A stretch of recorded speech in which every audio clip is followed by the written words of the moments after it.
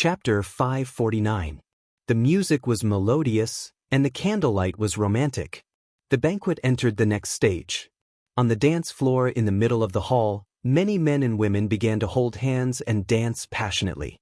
Except for Thales. "No, my lady, your boldness and straightforwardness really amazed me, and even brightened up this banquet." In his seat, facing a young, lovely, lively, and adorable noble girl in front of him, Thales dryly said some polite words, which could probably only deceive Ida. "It's just that my identity is sensitive. This is a serious matter, and I cannot act rashly. Especially the first dance after returning to the country. No matter who I dance with, it will not be fair, and the others will resent me." Thales noticed from the corner of his eyes that Mallows had ended his communication with his subordinates and was walking towards him.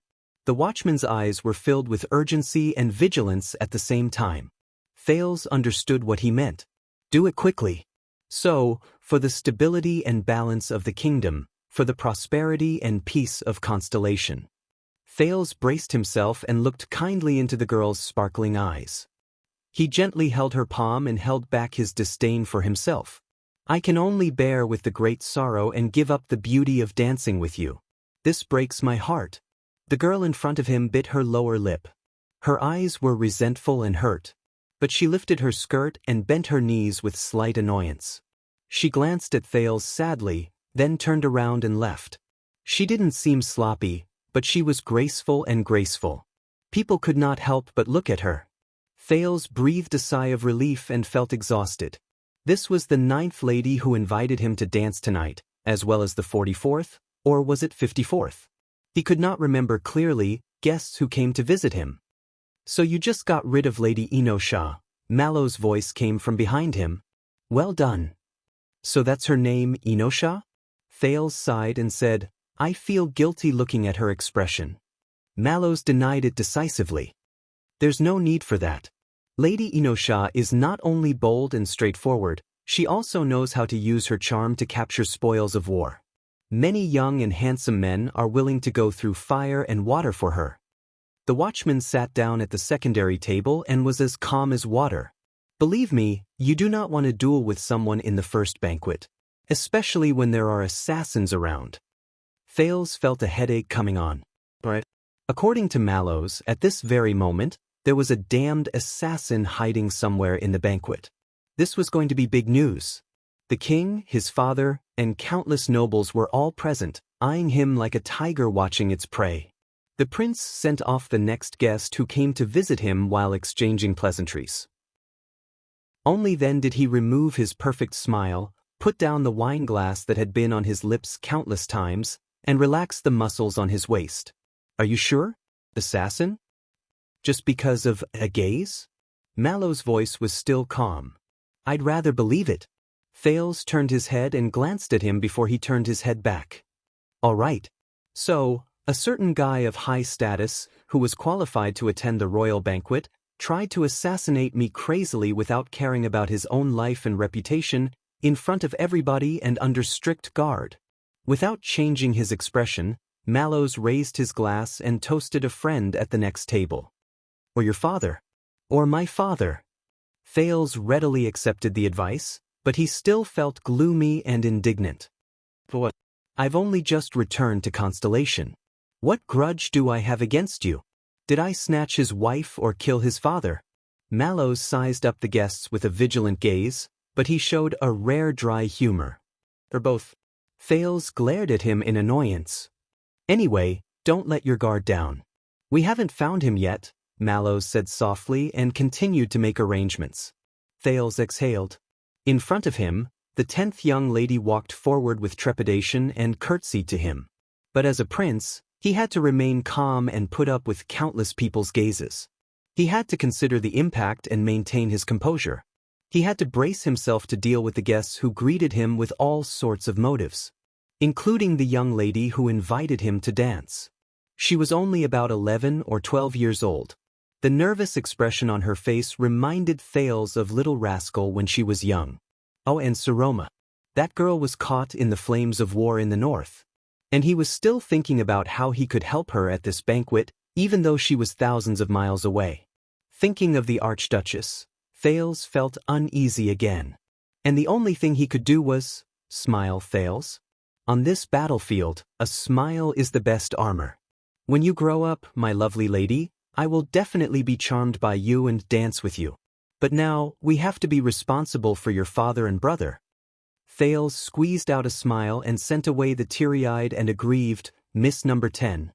Without waiting for him to rest for a few seconds, the 56th guest, Levi Trentida from Reformation Tower in Northland, squeezed up to him with a smile, his face full of flattery. Polaris? We agreed. Me and you that, Thales covered his eyes and rolled them in his palms. What was that saying again? Speak of little rascal, and little rascal arrives? I know it. The prince put down his hands, endured his exhaustion, and put on his armor again. Just do me a favor, little pot lid. Little pot lid? Levi froze for a moment and subconsciously touched his pot lid. Just sit down and smile, Thales said with a headache. Take whatever you want to eat, including what's on my plate. There's only one. Don't talk. Levi froze again. But the look in Thales' eyes forced him to swallow his words. The guest from Reformation Tower understood tacitly. He sat down and giggled at Thales as he ate, while stealing glances at a certain bureaucrat below. The prince smiled gently at him as a sign of friendliness. In the eyes of an outsider, it was like a meeting between bosom friends, talking about anything. They sat facing each other in silence for 5 minutes. Unfortunately, no assassins appeared. Fortunately, no one came to invite him to dance. All right, it's almost time. They must think that we're about to get gay. Thales said listlessly. He ignored Levi's strange gaze and enjoyed the rare break. By the way, Levi. Levi put down his wineglass and listened with an open mind. Duke Nanchester of the Land of Cliffs, he told me. Thales closed his eyes and rubbed his forehead hard. He found out that you bought food from Constellation and smuggled it from his territory. Levi's expression changed drastically. Thales said with interest, it looks like One-Eyed Dragon Koester is very unhappy. You mean smuggling? Out of his expectations, Little Potlid's expression changed extremely quickly. What? There's actually such an outlaw in our territory. Don't worry, Your Highness, I'll be strict when I go back. Don't be nervous. Thales waved his hand nonchalantly, his face tired as he lied without any burden. I convinced him. The One-Eyed Dragon will turn a blind eye to you, in case Lampard becomes arrogant. You can continue to transport supplies. Levi's eyes widened. He tried to squeeze out a smile and found the right words. Ah, Polaris, you're really that, a blessing from the heavens? Thales found the right words for him. But you have to think about it more. But Thales just wanted to end it quickly. He waved his hand and interrupted him. If this route is discovered by Black Sand region in the future, or even if the fact that you came to me for help is exposed, then King Chapman will only think that you've long been in cahoots with Constellation and have ulterior motives. And you know how much he hates me. Little Potlid's eyes began to turn. You have to hurry up and find internal reinforcements to fight against the Kinslayer. Thales sighed. At the end of the day, Eksted's affairs can only be resolved from within. Internal reinforcements, internal. Thales felt that he had made himself clear enough. The two of them were silent for a while. Your Highness' priceless advice. Levi became serious. I'll keep it in mind. Thales shook his head. Of course, the One-Eyed Dragon isn't a good guy either. The teenager raised his glass and clinked it with Levi's. If he goes back on his word behind my back and cuts off your supply route, or tries to blackmail me, Thales' gaze turned cold. Remember to let me know. Levi's expression was solemn, but he only nodded. Lastly, your previous promise. Thales was nonchalant. Levi was resolute and decisive. I will definitely do it for your highness. Just like that, the Polaris sent off the troubled little Potlid. Thales exhaled heavily. He was tired and did not like it. It was as if even the sin of Hell's river had dried up. But the benefit of rest that Levi brought was only these 5 minutes. Soon, Thales had no choice but to put on his armor again and greet Miss 11, fully armed.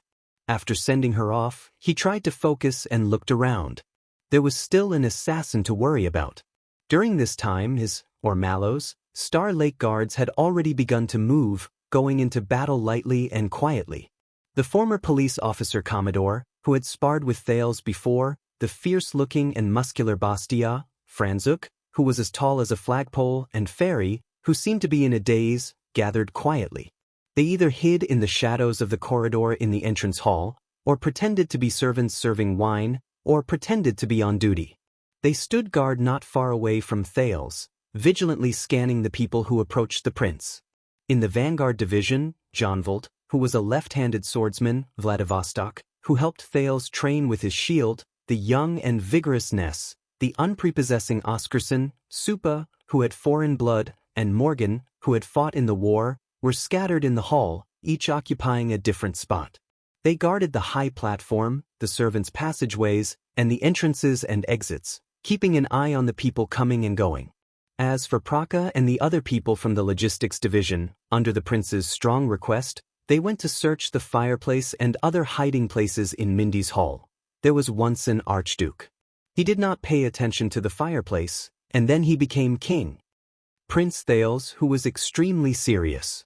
Mallow's direct messengers, Toledo and Tang Exon, went back and forth between them inconspicuously, as if they were on routine patrol. In reality, they were passing orders and communicating information. They were also paying attention to the prince all the time. Looking at all this, Thales felt even more pressured. The king, the banquet, the guests, the assassin, Constellation, Extet, Saroma, the Star Lake guards, and the damned Mindy's hall and the title of duke, he felt like he was chained up by countless chains. The other end of the chain was firmly fixed to every pillar in the hall, rendering him immobile and on the verge of death. Thales' smile had long since turned into ice, as if he was wearing old armor. The prince looked at the lonely and shackled Duke Val from afar, and actually felt a sense of envy from the bottom of his heart. Perhaps he was even luckier. At least, after tonight, he would not have to endure all this. At this moment, Doyle, who had gone to gather information among the guests, returned. "Commanding officer, Your Highness." He was full of energy, radiant, valiant, and high-spirited. This was a perfect contrast to the mentally and physically exhausted Thales and the troubled Mallows. Thales and Mallows narrowed their eyes at the same time and leaned forward. Both of them stared at a suspicious red lipstick that was vaguely revealed under Doyle's collar. Doyle noticed their gazes and adjusted his collar without batting an eyelid. "About this, it's intelligence work. Some senior informants charge a very high price," Mallows coughed. "Doyle?" "Apologies, commanding officer." Doyle's expression became stern and he returned to the topic at hand. "If you ask me, almost all the unmarried ladies between the ages of 9 and 39, including their male relatives, are either overtly or covertly sizing up Your Highness. Every 10 seconds, they would glance up and enthusiastically discuss Your Highness's status, appearance, figure, clothes, love life, achievements, character, and character. The importance of Your Highness is decreasing. There are also quite a number of people who ask me about your preferences and habits, betting on who can capture your heart. Hee, how would they know that His Highness likes?" Thales frowned. "Dee. Apologies, Your Highness." Doyle saw that the situation was not good and quickly changed the topic. "Forgive me for being blunt, but those people's enthusiasm in gathering information about His Highness, and the way they look at His Highness, regardless of whether they are men or women, they look as if they want to eat him alive. They are more like assassins than assassins." Doyle spread his hands in resignation. Thales was stunned and looked towards the center of the banquet. But wherever he looked, every guest was immersed in their own little world, either chatting or exchanging cups of wine. They were elegant, civilized, and polite. All of the young girls were radiant and beautiful. Some of them were enthusiastically flirting with their friends, some of them were invited to sing and dance, some of them were quiet and elegant beside their elders, but no one was deliberately staring at His Royal Highness's table. Even if there were ladies who met Thales' eyes, most of them lowered their heads politely, nodded shyly, smiled at him, or gracefully returned his greeting. They looked natural, dignified, and virtuous. They were not bothered by the prince's status at all. Just like the lady named Lenosha or Yanessa just now. It made people feel respect. Thales swept his gaze around. Why don't I feel that way? Doyle smiled mysteriously. That's because you are inexperienced, and they are experienced and used to scouting out the enemy before launching an all-out attack. Mallows cut him off at this moment. That's enough. Glover is back. The three of them turned their heads in unison. Glover, who went to contact his superiors, appeared in the shadows of the corridor. Behind him was another royal guard with a calm expression and an outstanding temperament, but Thales did not recognize him. Doyle's expression changed immediately. Oh no. Thales looked at the guard. Who is that? Doyle stood up and whispered in Thales' ear through gritted teeth. That's the bad guy, Your Highness. The bad guys of the guards, the real villains of Renaissance Palace. Thales was stunned. I am Vogel Talon. The newcomer raised his wineglass and walked to Thales' table. He bowed elegantly, more like a guest than a guard. Your Highness Thales. The second commander of the Royal Guards. And also the chief flag-bearer. I wish you good health and happiness. This Vogel Talon straightened his back and glanced at Glover and Doyle. The latter too bowed reluctantly and stepped back. The second commander, Thales, who had already maxed out his armor, smiled and raised his glass, as if it was a perfectly normal social etiquette. In that case, you are the vice-captain of the Royal Guards? Captain Adrian's second-in-command? And your surname is? Talon of Ice River City? The teenager racked his brain, trying to quickly switch between the guest's title and surname. Yes, Your Highness. Vogel resolved his confusion. My uncle is the Count of Ice River City. Thales' gaze swept past the pentagram pattern on his cuff. Talon of Ice River City. A distant relative of the Jade Star royal family, one of the 13 distinguished families, a capable helper in Central Territory, the Talon family with a pentagram as their emblem. Coincidentally, their ancestor happened to be one of the Dukes of Star Lake in history. But Thales muttered the other party's other title. Chief Flag-bearer? He suddenly thought of Samuel, the former royal guard who joined the Disaster Swords. May you enjoy the night. Vogel did not say anything else. He bowed, came to the secondary table, and sat next to Mallows. The latter clinked glasses with him. It looked like an old friend having a drink in the corner. Lord Talon, good night. Mallows' expression did not change, and he spoke in a businesslike tone. I believe you have brought the captain's orders? Oh, Tormund. Vogel called Mallows' name gently, but Thales noticed that his smile was polite, as if there was a layer on his face. Regarding the matter you reported, we look forward to your explanation. I believe Glover has explained it very clearly. The watchman said calmly, for safety reasons we are now, clearly. Vogel swirled his glass gently and interrupted Mallows politely. Are you sure it was an assassin? Mallows' pupils contracted. Thales frowned as well. A few seconds later, Mallows said slowly, very likely. Vogel put down his glass, and his tone slowly tightened. Likely? Dear Tormund, do you really know what you're talking about? Glover and Doyle sensed the tension in the air and looked at each other. This is the first formal banquet of the royal family in more than a decade after the war. It took a long time to prepare, the guests are of great importance, and it is of great significance. The vice-captain's tone became serious. Everything that happens here will spread throughout the kingdom by tomorrow. It will have a far-reaching impact. He turned to stare at Mallows as if he was staring at a criminal who had broken the law. Whether the banquet is interrupted, or the nobles are hastily arranged to leave, or the Jade Star royal family is cowardly, nervous, and searching for the assassin. Vogel narrowed his eyes. Just because a certain fellow glanced at you? Sounds like a scene from a village tavern, Tormund. The contempt in his tone was clear. Thales could not help but look at Mallows. Precisely because this banquet is so important, the captain of the Duke of Star Lake's personal guards was not angry, and his tone was as calm as ever. So if the assassination is real, the trouble will only get worse. Vogel snorted coldly. He stared intently at Mallows' profile, but the latter only looked ahead silently, as if he was not looking at him with a knife-like, suspicious gaze. After a few seconds, Vogel exhaled. "We've already taken action." Vogel turned around and returned his attention to his wineglass. "They will keep a close eye on anyone who tries to approach. His Majesty, His Highness, and other important nobles will be safe, but a strong shield cannot defend against a sharp spear." Mallows did not even look at him. He continued to observe the situation in the hall. "The best way is to avoid accidents before they happen. Perhaps we can temporarily withdraw some of them." But Vogel's gentle tone suddenly hardened and cut into Mallows' words like steel. He even changed the way he addressed Mallows. "For sunset's sake, Mallows, please don't educate me." He spoke very slowly but very seriously. There was a sudden silence between the two. In that instant, whether it was Doyle, Glover, or Thales, they all felt the tension. The music gradually subsided, and the ball came to an end. The bards took the stage again and sang the tragic song of the King of Blades' expedition to Dragon-Kissed Land, but died in a foreign land on the eve of his success.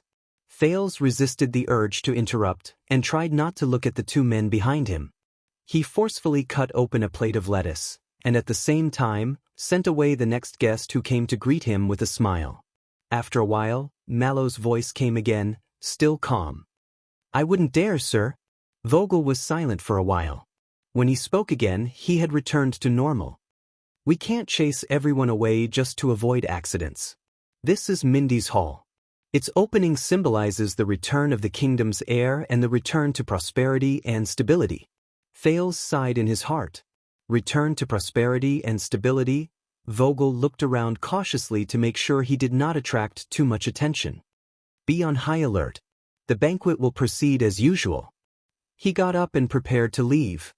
But this is also the Duke of Star Lake's Mindy's Hall. If anything happens, His Highness Thales will be the first to bear the brunt of the blame. Mallows turned his head slowly and looked straight at Vogel. "My men are the ones who bear the responsibility." He spoke very slowly. Vogel paused in his movements. The vice-captain let go of his arm on the table and sat down again. "Your men." This time, Vogel snorted coldly. His tone was no longer polite. "Mallows, I think, you and your pampered team, you need to clarify your position."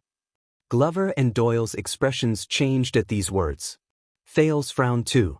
The young master squad, Mallows listened expressionlessly, while Vogel's gaze was unquestionable. "Even if you've changed stations, you're still royal guards. And I'm a superior. Just like Mindy's Hall, which belongs to Renaissance Palace." Thales shuddered at these words. Mindy's Hall belongs to Renaissance Palace. Vogel's words were bone-chilling. "Never, never forget that." "Watchman." Mallows did not react. Just like Thales did not either. Time seemed to stop for a few seconds. In this corner of the sky, Glover and Doyle seemed to freeze. Only Mallows took a deep breath, closed his eyes, and then opened them again. "Of course, sir. I dare not or forget," he said respectfully. Vogel nodded lightly, looking satisfied, until Mallows calmly said his next sentence, which seemed to be emotionless. "But if I remember correctly, in a state of emergency, the inherited watchman of the guards is of the same rank as the vice-captain? Is that so, sir?" This time, it was Vogel's turn to change his expression. For a second, Thales thought the temperature had plummeted and the air had stopped flowing. A few seconds later, the vice-captain stared coldly at Mallows and said in a mocking tone, "That's right. According to the top-secret watchman's command, in the Praetorian Covenant, in certain states of emergency, the watchman can and should make independent decisions. And I have no right to interfere." Thales shuddered. The top-secret watchman's command. In a state of emergency, the watchman can and should make independent decisions? Thales' heart clenched. Vogel lowered his voice. His tone was cold. "But you know, the last time the royal guards invoked regulations during a state of emergency, they activated this secret command and gave the watchman great authority independent of the command division. When did this happen?" At that moment, Thales' mind went blank. He suddenly thought of Zacriel, who was nowhere to be found. The Night of Judgment. The person who should really bear the crime of colluding with the enemy, but despicably concealed the truth for 18 years.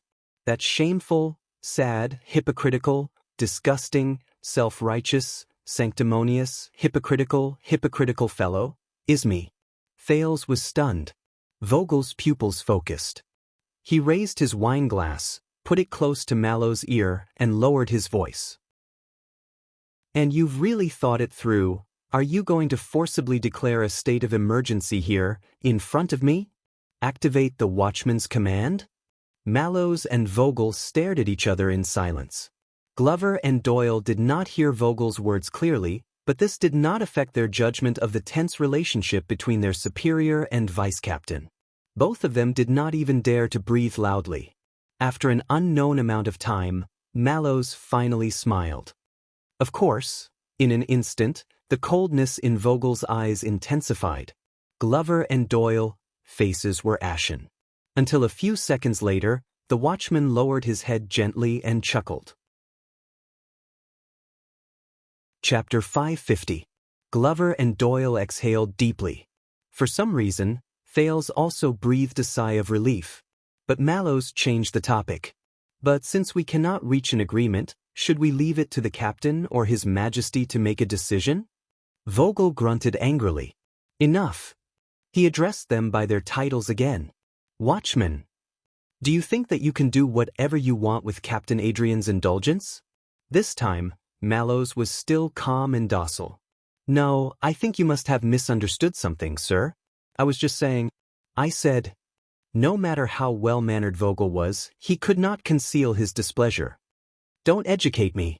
Thales knew that he could no longer pretend to be dead. Lord Talone, perhaps you don't understand it very well. Thales turned his head and raised his glass as he happily inserted himself into their conversation. But honestly speaking, the number of people in this world who have a grudge against me, who have a conflict of interest with me, or who simply dislike me, can form a line from here to Dragon Cloud City. Vogel looked at him. The coldness melted like ice and snow, leaving only a smile on his face. You are outstanding, Your Highness. Naturally, you will be hated and envied by petty people. You don't need to worry about it. While Thales thought to himself, this guy's armor is even harder than mine, he tried to smooth things over. Therefore, Lord Mallow's worries are not unreasonable. Of course, you're right. This banquet is very important. Why don't we both take a step back? Lord Mallows does not have to be radical and hastily interrupt the banquet, and you can investigate the hidden dangers in a more leisurely manner to ensure that nothing goes wrong. Thales' smile was elegant, and his eyes were burning. The words, "Give me some face," were written all over his face. Mallows was silent for a moment before he bowed respectfully. Vogel took a deep breath and suddenly smiled. Of course, Your Highness. The atmosphere finally thawed. Thales then turned around and exchanged greetings with the next bureaucrat who came to reminisce about the past. Do you recognize me? I am the city gate officer who guarded the city gate on the day you went on a diplomatic mission. That look, or the look you claim to have, Vogel adjusted his emotions and said softly, is it against Prince Thales or His Majesty? Or is it someone else? I don't know. Vogel's gaze turned cold again. Mallows narrowed his eyes. Because from the angle below, His Majesty and the others are also in this direction. I only know that it was a man. That's great, Vogel said sarcastically as he looked at the crowd at the banquet, which was getting more and more unrestrained because of the alcohol. At least a quarter of our suspects are gone. So it's best to let His Majesty evacuate first? Impossible, Vogel rejected flatly. Maybe your family has stayed away from politics for too long, Mallows, but do you think that banquets are only about having a meal? Mallows was stunned. Vogel slowly raised his head. At some point, the Blade King's crusade song had ended, and the background music had become long and majestic.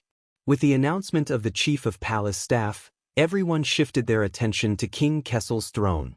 There, a few nobles who had come from afar knelt down sincerely, and one of them, an older man, was excitedly saying something.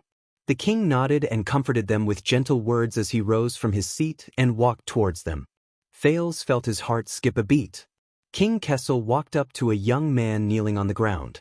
The young noble straightened his back, raised his hands in excitement, and placed his palms in the king's hands. King Kessel asked a few questions, and the young man answered them one by one. Then, the king announced loudly to the 4 thrones that this person had inherited his father's glory and authority, and was officially a baron of a certain territory. Thales had no choice but to raise his glass with the ministers to congratulate this grand occasion. It's the controversial illegitimate son of Blade Edge Hill. He actually bypassed the Duchess and came to the capital on his own to ask for a title and recognition. A whispered conversation at a long table was transmitted to Thales Hell's senses. Looks like His Majesty has made a decision. Duchess Lyanna must be very unhappy. What nonsense! The Duchess and Renaissance Palace are of one mind. Will his father's vassals obey? That depends on the illegitimate son's methods. They won't dare to disobey. Think about it, even His Majesty's heir is an illegitimate son raised by Lord Mon. Sure. It's fine if you drink too much, but don't talk too much. Thales' expression darkened. Behind him, Vogel whispered to Mallows, "Did you see that? Appearance, title conferment, audience, commendation, reward, reprimand. On this rare occasion, His Majesty has too many things to do. We can only ensure that he doesn't stray too far from his seat." But Mallows was very dissatisfied. So during this period, there will be many people coming forward to interact with His Majesty at such a close distance. The watchman put down his glass and frowned. Whose idea was that? Are you crazy? Vogel scoffed. Don't push your luck, watchman. This was His Majesty's own decision, after he knew about the assassin you saw. Mallows choked. Vogel snorted and looked in the direction of the king again. Look carefully. Thales narrowed his eyes. The next noble came forward and knelt. The chief of palace staff announced that this person was of noble birth and had sufficient merits. According to tradition, he was about to receive a gift from the king and become a royal knight of the kingdom. King Kessel extended his arm. Behind him, 2 members of the royal guards came forward with a sword and a ribbon respectively. Mallows' gaze froze. The person holding His Majesty's sword, that's... Thales hurriedly looked at the person holding the sword. It was a middle-aged guard who was not tall but had a stocky and kind demeanor.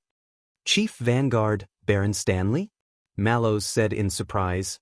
He's personally holding the sword for His Majesty's conferring ceremony? Glover, who belonged to the Vanguard division, looked at Stanley and pursed his lips. He looked even more solemn. Vogel snorted, seemingly dissatisfied with Mallows' slow reaction.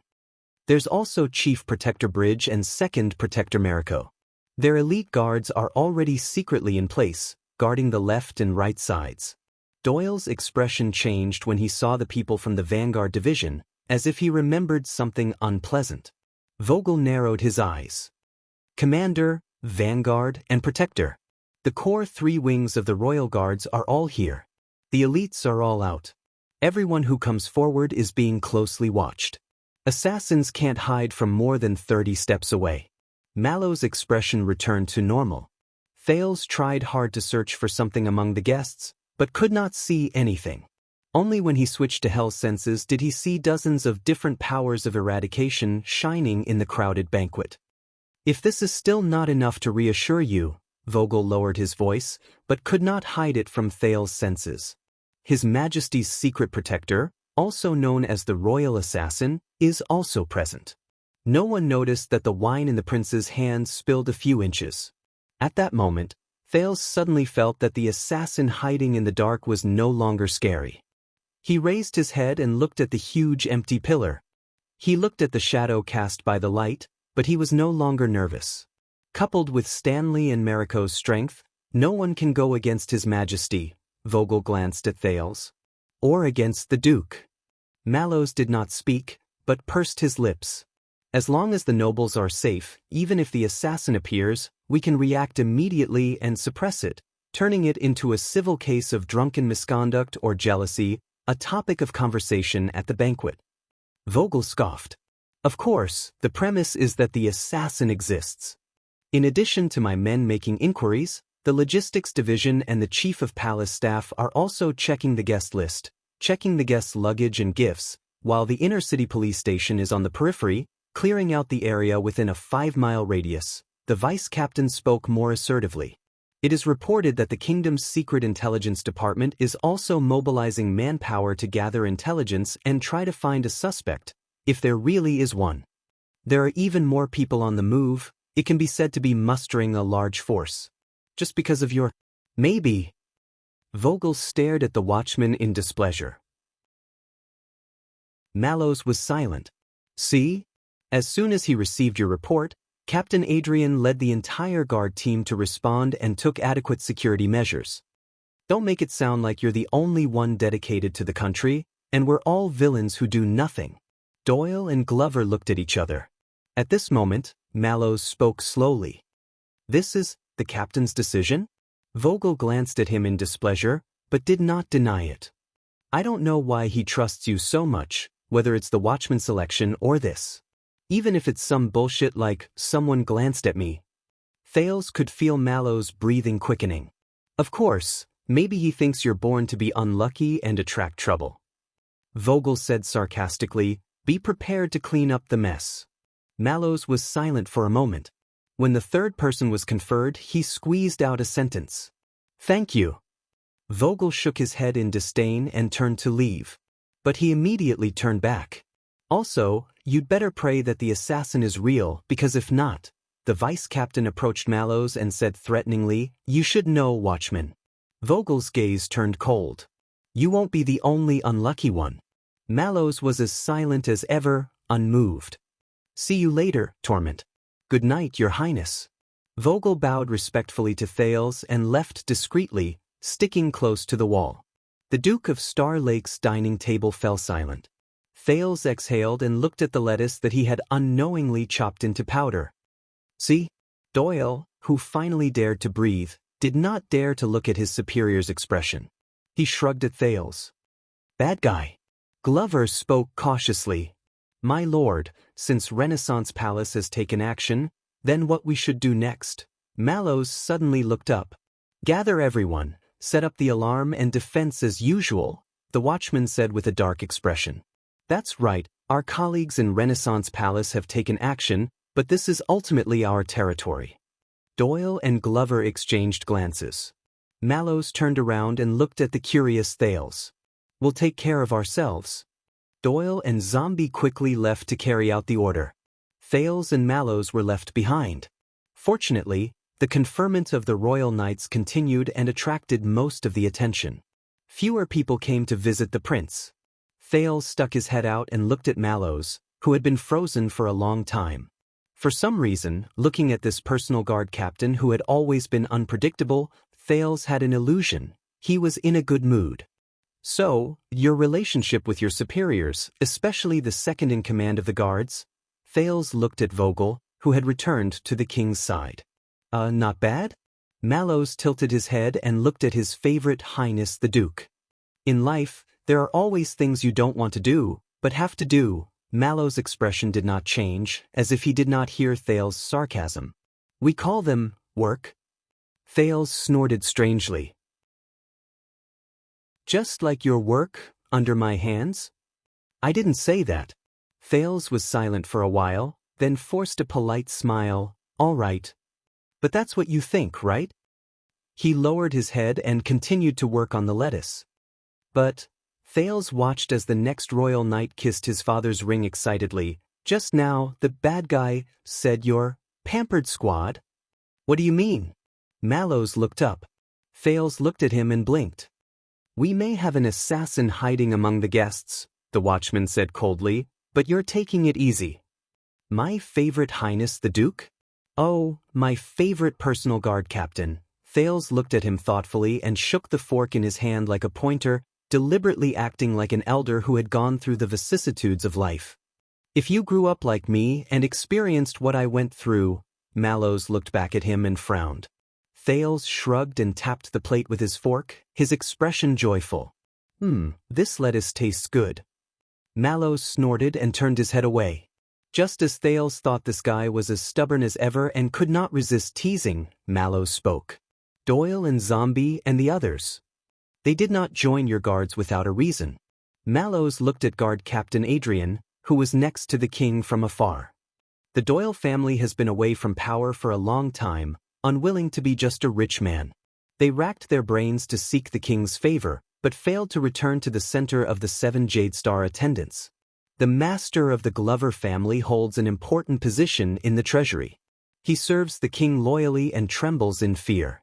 He wishes that he could stay away from all those with ulterior motives to show that he is noble, pure, loyal, and pure. Thale's expression froze slightly. In the capital, family background is not only a bargaining chip to ride the wind, but also a burden that binds one's hands and feet. Mallow's words were filled with the vicissitudes of life. It all depends on your choice. Thales was silent for a while. A bargaining chip to ride the wind, a burden that binds one's hands and feet. His gaze shifted to the 9-pointed star pattern on his cuff. Lord Mallows, Thales said faintly, I was thinking that perhaps you should come for etiquette lessons, and let Madame Gines continue to guide me in martial arts? More than I could wish for. Unfortunately, the king's orders cannot be disobeyed, Mallows replied with a light snort. This made Thales even more certain that he was in a good mood. Thales did not want to let go of this opportunity. What about you? The prince moved his eyes. Why did you join my guards and even become the leader? Mallows paused for a moment. You know. Mallows glanced at him from the corner of his eyes. He was as indifferent as ever. Work. Thales twitched his eyebrows. Damn, so that's what you're thinking. Then, when will you introduce your family to me? Thales said as if he was not paying attention. Let's see what Razor Mallow's family, who is qualified to marry the princess, wants. Are they your burden or bargaining chips? At that moment, Thales could not help but tremble. Just now, the sin of Hell's River seemed to have jumped. Thales looked up in surprise. Mallow's posture remained the same, and he looked at him with a frown. What's wrong? Thales looked at him and smiled awkwardly. I did not mention the grudge between you and my aunt. All right, I'll mention it now. Mallows frowned. Thales shrugged and teased him in a tentative manner. So, am I still the duke you like the most? Mallows stared at him for a long time. It was not a normal stare, it was the kind that made Thales' hair stand on end. In horror movies in his previous life, ghosts would unknowingly appear in the scene and stare at the protagonist. Just as Thales could not help but turn his head back, Mallows spoke. Another day, Your Highness. Thales was puzzled. Another day? Mallows nodded and regained his composure. Another day, I can take you to the East Mountain Cemetery on the Awn Hill outside the Eastern District. To introduce my family to you. Sure. Thales agreed readily, but immediately felt that it was inappropriate. Wait, did you say cemetery? Mallows nodded and smiled in a refreshing and natural manner. Yes. My grandparents, parents, uncles, brothers and sisters. Mallow's voice was rather deep. Coupled with his smiling gaze, Thales felt a little creeped out. In the Mallows family, all my blood relatives that can be found in the genealogy. Everyone. They're buried there. Mallow's tone was very calm. It was as if he was talking about someone else. Except that he kept staring at Thales, unblinking. Shall I introduce you to each other? Thales chuckled and turned around stiffly. Hee, that, you know, the prince pushed his plate and said awkwardly, this lettuce is really good. Thales knew that the watchman's good mood ended there. Just like his luck that night. Because 10 minutes later, a man came uninvited and sat down next to Thales, smiling at him. Do you remember the first time we met? It's quite a coincidence. At that time, I happened to meet you being chased by an assassin and happened to save your life. Now that I think about it, maybe it's fate? Thales looked at the man helplessly. He waved at Mallows, who was looking over, to indicate that everything was normal, and asked him to calm down the Star Lake guards who were on guard around them. Why this guy, of all times? I'm a little busy, I don't have time to reminisce about the past and the present. The prince did not hold back and called him by name. Zayn. However, the master of iris flowers, The Duke of South Coast, Zayn Covendier, raised his glass at him and smiled. Is that so? That's a pity. I thought that you, who have gone through so many life-threatening situations, would be particularly concerned about the current situation of your former enemy. I just got the information recently. Thales was stunned. Former enemy? Zayn, he mentioned the assassination when we first met, and the enemy who tried to assassinate me. Thales subconsciously looked at Duke Arund. Oh no, not the Duke of the Northern Territory, and it's clear what his current situation is. Duke Zayn put down his glass, his eyes shining. I'm talking about that cunning, unpredictable, crazy and vicious. Thales was stunned.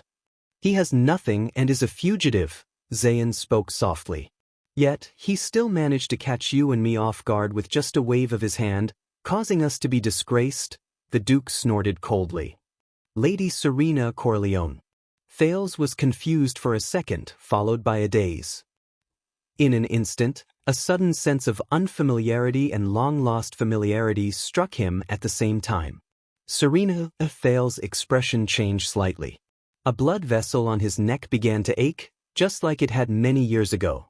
Zayn deftly turned the glass in his hand and was also slightly lost in thought. What do you think, Your Highness, about this name? At that moment, the Duke of Iris Flower's gaze was filled with dread and coldness. Chapter 551. Indeed, Thales had not thought of this name for a long time. Serena Corleone. He even had to admit that most of the time, he deliberately sealed it in the depths of his memory. He did not want to think of it, and he hated to think of it. But when it rang again, he still felt the discomfort from the bottom of his heart. Betrayal is the true meaning of an alliance.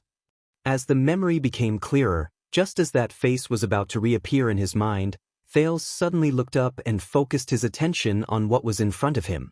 What do you want to do? The prince looked at Zayn suspiciously. Why mention her? In the center of the hall, the coronation ceremony was still in progress.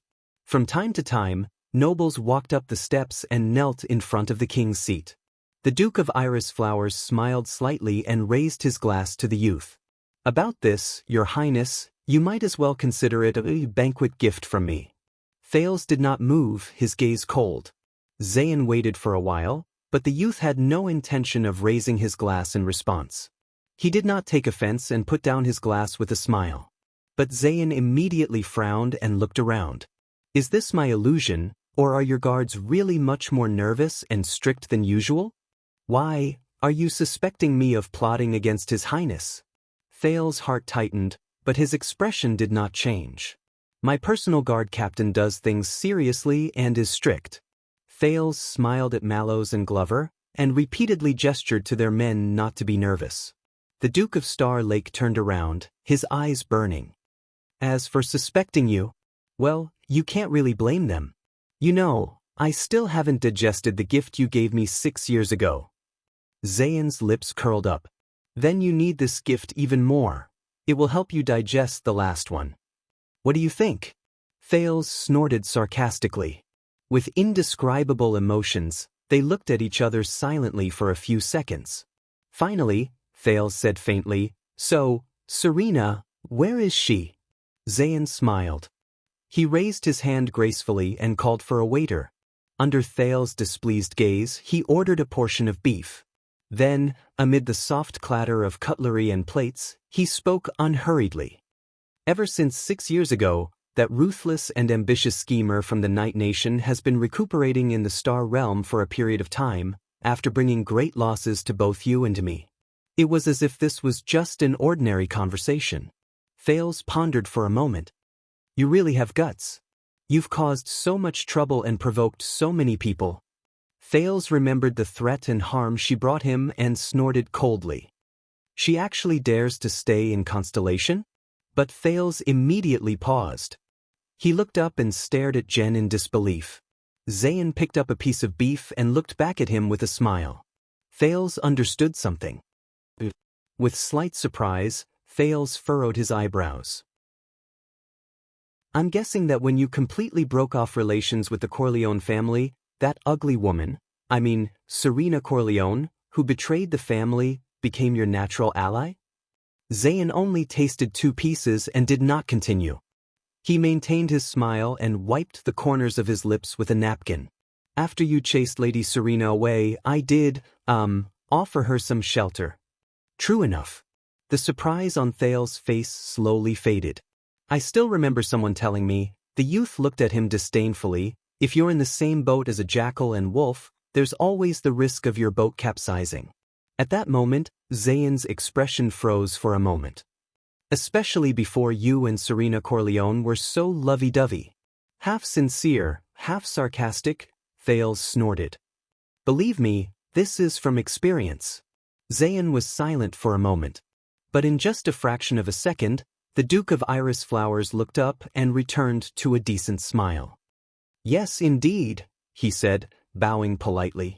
I found it myself afterwards. Zayn's eyes were slightly cold. Especially after she broke free of her shackles, sucked a few of my men dry, and left without saying goodbye. Broke free of her shackles. Thales looked enlightened. It seems that the shelter you gave her was limited. But, since it's Serena, put shackles on her, hissed little Zayn. The prince gave him a silent thumbs up in his heart. Well done. In the hall, the conferring ceremony finally came to an end. The music started again and the performers returned to the stage. Liveliness and noise became the main theme of the banquet again.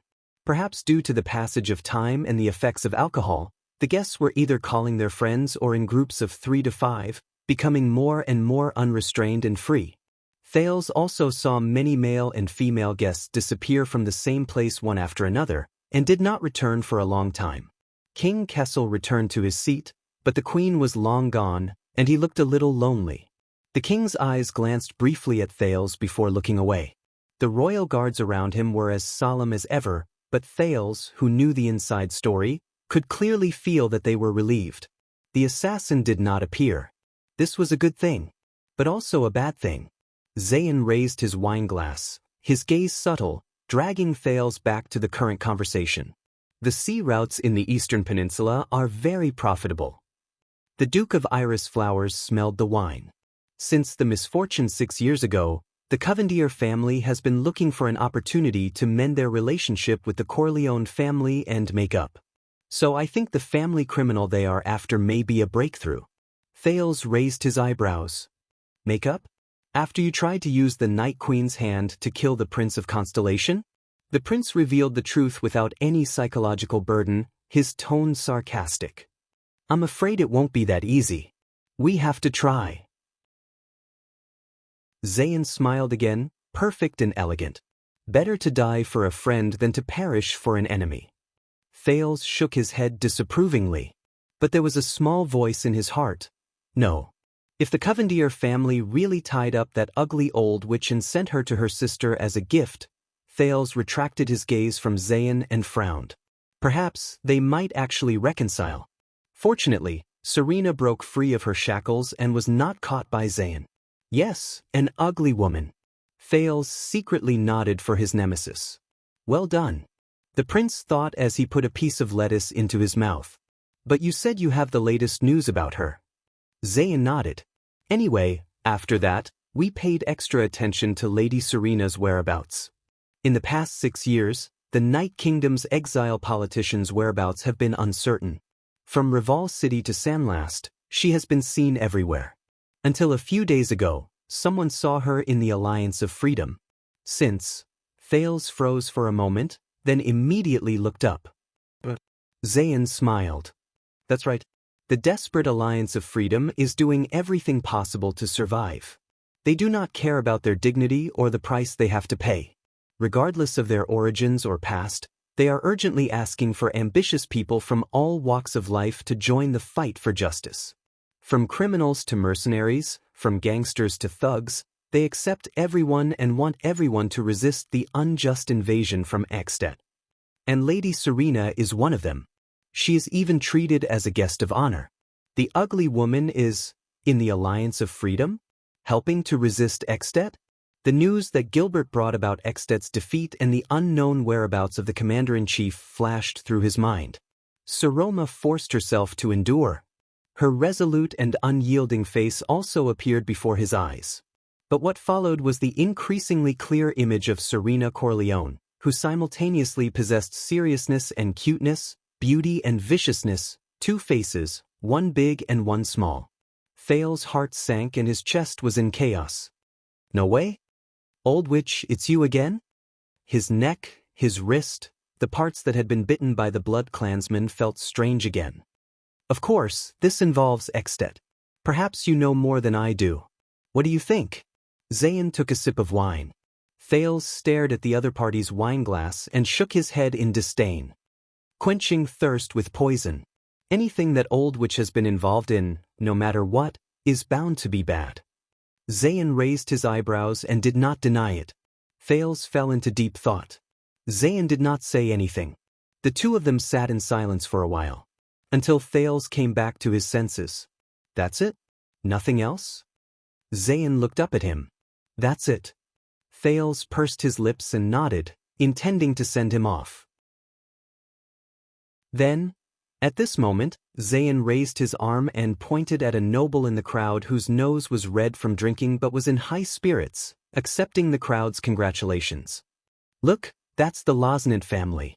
After 2 generations, they've finally become hereditary vassals." Zayn's tone was a little drawn out. "I just don't know how long it will last." Thales frowned slightly and pondered the other party's intentions. But the next moment, the Duke of Iris Flower's words surprised him. "Thales." Zayn looked at Lord Losnant in the crowd with a deep gaze and a faint tone. "Do you know how the relationship between a lord and a vassal came about?" Thales was a little taken aback. This was the first time the other party had called Thales by his name tonight, without any title or title. The prince looked at the other party in confusion. The Guardian Duke of South Coast seemed to be deep in thought. When humans had just emerged from the age of ignorance, when kings stood side by side and empires had yet to be born, the world was not peaceful. In the age of chaos and war, the weak would attach themselves to and surrender to the kings who had power, armies, and territory seeking protection. And the people who were protected in exchange had to go to the land belonging to the king, lead their family and friends to farm, graze, work and produce, and work for the king in exchange for safety. Zayn turned his gaze and looked at the groups of guests who came forward to see the king.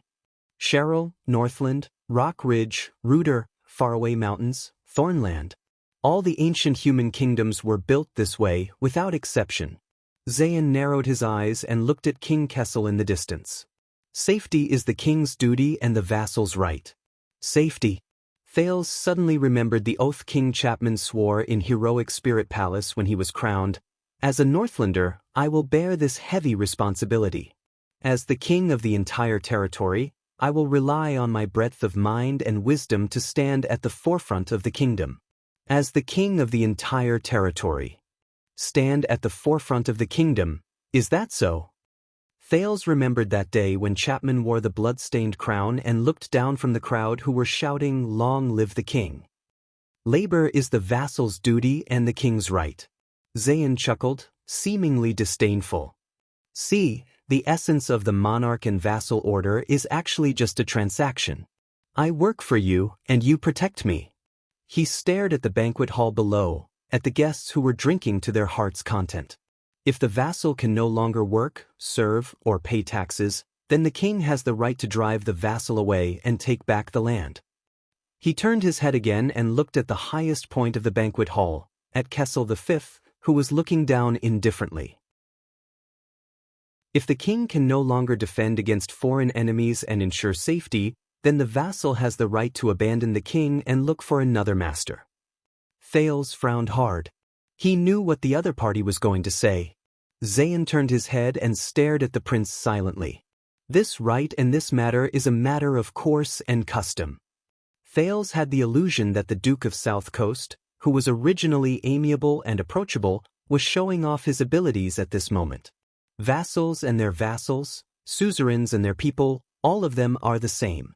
This is the cornerstone of our rule, the contract, and more importantly, the covenant. Zayn said softly, two sides, two sides, two sides, two sides of the scale, two ends of the road. But when the scale tilts, You must increase the stakes on one side and return to balance. Zayn stared at Thales. His tone was calm, his gaze indifferent, but for some reason, Thales still felt like he was being locked on. The prince looked at the lively banquet hall, listened to the decadent music, and slowly inhaled. I can't say that you're wrong. Thales looked back at Zayn and said seriously, at least, not completely wrong. Zayn stared at him for a few seconds before he chuckled. It was unclear whether he was laughing at this sentence or at Thales himself. The Duke of Coventier, who had a strict demeanor and a rather good reputation, turned his head and raised his goblet. His attitude slowly became casual and undisciplined. What's interesting is that, compared to us, in many places in the East, from Hanbol to Meigny, from Liger State to Deshang Khanate, the rulers there truly have absolute power. Their monarch alone is supreme, close to godlike. He took a sip of wine and said faintly, even better than the empire. Thales exhaled. I remember now. You said that you once traveled through the Eastern Peninsula. Yes, I'm a returnee. Zayn snorted and swirled his wine glass. Thales looked at Zayn's unusual casualness and raised his eyebrows. So? Zayn's eyes sparkled as he continued. From what I've seen and heard, the subjects there are simple and kind, but they are numb and tolerant. From top to bottom, they tremble in fear of supreme power, and are full of awe and even worship and appreciation. From when they were alive to when they died, they believed that the king who ruled them was incomparably holy. They believed that it was important to obey the traditions of their ancestors, and that as subjects, they only had the obligation to submit to adversity, or should I say, glory? Zayn's fingers squeezed the wine glass tightly. Among them, the widely respected morality is to hope that the high and mighty monarch is virtuous and benevolent, and to hope that the bureaucrats who ruled over the land are perceptive. If the ruler is not benevolent, the subjects will at most remonstrate with death, move the heavens and earth, and make the ruler change his mind. Their books are full of such stories as a model. Someone told me that this is determined by their history and tradition, their nature and habits, and it has its reasons. Although I think most of the time, it's just helpless self-deception. Thales did not speak. Zayn turned his head. This time, he left his distant memories and looked seriously at Prince Thales before him. During the days of traveling, I couldn't help but think, in that kind of place, once the king goes against the law to the extreme, once the court is dark and filthy to the extreme, then the dissatisfaction of the subjects and servants is due to tradition and lack of evidence, so they become gentle, weak, and non-threatening? His tone turned cold. Or is it because they have been repressed for a long time and have nowhere to vent, so they become more violent and bloodthirsty, leaving no leeway? Thales shuddered. At this moment, it was as if he had returned to Ghost Prince Tower, and the person in front of him was the repulsive Fakenhas. A fierce horse will not succumb to an iron whip, and the rider will not give up whipping. Is it better than us? Or worse? Zayn stared at him, as if demanding an answer from the prince. Us and them. Which is more in line with the future of the world? Thales was silent for a long time. During this period, he even forgot that he was still at the banquet, that the king was still at the table, that his loyal subordinates were still diligently investigating a possible assassin, and that thousands of miles away, the girl he once went through life and death with might still be in prison. Zayn just waited quietly for him, his gaze deep and his intentions unclear. Finally, Thales took a deep breath and slowly spoke. I don't think we are qualified, and we don't need, to judge and compare. Let alone talk about the future. Zayn frowned, as if a little disappointed. But Thales raised his head and looked at the endless stream of people coming and going in the banquet hall. He said seriously, but I believe that all things happen for a reason. I also believe that all things change and are not confined to one another. I also believe that all things come in different shapes. Zayn's frown deepened. I believe even more that no matter when, where, what, and who, Thales looked at him, his gaze was firm. History itself will choose the most suitable future for itself. Zayn thought for a moment and then smiled. History? You make it sound like it's a person and can decide for itself. Thales raised his eyebrows. Isn't it? Zayn seemed puzzled. But Thales just gently picked up a lettuce and looked at it attentively. The age of ignorance is over. The era of kings and the calendar of the empire have long become a thing of the past, he said in a seemingly casual manner. As the number of vassals increases and the land they rule expands, basic government affairs become more and more complicated. No matter how powerful a king is, it will be beyond his reach, let alone be able to take care of everything. Thales suddenly thought of King Nuvan. However, he was not the domineering, experienced, and ruthless-born king. Instead, it was the old man who sat on the steps with him after the duel, holding a cup of aged wine, lonely and dispirited. So many things on the land require the vassals to put down their shovels and make their own decisions. Thales said quietly, and after the vassals die, the king does not have the energy to take back every piece of land, big or small, and infect them again. The prince looked up and gradually became serious. So, the land that was originally entrusted to the vassals gradually became inherited after the death of the father, passed down from generation to generation. The matters of the fief were decided by them themselves, and it gradually became a tradition. The property of the fief became the private property of the suzerain, and could not be easily stripped by the monarch or seized by others. Thales looked at the Duke of Iris flowers. Vassals and suzerains like you then stepped onto the stage and became the protagonist of history, competitive, pioneering, and enterprising. So the kingdom developed, layers upon layers of jurisdiction, civilization expanded, and governance improved. Thales said seriously. Then constellation came to be today. Zayn's expression also became serious. But the Duke of South Coast did not know that at this moment, Thales was not thinking of constellation. He was thinking of Extet. If back then, when Heir the hero founded the kingdom, he did not infect the power to rule the kingdom to the other 9 knights who were both talented and ambitious, and let them raise their flags and go out on their own to expand their territory in different directions, and spread the name of Northland, would Extet still have its vast territory and illustrious reputation today? Would there even be a kingdom? Zayn snorted softly. Interesting. So you think that the autonomy and independence of us vassals is natural and natural? He looked at Thales with interest. Thales came back to his senses and smiled. I'm not done yet. When the private property of the fief became a consensus, the power of the vassals reached its peak, Thales said slowly. Some of them were even able to stand up to the king of a country. The scene of King Chapman's coronation appeared before his eyes again. The Kinslayer king stood with his head held high, his eyes were like ice, but there was a fire burning in them. The dragon scale crown stood firmly on his head. But, Thales looked up and pursed his lips. In that scene, the one standing quietly in front of Chapman Lampard was not the former King Nuvan. Instead, it was the one towering at the peak of Dragon Cloud's mountain, which had not fallen after thousands of years of wind and rain, deep, dark, magnificent, heroic spirit palace. Thales felt his breathing stagnate. In front of it, King Chapman, who had once been incredibly terrifying, looked lonely, thin, and insignificant from the back. Thales clenched his teeth. But it was precisely because of this trend that authority gradually collapsed, and traditions slowly changed. The fief was no longer a rigid entrustment in the hands of the king.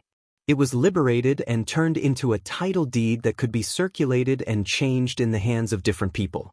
It could affect the livelihood of countless people who had taken root in it, and incite endless disputes around power and interests. So the vassals had their own selfish desires, the people had their own masters, the suzerains fought against each other, and territories and borders were exchanged. What flashed before his eyes were Archduke Pofrit, whose neck had been broken in a duel, and King Nuvan's head in a pool of blood. There was also Chapman Lampard's cold and sparkling eyes. When the land disputes in the kingdom became more and more intense, when the boundaries between king and vassals became blurred, when the contract of safety and labor gradually became invalid, and when the last bit of traditional dignity disappeared, the kingdom on the land fell into a crisis. He took a deep breath and continued. Just like that, the tradition and system that you said was born for the sake of safety, overdoing it is as bad as falling short, and harming itself, put an end to safety. In his mind's imagination, Thales quietly watched the terrifying king who faced heroic Spirit Palace alone. His footsteps were firm and never wavered, let alone weak. But, Chapman Lampard, you have to face. But in the next moment, Thales was shocked. For a moment, the scene before his eyes seemed to have changed. The figure standing in front of him was no longer King Chapman. Instead, it was another young man whom he had clearly never seen before, but was extremely familiar with. The young man was tall and straight, but he was alone. Thales was stunned. He saw that on the other party's head, there was a glittering silver crown adorned with 9 stars. And in front of the young man, Thales turned his gaze with difficulty. He saw the domed thing in front of the young man. It was a black pyramid that rose from the ground and reached the sky. It was quiet but dead silent, vast but heavy, magnificent but cumbersome. Thales stopped breathing for a moment.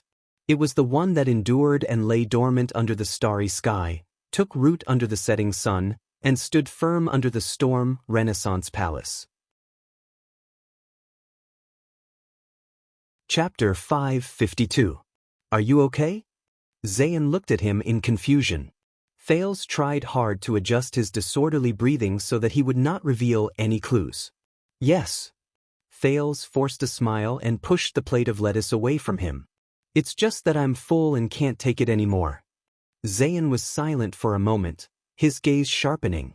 So, in your opinion, a vassal like me is still the main culprit? Is he the source of the country's chaos because of his selfish desires? Thales neither admitted nor denied it. He looked at the Duke and tried to forget what he had seen in his mind. Maybe. But this is not an accusation, because you are powerless. There was nothing he could do. Zayn savored the words for a while. He opened his mouth expressionlessly. Based on what you're saying, everything is inevitable. There's no room for negotiation between us? Thales stared at the Duke for a long time. He suddenly remembered the first time they met. At that time, they encountered the assassins sent by Arund. According to Stake, they were from Shadow Shield. If the hidden assassin jumped out at this time, wouldn't Zayn become the shield for him again? He was silent for a while before he shook his head. Who knows? But now that the crisis has arrived, new demands must originate from it. Thales was a little lost in thought. I think, when history gets tired of repeating itself, when people get tired of disputes, when countries get tired of internal strife, when the time comes, the absolute, sole, and supreme power of the monarch will be called upon again, needed, and pushed to be the protagonist of history. Zayn frowned. Just like in the past, after the kings, who always said what they wanted, fell from the peak of their power. Thales pointed at the man and smiled. The vassals split up the land and expanded the territory, becoming the main characters of history. Zayn pondered for a few seconds. Does this mean that the protagonist of history is first a king, then a vassal, and then a king again?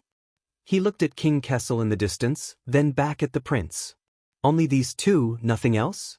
Thales snorted. King or vassal, one or many, congregate or disperse, exclusive or complete, central or regional, bureaucrats or squires, unified or divided, centralized or autonomous, hierarchical or absolute power. There are many names and many manifestations. Call them whatever you like. He shrugged. But just like what you just said, duality, bidirectional, two sides of the scale, two ends of the road. Zayn scoffed. It looks like we've gone around in circles and returned to the starting point. Thales shook his head in disapproval. You look like you're spinning on the spot. Maybe it's because you're standing in the wrong place, choosing the wrong angle? Jen looked at him.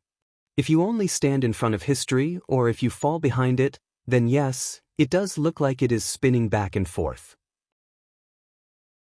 Thales forgot the scene he saw in his mind just now, and his tone became relaxed. Up and down, back and forth, from a low place to a high place, and from a high place to a low place. But if you go in three-dimension, move your noble ass, climb higher in history, and look down. Thales said slowly, perhaps you will discover that from this angle, under countless factors, in the unknown details, history is always moving forward and making new choices. Never walk in circles. Zayn frowned and thought for a long time. Just as Thales sighed and was about to continue, Zayn suddenly spoke. Like waves on the sea? Waves that rise and fall when viewed from a distance, rise and fall when viewed from a distance, but are actually always moving forward. Waves. Thales was surprised at first, then he smiled. That's right.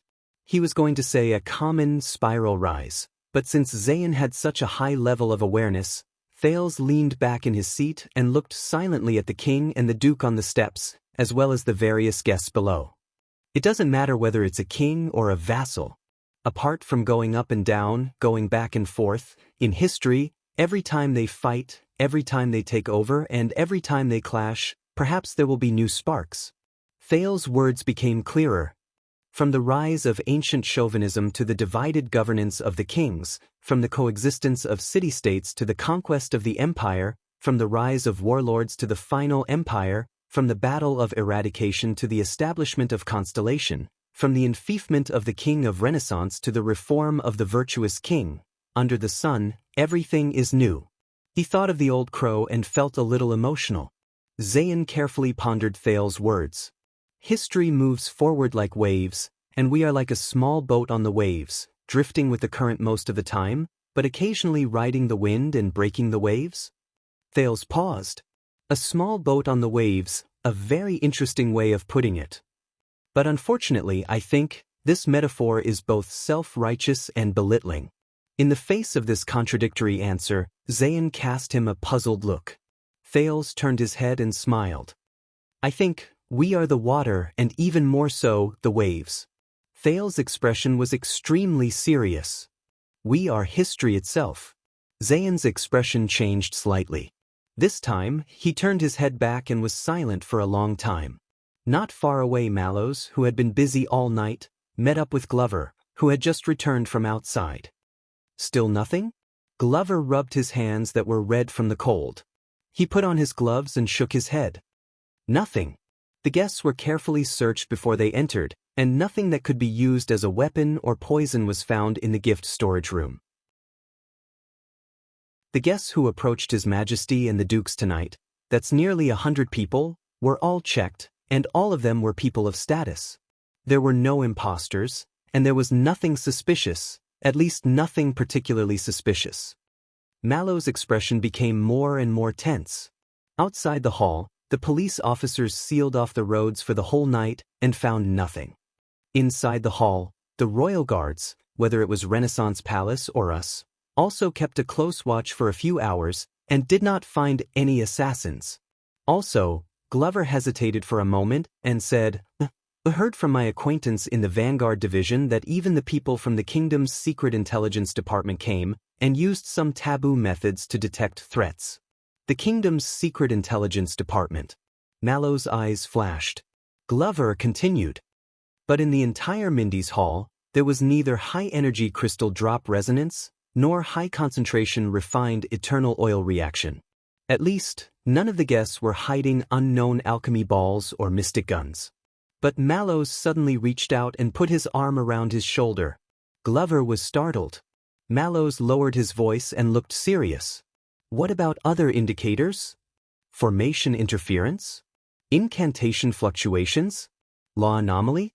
Origin mutual rejection? Phenomenon of balance? Traces of unusual descent? What about other indicators of magic detection? What did the Secret Intelligence Department say? Glover was dumbfounded by a few unfamiliar terms. Magic? I didn't say that much, Mallows frowned. Unexpectedly, another voice came from behind and answered him. None of them. Under their wary gazes, the vice-captain, Vogel Talon, walked coldly from behind them. There are no long-lost methods of wizards. At least it's not a magical assassination. Glover looked worriedly at his two superiors. But Mallows was still deep in thought and did not say anything. Patterson caught a few disheveled lovebirds in an empty room in the side hall. Dodd yawned, looking exhausted, and walked over from the other side to report. Also, Stone caught a few naked men and women, chatting, in some of the carriages. Bastia caught a few lazy fellows in the servants' passageway. There were a few people stealing food in the kitchen. But it's not a big deal. The basement and the fireplace were also empty. Also, 2 men were caught in the washroom. They were acting as 4-legged beasts in a single room. You know what I mean? Old Leather wanted to report them, but I stopped him. Ahem, anyway, we have an extra sum of money this month, so we can improve our meals. Doyle smirked and shook his head. Until he saw Vogel. In shock, he tensed up as if he had been electrocuted. Vogel glanced at him, concealing the disdain in his eyes. Doyle coughed violently and became serious again. Reporting, sir. Many of the elderly important guests have left. Count Casso can't hold his liquor. Baron Garth and his widow lover have gone home early. Duke Arund will be escorted back to his cell soon, and it's said that Prime Minister Cullen has also asked the chief of palace steward if he can leave. He turned his head and looked at the guests in the center of the hall who were getting more and more hysterical. Only these youngsters are left. Mallows frowned as he watched a guest snatch a bard's lute, sing a love song to himself, and confess his love to a troubled lady.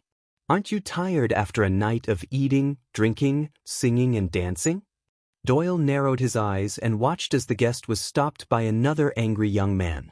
The 2 of them exchanged a few harsh words and then came to blows, acting out a scene of 2 brothers fighting over a woman's affections. Stop fighting. A girl with a tired expression. Until they were successfully stopped by their sweetheart waving a handkerchief. The one I really love is actually your father. A girl with a face full of affection. That depends on who you're dancing with. Vogel snorted. So, we have to be prepared to work through the night? To wait for your assassin to appear? Glover and Doyle both glanced at Mallows, but the latter did not respond. You should be thankful that His Majesty has few matters to attend to tonight, and they have all been completed, Vogel said unhappily. Captain Adrian is persuading His Majesty to cancel the secondary arrangements and leave early. Can we put an end to this farce? Mallows pondered for a moment, then his eyes lit up. Perhaps the assassin is still biding his time. Still biding? Vogel said disdainfully. After His Majesty and the dukes have left, Mallows looked up. That will take away a large number of guards and make the rest relax. The watchman looked up at the prince's seat. There, the Duke of Iris Flowers and Prince Thales seemed to be in the middle of a heated conversation, as though no one else was present. He frowned. And brings the target closer. Beside Thales, Zayn raised his wine glass again and watched the amorous anecdote that had attracted the attention of the crowd in the banquet hall. A green-faced old baron was quarreling with an old friend of many years, accusing him of seducing his daughter, whom he had planned to marry to his son, in spite of his age, his honor, and the friendship between the 2 families. Zayn retracted his gaze. King, vassal, and then king. Count Casso just proudly told me that your teacher in the north was Merrill Hicks. This was his teaching? Hearing the familiar name, Thales was in a daze. Half of it, he said wistfully. The old crow provided me with a lot of historical materials and details. I have to thank him for his persistent questioning, forcing me to think about every possible or impossible answer. As if the previous life was not enough. Zayn raised his glass to him. What about the other half? Thales shook his head. That's another person's. I guess it's a way of thinking. Zayn looked puzzled. 3 stages. Thales was a little absent-minded. Affirmation, negation, negation of negation. Looking at Zayn's puzzled expression, Thales smiled. Or you can understand it this way, king, vassal, and then a new king. Zayn immediately understood, but he still frowned. Way of thinking? Who said that? Thales sighed. Hegel. I don't remember. Who is he? Thales shook his head. You won't know. To be honest, he was a very, very, very long ago. The prince thought for a moment and smiled. Probably a wizard. Zayn was stunned. Wizard? He looked at Thales. The seriousness in his eyes deepened. I see, the Duke of Iris Flowers said faintly. Very enlightening. Zayn's gaze froze. No one knew what he was thinking. Thales looked at Zayn's thoughtful look and suddenly smiled. You know, according to this logic, Thales felt something in his heart. You have an apple, I also have an apple. If we exchange, each will still have an apple. Zayn looked puzzled. Thales raised his finger. But you have an idea. I also have an idea. When we exchange, Zayn seemed to have understood something and continued, 2 ideas? But Thales shook his head. No more than that. He was a little lost in thought. That way, we will have an unprecedented third. New idea. Zayn was silent for a long time. At this moment, Thales suddenly saw King Kessel get up from his seat, and his attendant Stanley draped his cloak over his shoulders. The entourage of the king began to move. Some guests noticed the king's actions and came forward to bid farewell. But King Kessel did not seem to want to be high profile. He just waved casually and disappeared from the side door, surrounded by the royal guards. Queen Kia and Gines were not there, and Kessel's back looked even more lonely and cold. And the royal guards around him looked like they were facing a formidable enemy. Thales' heart tightened. If the assassin wanted to make a move, this was the last chance. He ignored Zayn's sizing gaze and looked around warily. However, a minute passed. Even when the king's huge entourage walked out of the banquet hall, no one jumped out with weapons and shouted slogans to assassinate the king. Thales watched the last person in the king's entourage disappear and breathed a sigh of relief. Well, he did not expect the other party to say, "Son, I'm leaving." The prince subconsciously broke his perfect sitting posture, stretched, and hurriedly sat up straight before anyone could correct him. For some reason, without the king present, Thales felt much more relaxed, as if a heavy burden had been lifted. Obviously, Thales was not the only one who felt this way. The biggest evidence was that after the king left, the music in the banquet hall grew louder instead of weaker, and the crowd's agitation increased instead of decreasing. But what if the assassin's target was not the king? Thales touched the knife on the table, turned his eyes, and confirmed with Mallows. Fortunately, the Star Lake guards guarded the main roads around him very well. His Majesty left just like that? Zayn frowned. Yes. Thales turned back, and the absurd idea of Zayn taking the hit for him popped up in his mind again. There are other guests present, I think it's time for you to. But Zayn interrupted him. Your opening toast today was not bad. To God, to the country, to the king, to others, to faith. Zayn's gaze focused on Thales, clearly not wanting to leave. But few would say, to myself. Zayn said lightly, to myself. Thales frowned slightly. He felt that Zayn's mood had changed. Because of the king's departure, there were more guests who wanted to squeeze to the Duke of Star Lake's side, but they were all stopped by the Star Lake guards. The reason was ready-made and obvious. His Highness Thales was having a pleasant conversation with Duke Zayn and was not to be disturbed. Tell me, Thales. Zayn once again addressed the prince by his name. He swirled the wine glass in his hand and said softly, Have you ever thought? The Duke of Iris Flowers raised his head from his seat and looked at the huge pillars in the hall with a serious gaze. Back then, if that Lady Serena had not taken you by surprise and abducted you to Vine Manor, making you and I enemies from the beginning, later, if she had not sneaked into your convoy and attracted the Night Queen's pursuit, then today, we would be in a different situation? Thales stared at Zayn, his expression turning serious. What do you mean? But the Duke of Iris Flowers smiled slightly. Jade Star and Covendier, Enneagram and Iris Flowers, we actually don't have to be enemies. You and I, we can let bygones be bygones and stand together. Zayn stared at him, emotions churning in his eyes. In the future, in this crumbling world, achieve greatness. Thales' gaze shifted. Zayn slowly approached him, raised his wine glass for the third time, and revealed his signature, refreshing smile. As long as you are willing to accept peace, and no longer be my enemy. Thales was stunned. Zayn raised his eyebrows, moved his wrist, and gestured at Thales' wine glass on the table. The two stared at each other for a few seconds. At that moment, Thales felt like he had returned to many years ago. Back then, in the Northlanders' military tent, another much rougher man did the same, pushing his wine glass to the then prince and inviting him to drink with him.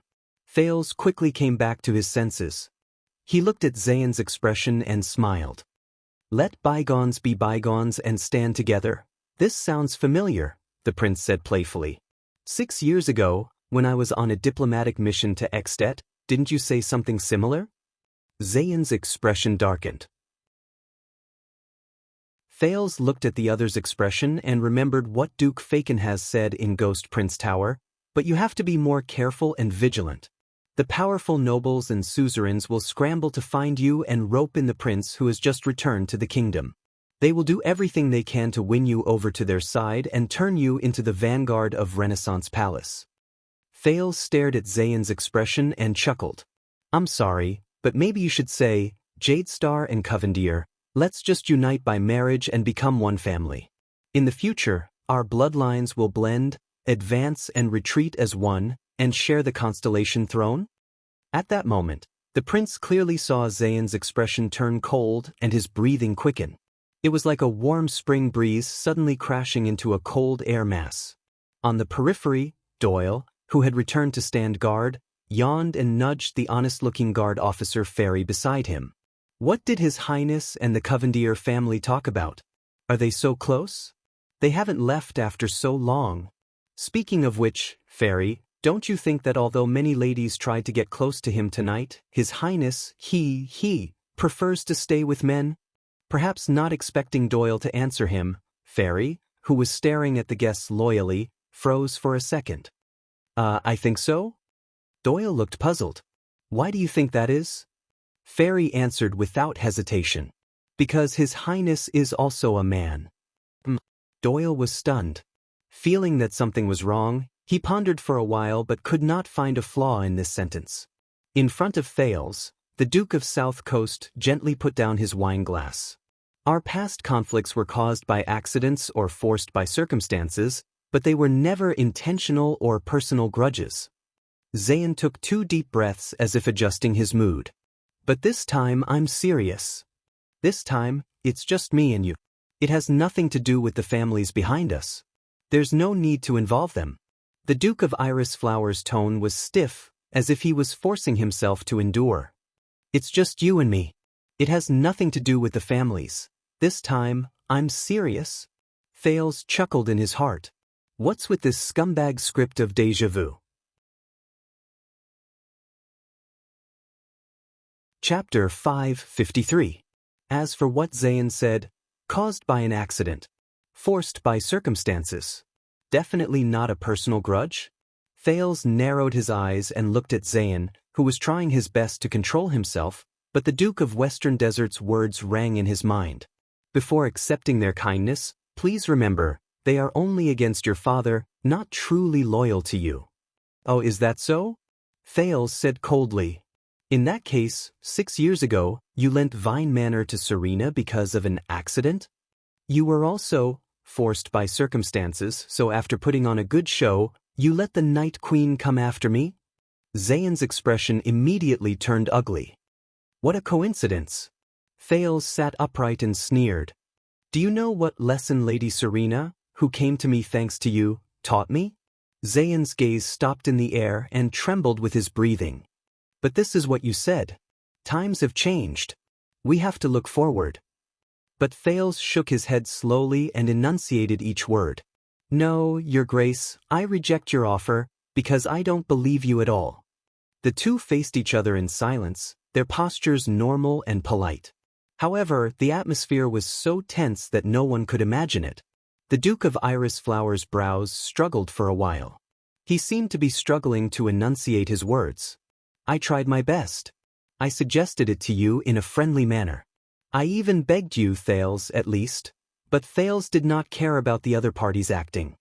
He interrupted him with a smile. Quick question and quick answer. Back then, why did I go to Extet? Zayn looked up. For sightseeing? To broaden your horizons? To freeload? To find a wife? Thales shook his head. None of those. Oh, right, I remember now. Thales' gaze sharpened and his tone tightened.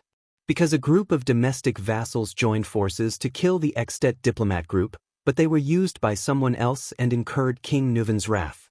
And we need a sucker to clean up the mess and clean up after them? Zayn did not speak. But why did they attack the Extet diplomat group?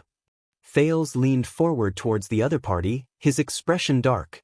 Why would you do that? Duke Zayn Covendier? Zayn's eyebrows twitched. You have been a prince for 6 years, and now you are the Duke of Star Lake.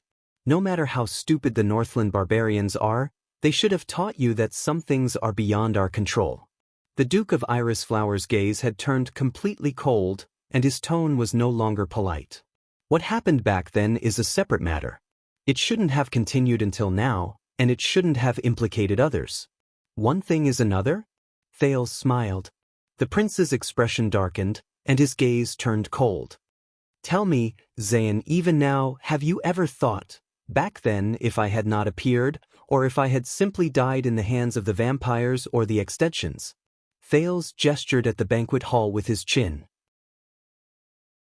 Then today, with this title, occupying this manor, sitting in this position, watching the endless stream of guests below, will it be you? Zayn looked up abruptly. Thales, this is the last time. Think carefully about your decision. The Duke of Iris Flowers gritted his teeth and hinted at a threat. I have given in enough, and my proposal is sincere enough. Don't force me to be your enemy. You won't think of that. But Thales responded with a sneer. The last time? Given? Thales shook his head. If you don't cooperate with me, I will be your enemy. You call this giving in? Zayn stared at him. The Duke of Iris Flowers with a friendly smile was long gone. I have never forced you, Zayn. Your so-called forced, Thales said coldly, is just a choice you made yourself because you could not withstand the outside world's wavering. On the contrary, from the past to the present, from the beginning to the end, you have been the one forcing me. Thales' tone carried a warning. And everyone has to pay the price for their own choices. At this moment, the two of them stared at each other, and the temperature seemed to drop to the extreme. Zayn snorted angrily. When you were young, maybe you had no worries. But when you grow up, experience more and have more, maybe you will understand that friends are much more important than enemies. Zayn spoke softly. Better to die for a friend than to perish for an enemy. But Thales laughed. Do you know, when I first arrived in Dragoncloud City, that insufferably arrogant Nuven VII also threatened me like this, either cooperate obediently or die obediently. Zayn's gaze shifted. Thales' smile turned cold. Guess what happened to him that night? Zayn Covendier, how much harder is your skull than his? Zayn did not speak. But in the next second, the anger on his face melted like ice and snow, turning into a faint smile. It was as if the elegant, civilized, gentle, and friendly Duke of Iris Flowers had returned. But at that moment, Thales only felt a surge of coldness in his heart. Tell me, Your Highness. Zayn's smile did not diminish as he enunciated each word. You went to the north and lived in peace for 6 years. Did you really become strong, fearless, and tough? Thales frowned. No, the truth is, you know it very well. In the past 6 years, you were alone in the enemy's country, but you were still able to return safely without fear. You were even able to gain today's glory, fame, and fortune because of the powerful backing you relied on, because of his supreme crown and scepter. Thales' heart trembled. Zayn's dangerous smile made Thales extremely uneasy. And now, as the heir to the kingdom, you have escaped danger, returned to the kingdom's shade, returned to the shadow of the throne, returned to the vision of royal power. The Duke of Iris Flowers chuckled. Guess what that powerful backing gave you was still unreserved protection and support due to the situation between us and the enemy?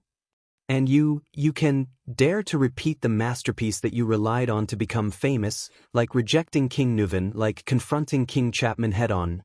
Rejecting him, confronting him head-on? At that moment, it was as if some kind of power had tightly bound Thales from the inside out.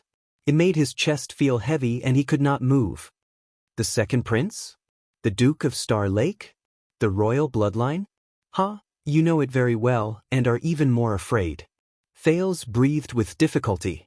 As if he could smell what Thales was feeling, Zayn's tone also began to tighten.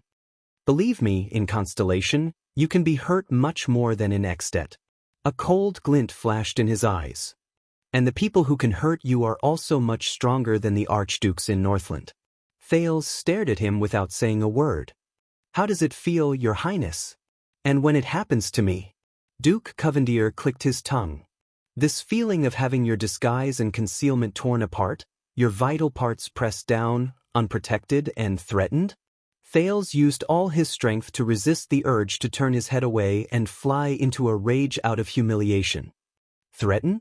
Thales knew that he could not show weakness, let alone reveal any clues. His tone was calm. No, Your Grace. You know, you are not threatening me, but the Jadestar royal family and my father. Zayn chuckled. Then go tell him. The smile in his eyes made Thales very uncomfortable. Tell him that the Duke of South Coast is not on good terms with you. When everyone loves you, fawns over you, and expects you, he dares to speak rudely and threaten you maliciously. Look at your father, look at our king, who loves his people like his own children. Is he inclined to stand up for his son to achieve you, love you, and guide you? Or is he more willing to see me as a good axe in this kingdom to beat you, threaten you, and suppress you? The chill in Thales' heart reached its peak. It did not diminish at all.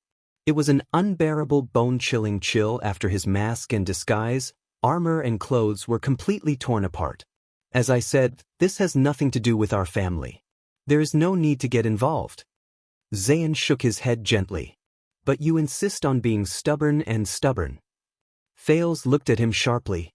Then what can you do? The Duke of Star Lake gritted his teeth, but he knew that this counterattack was futile. Send another female vampire to kill me? Kill his heir? Let's see how my father will react? Zayn responded with a sneer. Didn't we try it once? Zayn Covendier clicked his tongue. You're injured, and he benefits. Isn't he quite satisfied with that? Thales held his breath.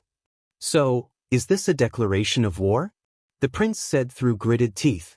Zayn stood up gently, still amiable and friendly. No, of course not. Zayn replied with a beaming face, which then turned into a biting chill. Next time. And believe me, I can do far more than that. Thales clenched his fists. Then, have a pleasant evening, Your Highness, Duke of Star Lake. The Duke of Iris Flowers, Zayn Covendier bowed gracefully and made his final farewell sarcastically. May you rather die because of your friends, than perish because of your enemies. Thales looked at Zayn's receding figure and tried to return to being the qualified master of Mindy's Hall. But he found that it was not that easy. Zayn Covendier. What the hell is wrong with this guy?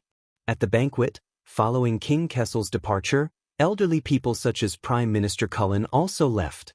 But most of the guests were still present, drinking and laughing without restraint. Due to the departure of the elders, the banquet hall became even noisier. The laughter and shouts became crazier and more unbridled. The people from the flag-bearer division urged Duke Arun to leave, but the latter dilly-dallied, obviously not very cooperative. Most of the 7 Jadestar attendants remained in place, seemingly determined to show their attitude towards the Duke of Star Lake. The only thing that made Thales happy was that because the revelry in the banquet hall had reached a new stage, no one came to disturb His Highness. Mallows finally had a chance to report to him. You and Duke Covendier seem to have a good chat? Thales snorted softly and tried to suppress his emotions. Very good. We're old acquaintances, old friends. Old enough to explode at the slightest provocation. Mallows looked at Zayn's receding figure thoughtfully. Then, Your Highness, if you have any questions, you might as well consult your police officer friend. Police officer friend. Thales was stunned. What? You mean, Cohen? Mallows nodded. The Caribbean family of Walla Hill has always been a pillar of South Coast. They've been on good terms with the Covendier family of Jade City for generations. I know them very well. Especially, Mallows looked at the expressionless Thales, then at the Duke of Iris Flowers in the distance. Ease the enmity and mediate the peace. Of course, when I said, consult, I meant to contact Police Officer Cohen Caribbean's father and consult him again. Not that big blockhead. Ease the enmity. Thales was shocked. He quickly pinched his face to make sure he did not show any hatred or anger. Is it that obvious? No, you've done very well. You've improved since the last time, Mallows said calmly, confirming that his senses were still sharp. It's just that I'm more sensitive to the emotions and atmosphere around me. Thales sighed. Alright, speaking of which, where's the assassin? Mallows was silent for a while. We're fully prepared and have been waiting for him to reveal himself. The watchman was still unperturbed, but Thales, who had been with him for a long time, could sense that Mallows was not too happy. But until His Majesty left, Mallows said calmly, to be honest, if he didn't show up, even I would have started to wonder if I was being overly anxious. Oh? That's a rare display of self-awareness, Mallows. Both of them turned around at the same time. Vice Captain Vogel walked up with a frown and bowed to Thales. Your Highness, although His Majesty has left, I've been instructed to stay with some men until the end of the banquet to ensure your safety. Thales forced a smile. Thank you. No need to thank me. Vogel looked at Mallows with displeasure. I have to thank someone for his selfless advice and diligence. Mallows was expressionless. Both Glover and Doyle returned, but their report was still that everything was normal. Maybe he gave up after His Majesty left. Thales rubbed his forehead tiredly. From Saroma to Zayn, his head was now packed to the brim. He did not feel like talking about the assassin at all. It's okay, it's a good thing. Or he's still waiting, including for His Majesty to leave. Mallows looked around the banquet, seemingly dissatisfied. And now is the perfect time to strike. Vogel snorted sarcastically through his nose. Thales could only fake a helpless smile. After His Majesty leaves. So you mean he's here to kill me? Or one of the dukes present? Mallows did not answer. Thales looked forward to it with all his heart. For example, the one with the surname Covendier? On the other side, Duke Zayn returned to his seat. He greeted everyone with a warm and amiable smile. As always, he was impressive. His old butler, Ashford, poured a glass of wine for his master without a word. It was Zayn who spoke first. Ashford, when you go back, check the library in the house. The banned books, no matter how old they are. Ashford nodded expressionlessly. What do you want to check? A wizard, Zayn said calmly. His name is Hegel. Ashford frowned slightly but did not say anything. Wizard. Magic. Zayn was secretly disdainful. Damn the Jade Star royal family. They really dared to teach their children everything. Zayn thought as he looked at the Duke of Star Lake. Coincidentally, Thales was also looking at the Duke of Iris Flowers at the same time. Their gazes met in the air. One was friendly, the other indifferent. But equally complicated. Both of them felt suffocated. As if they had a tacit understanding, they smiled at each other and nodded at the same time. And that mysterious assassin struck at that moment. Chapter 554. Bang. Thud. A few muffled thuds came from the banquet, along with the crowd's cries of surprise. As he was prepared, Thales did not panic. But the moment he instinctively stood up, Mallows, who was beside him, mercilessly shoved him. The force was so strong that he almost suspected that his personal guard captain was the assassin. Thales fell into Glover's broad arms. Before he could react, 3 burly men from the Star Lake Guard's guard division, Bastia, Franzuk, and Ferry, appeared out of nowhere and pounced on Thales. Together with Glover, they formed a wall around the Duke of Star Lake and pressed him tightly against the wall, leaving no room for escape. Highest alert. Guard Division in position. Vanguard Division reporting. Mallow's voice came from the gaps between the 4 burly men. Forget about what happened. Protect His Highness and escort him to safety. So the 4 walls supported him as he stumbled and moved unstoppably. Thales, who was covered in sweat, felt his vision go dark. Half of his face was pressed against Bastia's sturdy abs, and it hurt through his armor. For a whole 5 seconds, he could only struggle to spread his arms and create a path between the 4 thick walls of human flesh. Give me some space. In his ears, he could hear the commotion in the banquet getting louder and louder.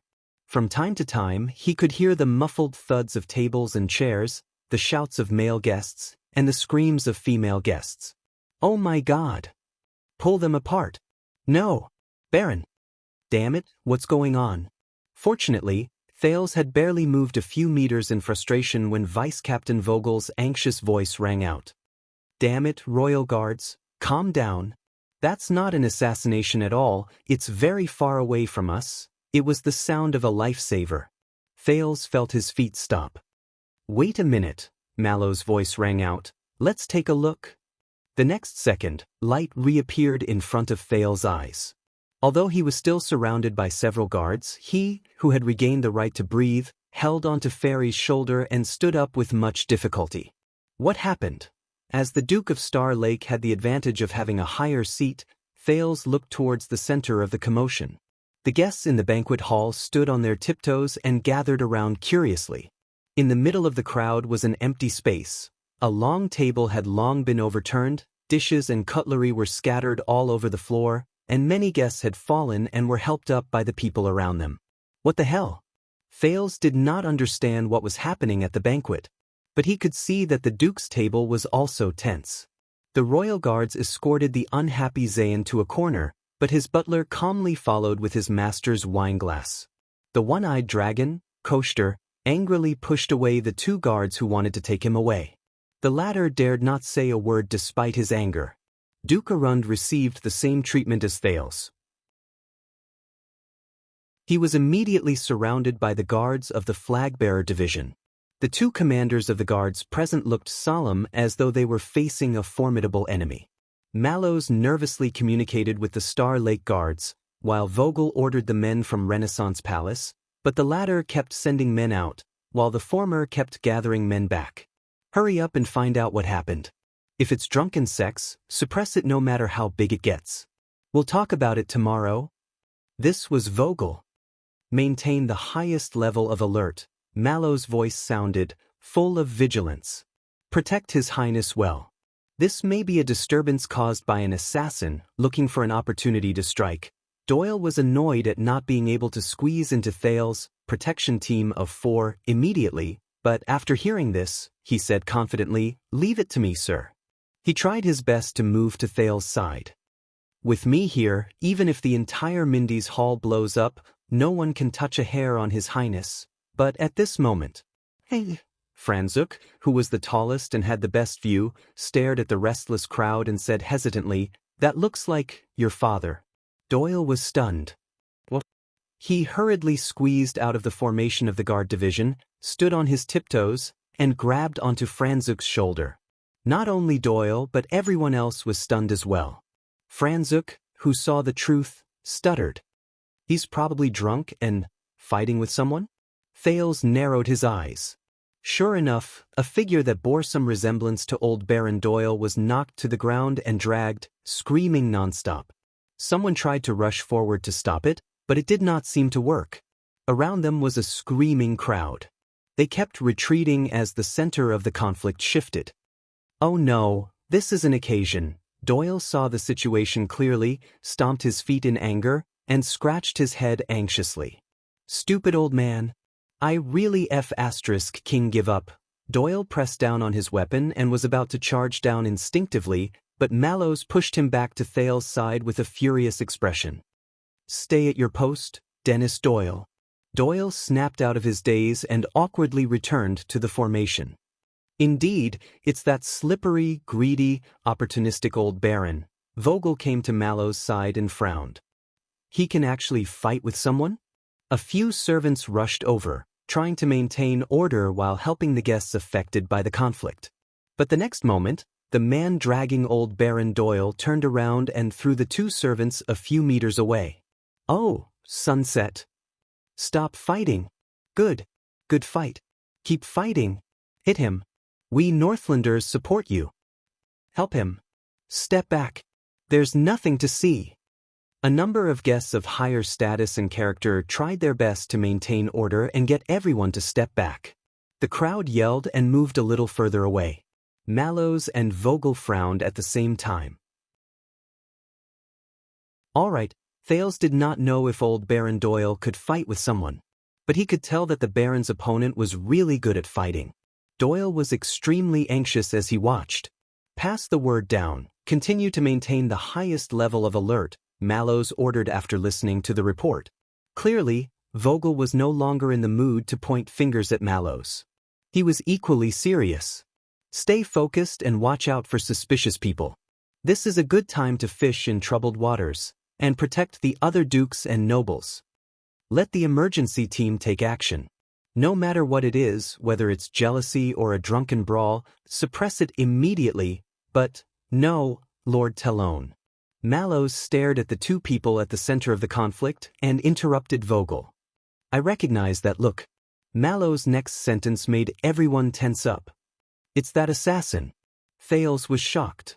What? Doyle's eyes widened. My old man? Assassin? Doyle let out an ugly laugh. No, sir, stop joking. At his level, he might not even be able to defeat my stepmother's pet cat. But as Doyle spoke, he realized something. His face paled and he subconsciously looked towards the center of the hall. No more killing. A high-pitched female voice rang out from the crowd. Blood. There's blood. Thales only had time to see a flash of cold light. The banquet crowd retreated again. The next second, he was once again surrounded by the royal guards. He could only hear the voices around him. Stop them. Help. Someone's injured. That's not necessary. Thales squeezed through a small gap and peeked out from under Glover's armpit. Don't panic. Just guard our posts and protect His Highness and the nobles. Let the others deal with the situation, Mallows ordered coldly. But sir, my father, Doyle seemed to be anxiously defending himself. At this moment, an angry and gloomy male voice broke the stifling atmosphere and reverberated throughout the banquet hall. Silence! I don't want to hurt you. If you don't want to die, step back. Thales was blocked behind Glover and could not see anything clearly. But the noise from the crowd seemed to stop abruptly, and then turned into a low murmur. Sir, we should stop this immediately. It was Doyle's voice again, extremely anxious. His footsteps followed. Mallows's exasperated voice came. Damn it, Glover, stop him. Thales felt the space in front of him loosen and he regained his vision. Glover had grabbed Doyle by the waist, who was about to charge forward, and pushed the latter to the ground. As for the hall, what's going on? Vogel looked at the center of the banquet hall in disbelief. A young male noble was glaring angrily, holding the bruised and trembling old Baron Doyle hostage with his left hand, while his right hand held a sharp dagger that gleamed coldly. Step back, everyone, he warned. As he turned around, the dagger kept pointing at the crowd around him. Wherever the tip of the dagger pointed, the crowd retreated until the empty space became larger and larger, leaving only him and the Baron. That dagger? How did he get the weapon? All the guesses. Vogel was both shocked and furious. He quickly summoned his subordinates. It doesn't matter. Mallows did not care much about the assassin on the other side. The watchman first turned around to size up Thales, and found that the curious Duke was only disheveled and had a slightly messy hairstyle. The important thing is, he got it. Thales, who was locked between the three human walls, blinked hard as he watched the scene of hostages being held in the field. What's going on? Let him get up, Glover. You're a big guy, stop pressing down on him. Glover finally got up, pulled the indignant Doyle up, and patted him on the shoulder. In the hall, a few guests with higher prestige came forward and advised the young man who was holding the hostage. Calm down, sir. There's no need to use swords. We can slowly talk through any conflict. Everyone, the weather is so good, why don't we sit down and have a drink? As they spoke, two Mindy's hall guards saw the opportunity and pounced from behind, trying to subdue the hostage-taker. But Thales saw the young man slam the hilt of Baron Doyle's sword, causing the latter to fall to the ground in pain, and immediately turn around. The sword flashed. Clang! Clang! With a few soft clangs, the young man's figure flitted past the guards surrounding him. One of the guards fell to his knees in pain and was kicked a few meters away. Another guard screamed as his weapon fell to the ground, and he held his bleeding arm as he retreated. Seeing the blood, the crowd exclaimed again. In an instant, reinforcements arrived. 3 guards pushed their way through the crowd, but paused just as they were about to swarm forward. Take a step forward. The young man grabbed old Baron Doyle's collar and placed the dagger against his neck. Then he's really dead. The young man did not look handsome, but his eyes were extremely determined. The crowd whispered among themselves. Countless eyes were focused on him, including many important figures. Only Thales frowned slightly. This person in front of him, this assassin, looks familiar. Mallow's gaze darkened. This skill, Vogel, who was watching the situation unfold in surprise, nodded. Quite impressive. And style. Nice postures, exquisite moves, tricky angles, Mallow's mused. It's the Tower of Eradication's rose, swordsmanship. The skills of the Tower of Eradication. You mean, Vogel's expression was solemn, a foreign noble? Mallow's nodded. Possibly. At this moment, a shrill female voice rang out of nowhere. You despicable bastard. A noblewoman with makeup on broke free from the crowd, raised a dinner plate, and charged at the assassin like a madman. The guards and the hostage-taker were startled. I'm going to kill you, the woman's dinner plate slammed into the young man. The latter did not retaliate and only dragged the old baron back. For a moment he was in a sorry state. Until he could not take it anymore. With a roar, he rammed into the woman, knocking her 2 meters away. The old baron exclaimed, You'd better step back, Lady Doyle. The young man gritted his teeth and pressed the tip of his sword against the shivering Baron Doyle. I don't have the habit of using violence against women. Baroness Doyle was in a sorry state. Her makeup was streaked with tears, but she struggled to get up and said hysterically, If you're going to harm my husband, then you'd better kill me first. The young man gritted his teeth, while the hostage-taker exhaled in pain. Damn woman, what's the use of you coming here? The old baron said angrily. Step back. Sitting on the ground, the tearful Lady Doyle's expression changed. What? What did you call me? For a moment, her ferocity was on full display.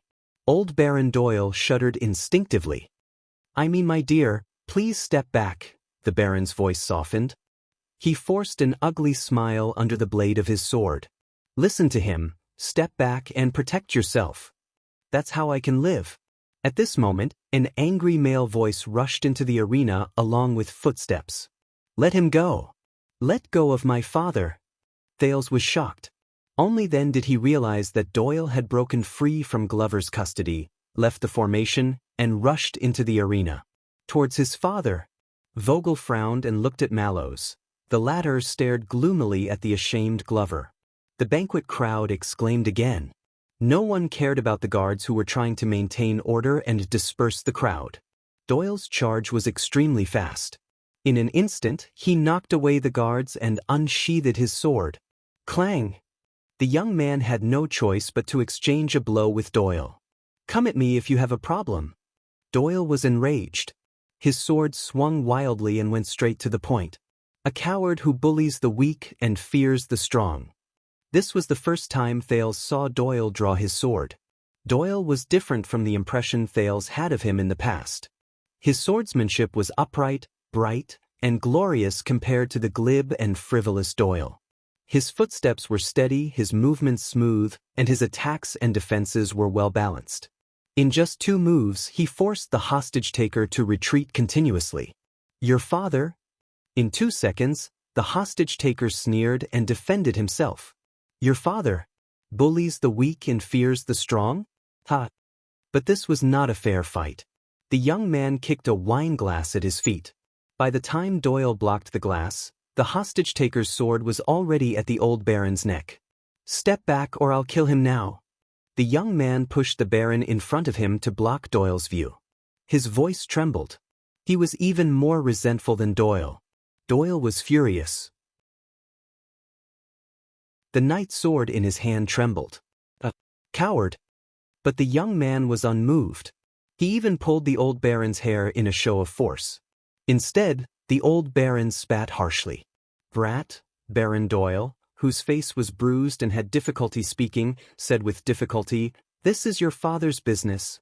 Take your mother and scram. Doyle breathed in pain, but in the end he lowered his sword and stepped back to help his stepmother up. Thales could not help but speak. Lord Mallows, perhaps we... But the next moment, Mallows interrupted him with a gloomy voice. His words were laced with an unbearable chill. "All of you, drag that guy back, even if you have to break his legs." Thales was momentarily speechless. The Star Lake guards looked at each other. 3 of them stepped forward and left to carry out the order. Many of Doyle's skills were not bad, but 2 fists were no match for 6 hands. Praka dispelled his resistance, Commodore restrained his struggles, and the young Ness was the most direct. A heavy punch to his abdomen did not work, so he punched a second time. Until the dying Doyle was dragged back to the guards' formation by the 3 of them amid his stepmother's sobs. In the distance, the dukes had different expressions. Zayn was deep in thought, One-Eyed Dragon was furious, Duke Val looked on coldly and even had the mood to pour wine for himself. Further down, the 7 Jade Star attendants who were directly under Central Territory were not so calm. Baron Doyle, who was also one of the 7 Jade Star attendants, was being held hostage. Viscount Adrian was speaking worriedly to Lozano Glover. Baron Stone was gritting his teeth. Little Iron Spike, Lady Barney held her son's hand tightly and comforted Luther Barney, who was curled up and crying at the start of the conflict. Viscount Patterson, who was old and hard of hearing, tried his best to listen to his 2 nephews' horrified reports of the crisis. He would ask questions loudly from time to time, which eased the tense atmosphere. "Young man, this is a royal banquet, and the Honorable Duke Thales is present." Among the crowd, the honorary Count Godwin, who was rather prestigious among the king's supporters and was in charge of receiving guests at royal banquets, stepped out from the crowd. His voice was calm and gentle. "No matter what the reason is, your actions are unwise and may even hurt many people. Whether it's Baron Doyle or yourself." In the face of Count Godwin's persuasion, the hostage-taker laughed. His laughter was desolate and desperate. It made Thales deeply uneasy. But just a few seconds later, the young man took a deep breath and tried to put away his madness and anger. "I'm very sorry, Your Grace. But everyone, please do not panic." Seeing that the panicked crowd had gradually calmed down, and that the guards in front of him had no intention of attacking, the young man panted and said loudly, "Just listen to me." The hostage-taker dropped the old baron, looked around and said through gritted teeth, "I am educated and courteous. I have no intention of harming the innocent at Mindy's Hall's banquet. I have no choice but to resort to this." Old Doyle, who was at his feet, scoffed. "Bah!" But the young man's gaze turned sharp. He lowered his head and kicked him mercilessly. "Shut up, old varmint!" The crowd exclaimed again. "The guards here can't handle it. We have to do something." On Thales' side, Vice Captain Vogel instructed his orderly in a low voice, "Control the perimeter. Quietly and gradually evacuate the crowd. Observe your surroundings, don't let your guard down, and don't let that guy discover you." Many people obeyed the order and got to work. Vogel turned around. "Are you sure it's him? Is it possible that it's someone else and he's just bait?" Mallows nodded calmly. "Judging from his gaze, I'm sure." The watchman ignored the unresigned Doyle, who was restrained by the 2 men, "But I'm wrong about one thing. His target is not His Highness, but Baron Doyle." "So what should we do?" Thales could not help but ask. "Let him take hostages?" "The king is not here. Perhaps the highest-ranking Duke of Star Lake, the owner of this place, should step in." "No," Mallows rejected quickly and left no room for negotiation. "Listen up, Your Highness, you stay here." Thales was rendered speechless. The vice-captain furrowed his brows. Mallows turned his head around. His expression was capable and swift. "Glover, go and gather Morgan, Itariano, Pedrassi, and Toledo and Trefanov." Glover was startled and looked puzzled.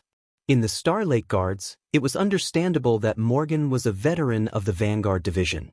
But Itariano belonged to the Logistics Division, and Pezzarassi was Penal Officer Patterson's follower. As for Toledo and Trefanov, both of them used to be Mallows' subordinates in the Command Division. After arriving at Mindy's Hall, they continued to serve as his messengers. But these candidates who seemed to be unrelated to each other, they're all good at scouting or sniping. The solemn Mallows explained clearly in one sentence, "Equip the crossbows. With you as the leader, split into 3 groups and go up to the platform. find a firing range and wait for my signal. It's best if you can kill with 1 arrow, or 2 will do. But Vogel's expression changed drastically. You're crazy. The vice captain held down Glover, who was about to leave with the order, and said to Mallows through gritted teeth, "Look around, from dukes and counts to the 7 Jade Star attendants."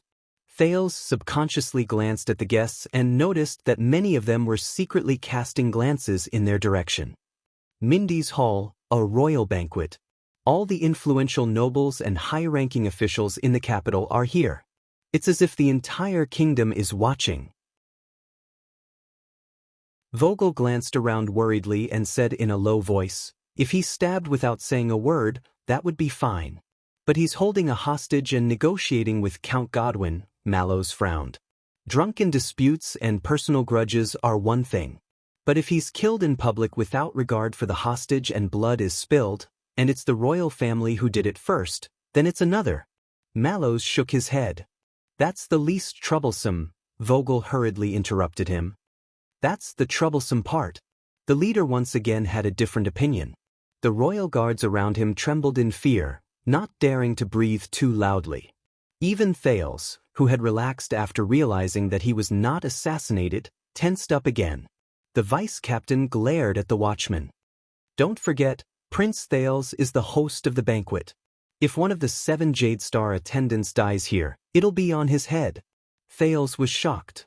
"Besides, if you fail to behead him, and that guy goes berserk and starts killing people, the situation will get out of control." Vogel's voice grew more cautious. "And anyone here, even an underage girl, will have a great responsibility." Mallows was unmoved as he observed the terrain of the field. "We can drag the negotiation, gradually clear the scene, clear the area of fire, reduce the scope of impact and collateral damage. This isn't just damage on the body." Vogel's voice grew more urgent. He was clearly losing his patience. "For the sake of sunset, bright moon, and dark night. This is just a banquet dispute. Don't make it look like a rebellion in the palace, a bloody war." Thales felt a chill in his heart. Rebellion in the palace, a bloody war. The vice captain glared fiercely at Mallows. "It's been so many years. This is the first royal banquet after the return of the heir to the kingdom. The last thing we need, and the last thing we can have, is this kind of situation and impression. Do you understand?" This time, Mallows was silent. He did not refute Vogel's lecture. "Count Godwin has stepped forward, and the best outcome is a negotiated settlement." Vogel collected his emotions and looked at the scene again.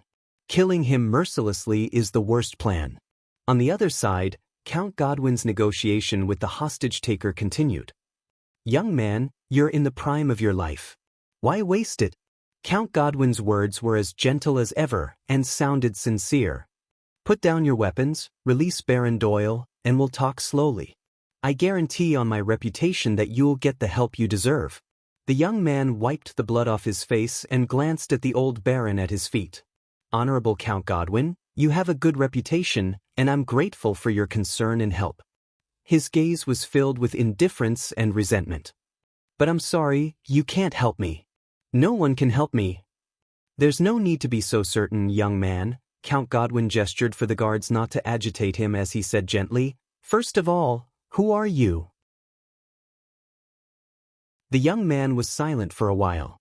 The next second, he pressed down on the old baron's shoulder, causing the latter to tremble in fear. "I am Anchor. The hostage-taker, whose face was covered in blood, looked up, but his words exuded a sense of pride. "From the Birel family of Crow Caw City in the Western Desert."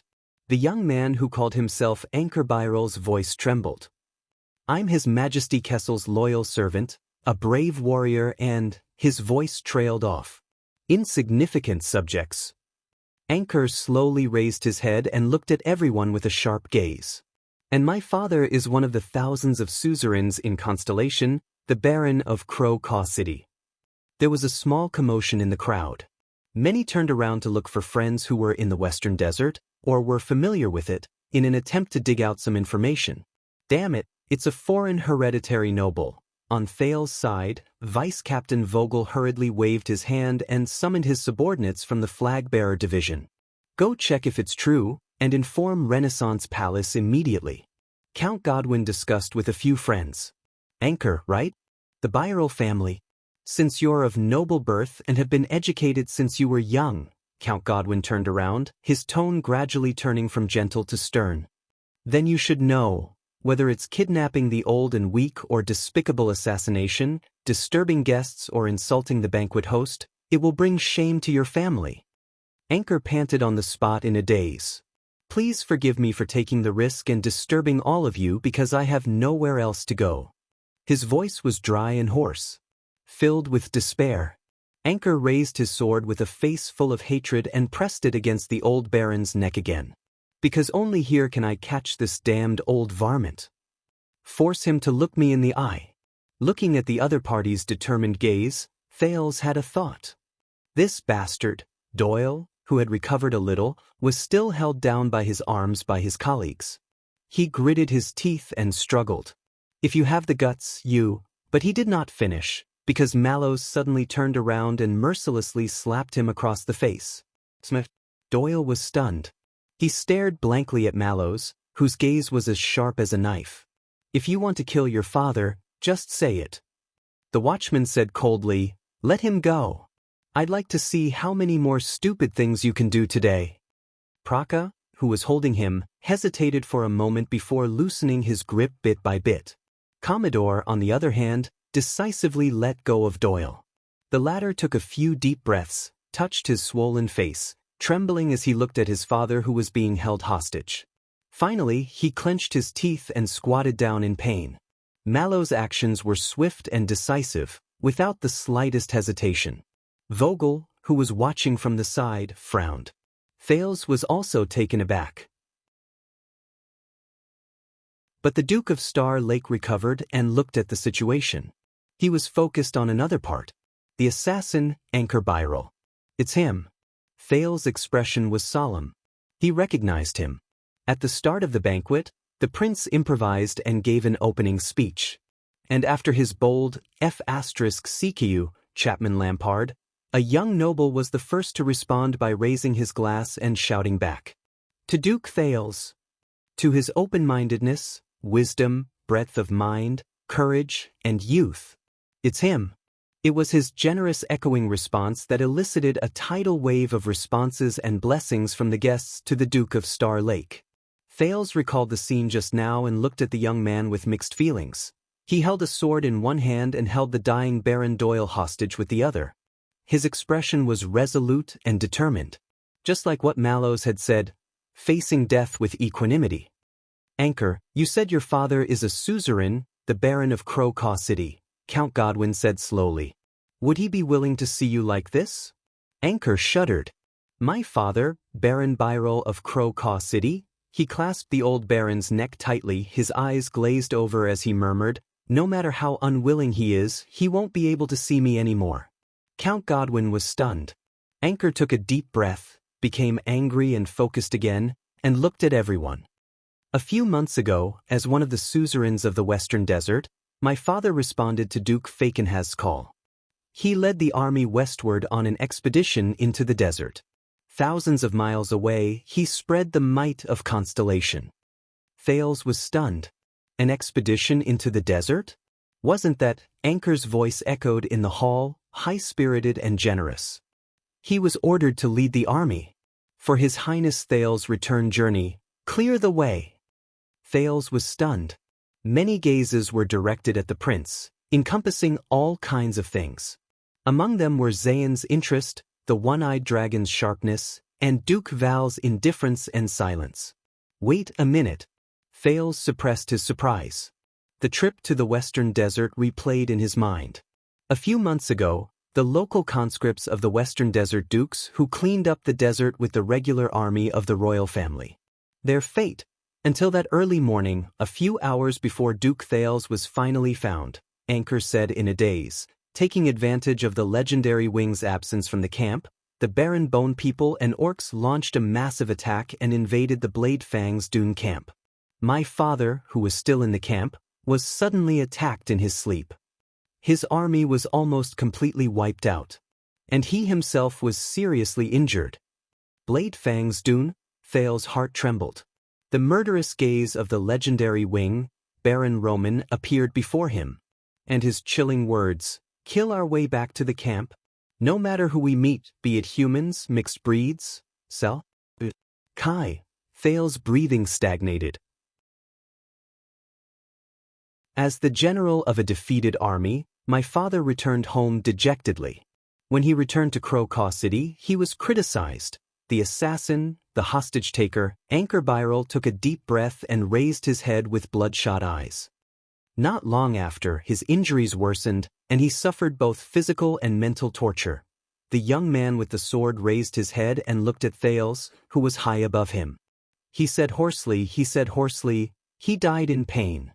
On the other end of his line of sight, Thales clenched his teeth and closed his eyes. 8,000 words, no more chapters. Take it away. You're welcome. Meeting a friend tomorrow might not be any better. Monthly votes. End of this chapter.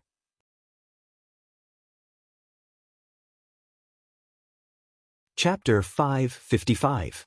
After introducing himself, the hostage-taker in the banquet hall caused quite a commotion. The surrounding guests discussed animatedly. Count Godwin, who was in charge of negotiations, sighed. "Please accept my condolences, young man.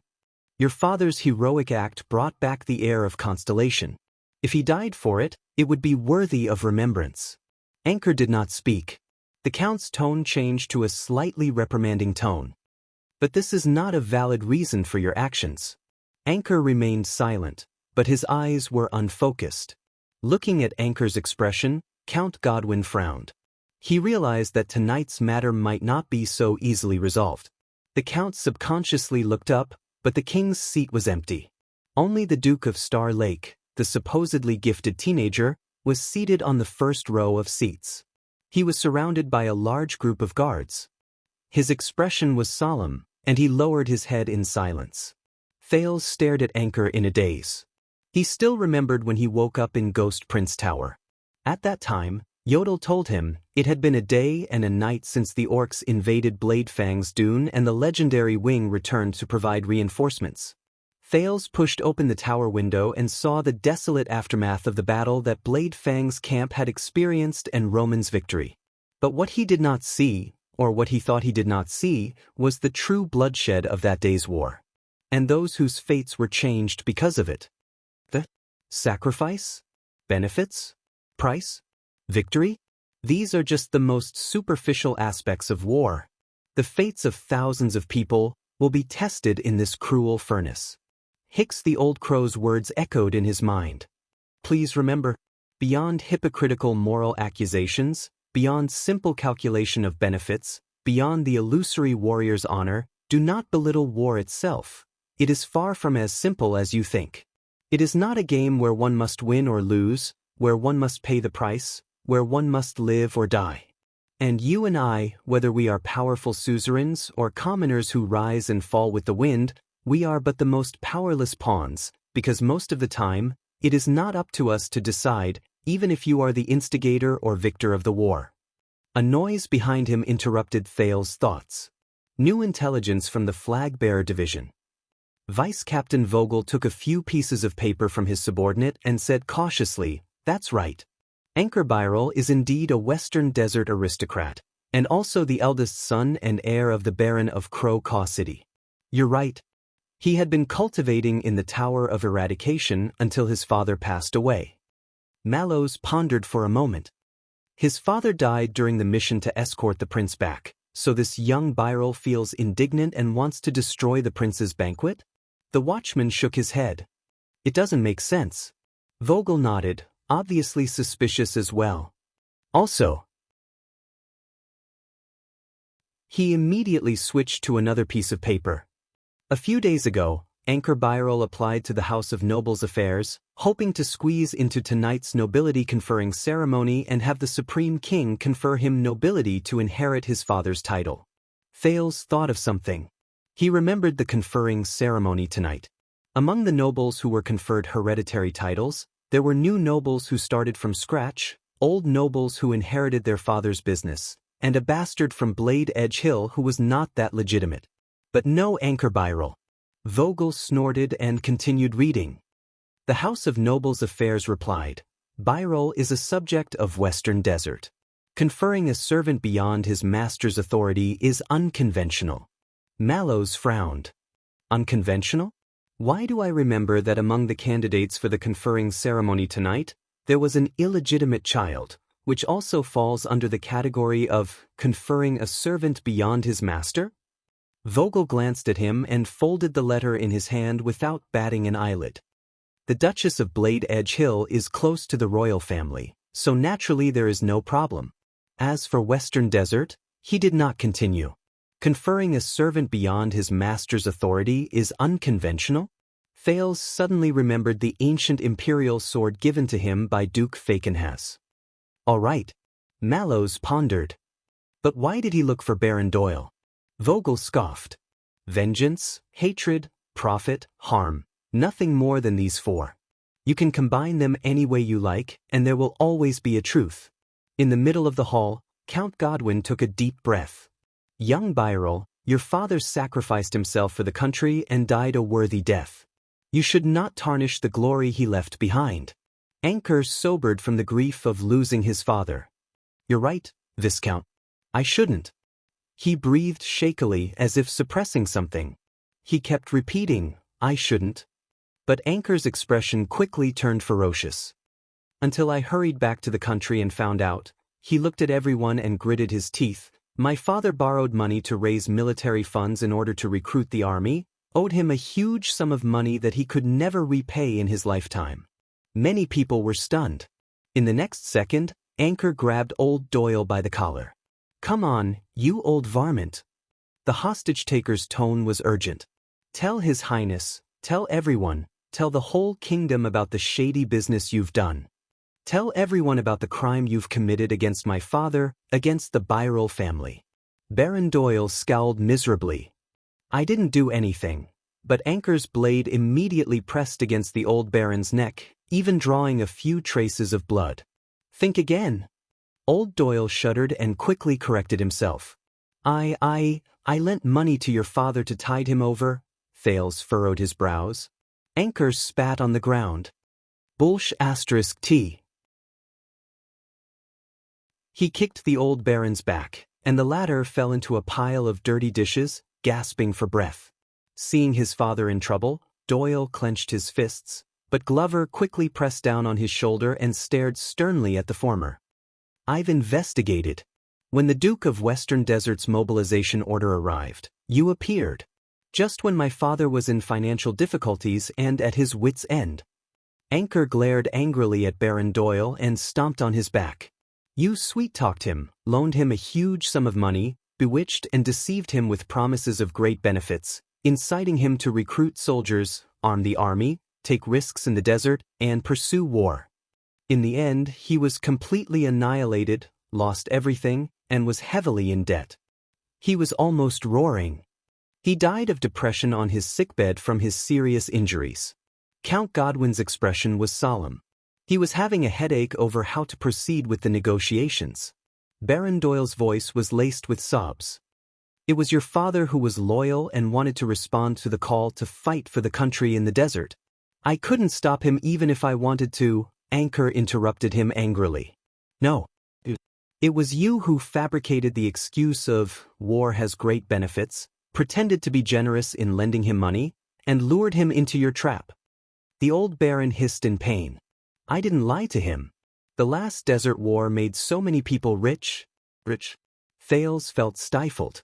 He remembered Blade Fang's camp, the Fakenhas soldiers who plucked at the entrance of the camp and collected tolls, and the large pile of goods that Tormorden had intended to smuggle out. Anchor laughed sarcastically. You mean those war merchants? He loosened his footsteps and pulled the old baron up again, making him face everyone in the banquet hall. Those vampires who somehow knew that my father was going to mobilize for war and took the opportunity to sell him supplies? Half of them are in cahoots with you, and even in partnership. You've been colluding with each other for a long time. Baron Doyle seemed to have experienced the interrogation method of the person in front of him, and he quickly replied, We have business dealings, it's normal to know each other, shut up. The hostage-taker stared at the old baron with resentment, his words heavy with pain. You took advantage of my father's generosity and lack of financial knowledge, used trap-ridden grammar and dazzling numbers to trick him into signing an unfair contract, and owed him several times the original debt. Old Doyle seemed to have resigned himself to his fate. He tried to squeeze out an understanding smile. It's a loan. How can there be no interest? And you're of noble birth and have a large business, so it's understandable that the interest is higher. Anchor suddenly reached out and grabbed the hair at the back of Baron Doyle's head, forcing the latter to look up. As the Baron hissed in pain and his wife cried out involuntarily, Anchor gritted his teeth. But in the deliberate trap of your contract, the unpaid debts were mortgaged using the land and population of Crow Caw City. Land, population. The crowd exclaimed softly. No. Old Doyle refused to relent despite the pain. As for the collateral, these are the terms of the contract witnessed by the authoritative accountant of the Royal Family Bank. It's only right to repay a debt, unless you plan this. Anchor roared. Unless you lent out the debt for the day when he failed in his expedition and was in debt, unable to repay, and had to cede his land. The next moment, Anchor suddenly turned around and raised his sword, the tip of his sword sharply pointed at a guard who was looking for an opportunity to ambush. He forced the latter and his imitators back to a safe distance. This is absurd. The old baron's voice was shrill in his defense. Could it be that I'm certain that he will lose? Did I know that the orcs would attack the camp? Fales had a thought. Was certain that he would lose, knew that the orcs would attack the camp. The Duke of Star Lake frowned. Unfortunately, there were people who knew about these 2 points. And the Doyle family. Fales subconsciously glanced at Doyle beside him, the highest rank among the vassals directly under the royal family, the 7 Jade Star attendants. Obviously, Anchor was not satisfied with the Baron's words. Stop playing dumb. I know it very well. The hostage-taker raised his head and said loudly to the guests in the hall, Old varmint, you've extended your evil claws into the western desert, into our Crow Caw City a long time ago. Our families belong to 2 different places, but we share a border. Over the years, you've used your geographical advantage to coerce, seduce, and plunder. You've colluded with some of my father's vassals and corrupt officials in Crow Caw City to conspire against the law for a long time. Anchor said angrily, those scum defected to you behind my father's back, illegally sublet the tenant population, privately allocated land, concealed taxes, and made the farm laborers in Crow Caw City work for you. And all of you worked together, even the transportation route from Mirror River to Crow Caw City, across the central western desert, has long been built. Old Doyle wanted to defend himself, but Anchor's grip was getting stronger, forcing him to close his eyes. He could only moan in pain. So, my father could only watch as his territory dried up, his harvest decreased, and he became more and more impoverished. Hearing this, the old baron could no longer bear the pain. I'm renting the land with them. It's a voluntary arrangement. Your father knows, but Anchor roared again. Knew my ass. His blade pressed against the baron's neck.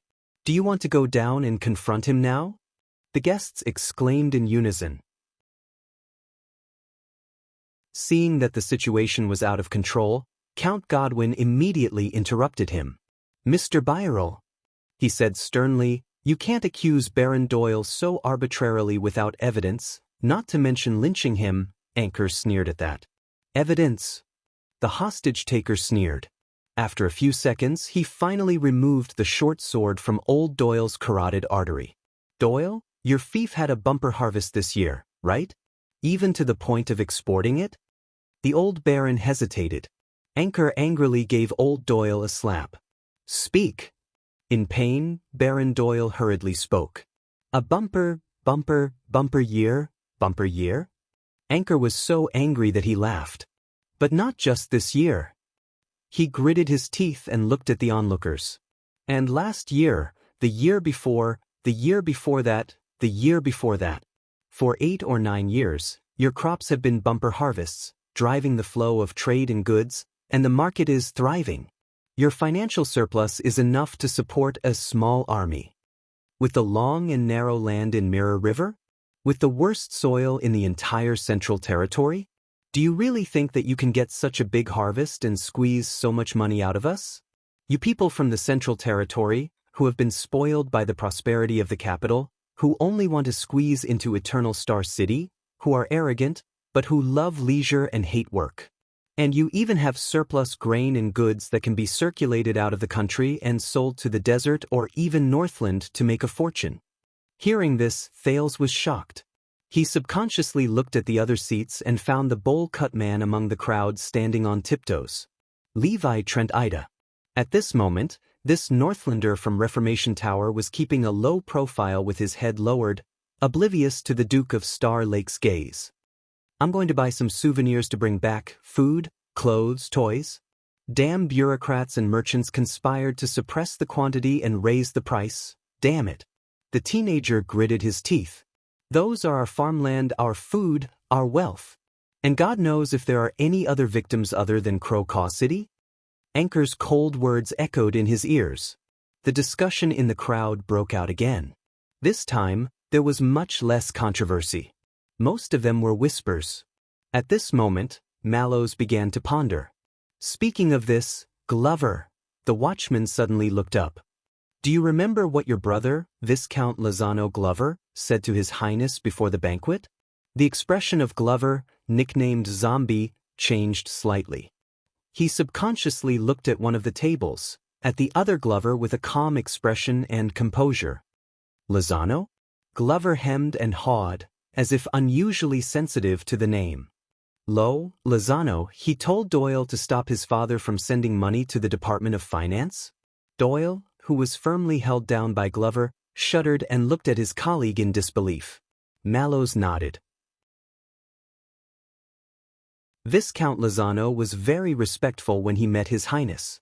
He didn't even have time to talk to his half-brother. Why did he look for Doyle and bring up this internal matter of the Department of Finance? Just to badmouth the Doyle family? Doyle was stunned, while Glover's expression became very unpleasant. I remember now. Zombie recalled and his face turned pale. Lozano also told Doyle that even if he sent money, he couldn't avoid this year's land settlement and tax inspection. Land settlement. Thales took a deep breath and focused his attention back on the center of the venue. Anchor waved his short sword and sneered. So, old varmint, how long did you originally plan to do this? Do you intend to keep it up? Since it benefits yourself at the expense of others, why not? Old Doyle was about to cry. I said it wasn't, the hostage-taker interrupted him. But you didn't expect it. 6 years ago, in the face of Extet's war crisis, the feudal vassals complained incessantly during the national conference about financial difficulties, lack of food production, difficulty in recruiting soldiers, difficulty in expeditions. So once the crisis was over, King Kessel made a bold move and reenacted the land measurement order from King Aidie's era to revitalize agriculture and encourage production. Anchor's smile sent a chill down old Doyle's spine. Now, according to the decree, the buffer period has passed and the deadline for land settlement is approaching. You can no longer deceive and deceive. Many people in the hall started whispering again. Seeing that the settlement was imminent and the fire was burning, you didn't have the time to make a long-term plan, but you also couldn't bear to cut off your source of wealth and abandon your tail to survive. Anchor's words seemed to be biting the tip of his tongue, causing blood to flow. You could only rush to use the simplest and most economical method to get this done, and make it an irrefutable case. Anchor's gaze turned gloomy. For example, my father's debt contract. Next to Thales, Mallows sighed slowly. Viscount Lozano works in the kingdom's Department of Finance. Whether it's bribery, food production, taxes, or land, he must have noticed the hidden dangers in the Mirror River district. The words he said before the banquet were actually directed at the Doyle family, who are also part of the 7 Jade Star attendants. But at this moment, another voice interrupted him. Not just that. The watchman and vice captain looked up in unison and were surprised to see the person who spoke. He didn't just say that, Thales said absent-mindedly. Vogel narrowed his eyes. What? According to my royal etiquette lessons these days, Glover is a vassal of the Jade Star royal family, and I am the Duke of Star Lake come heir to the throne, and his future lord. Thales looked at the center of the hall, at Anchor, who had successfully stolen the prince's limelight today. Regardless of status or affiliation, our interactions should have been initiated by me or Viscount Lozano, and after receiving permission, he should have come to see me. But, Mallows raised his eyebrows as he recalled. But he unusually and vaguely invited you to lower yourself to his mansion in East City District. Thales nodded with a heavy heart. That was Viscount Lozano's reminder and warning to me. But we didn't understand. Doyle shuddered again, his face showing remorse. The prince did not continue but sighed. And I reckon Lozano didn't expect this hidden danger to flare up so fiercely and so quickly. He can't even afford to wait for a meal. Thales shifted his gaze and noticed that the attitudes of the 7 Jade Star attendants had become increasingly grim. Patterson, the oldest, was biting his lip, panting and glaring. Stone and Adrian were expressionless and silent, observing the situation. Lady Eleanor seemed to have only her son left in her world. Lozano, who had warned them earlier, was staring down at the table, seemingly indifferent to what was happening. But in the entire hall, as Anchor's narration became clearer, many people could not help but look at the composed Duke of Star Lake himself. The problem is, sensing their gazes, Thales felt a slight headache. How are we going to clean up this mess? Vogel snorted softly. It doesn't matter, Your Highness. The vice-captain looked disdainfully at the resentful Anchor. He's putting on an act in public, all for the sake of pleasing the crowd with your name and the banquet's name, to publicize his family's situation, and to create big news. When he's done with his nonsense and achieved his goal, Your Highness, you can then console him with words of comfort, and he won't have any reason to continue putting on an act. But there's one thing. No matter how that fellow induces you, no matter how extravagant his words are, you will never pass judgment, take a side, or show any inclination towards either side, even if it's just a smile or an eye roll. Thales looked up. Either side. Vogel looked at him. This time, there was only sternness left in the vice-captain's eyes. Either. As for the rest of the investigation, interrogation, trial, and conviction, that's the matter of the court, the Nobles' Affairs Council, and even the Imperial Conference tomorrow. This person's actions, other than increasing the topic of conversation at tonight's banquet, will not damage your reputation. Thales pursed his lips, but Mallows, who was beside him, frowned. At least let the sniper team be on standby, right? Vogel glanced at him without saying a word. In the hall, the confrontation between Anchor and the old Baron was still ongoing. You and those scumbags under my father, you conspired and worked together from both inside and outside, waiting for the lone deadline to arrive, and forcing my desperate father to cede his land.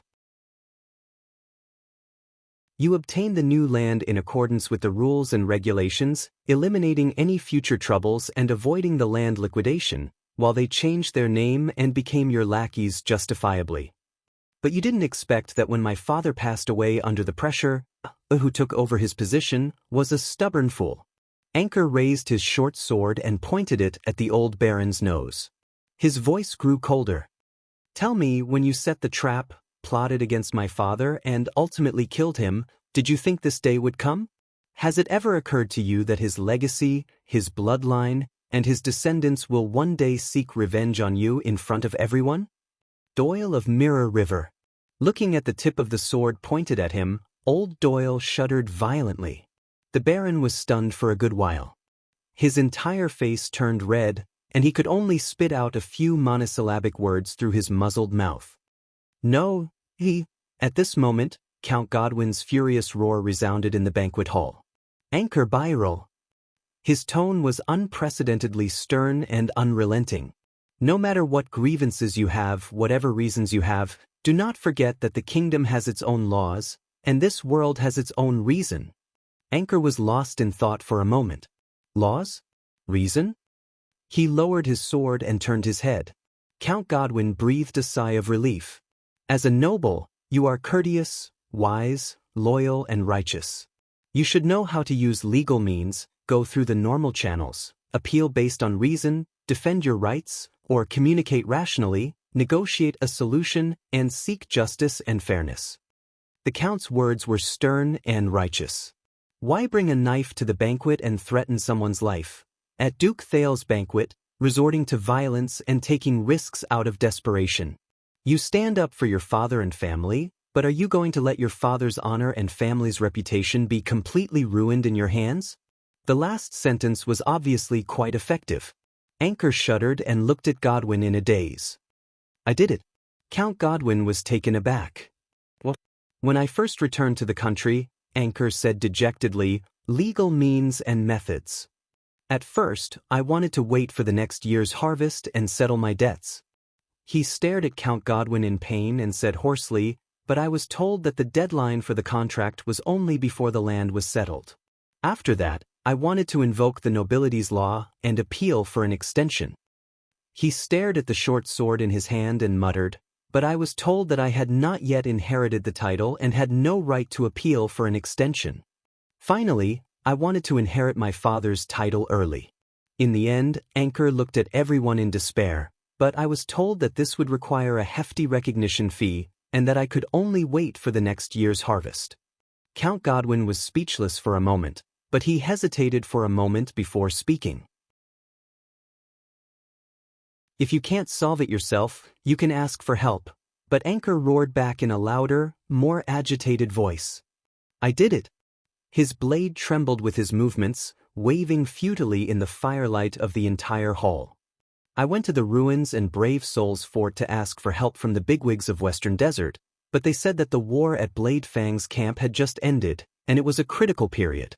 They did not want to offend the vassals of Renaissance Palace, and said that this was a private matter between us and Doyle, and that they had no right to intervene.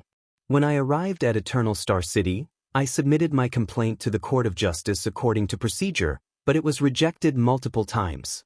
A secretary who had been paid told me in secret that the Doyle family had just gained the favor of the Duke of Star Lake, and that Mindy's Hall was of great significance. They could not afford to offend them. When I arrived at the Nobles' Affairs Chamber, I wanted to inherit the title on a special basis, but they told me that the prince had just returned, that the kingdom was thriving, and that everyone was living in hope. So, don't spoil the fun with your own trivial matters.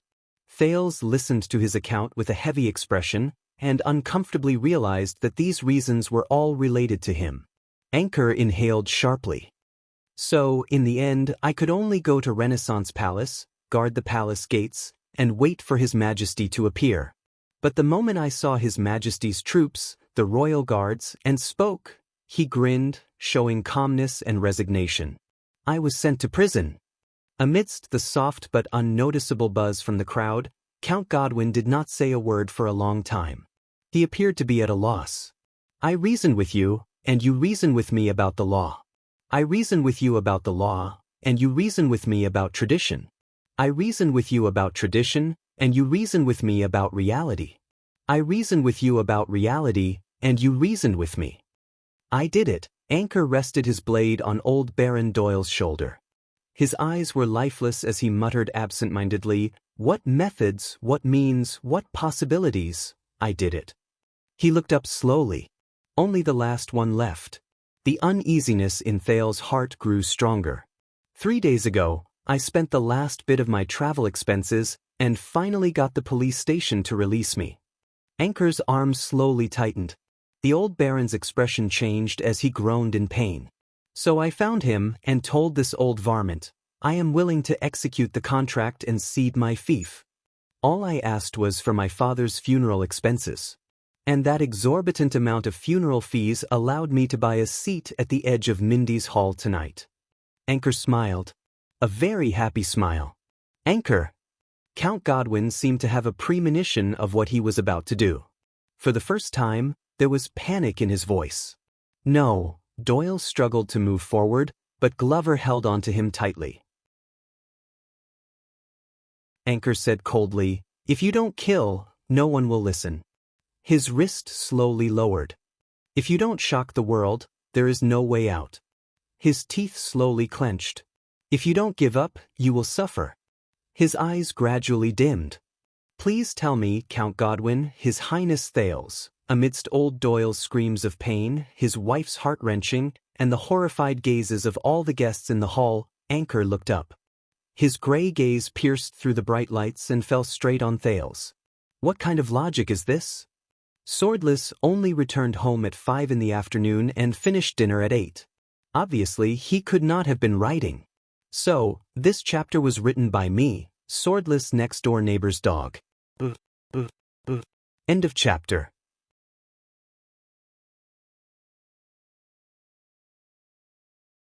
Chapter 556.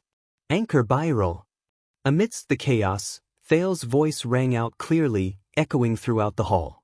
The Duke's words carried a lot of weight. The entire banquet hall fell silent. Anchor's long sword stopped at old Doyle's neck, leaving the Baron panting nervously.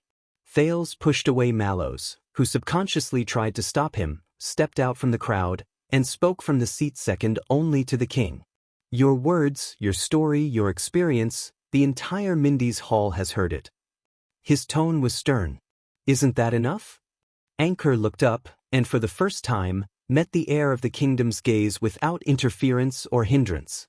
So, Your Highness, are you going to be like everyone else, using perfectly valid reasons and excuses to obstruct the justice you deserve? So, your past, your reputation, including your opening speech just now, are all lies? Mallows and Vogel looked at each other, exchanging only worry and apprehension. Thales could feel that at that moment, everyone's gazes were focused on him without the slightest scruple. Whether it was guardian dukes like Zayn, Koster, Val. 7 Jadestar attendants and Central Territory dignitaries like Viscount Adrian and Lady Eleanor. Or the king's loyalists and new nobles like Count Godwin and Viscount Kenny. And all kinds of conscripts, officials, chiefs, and other distinguished guests from all walks of life. Their gazes were like boulders weighing down on his vocal cords.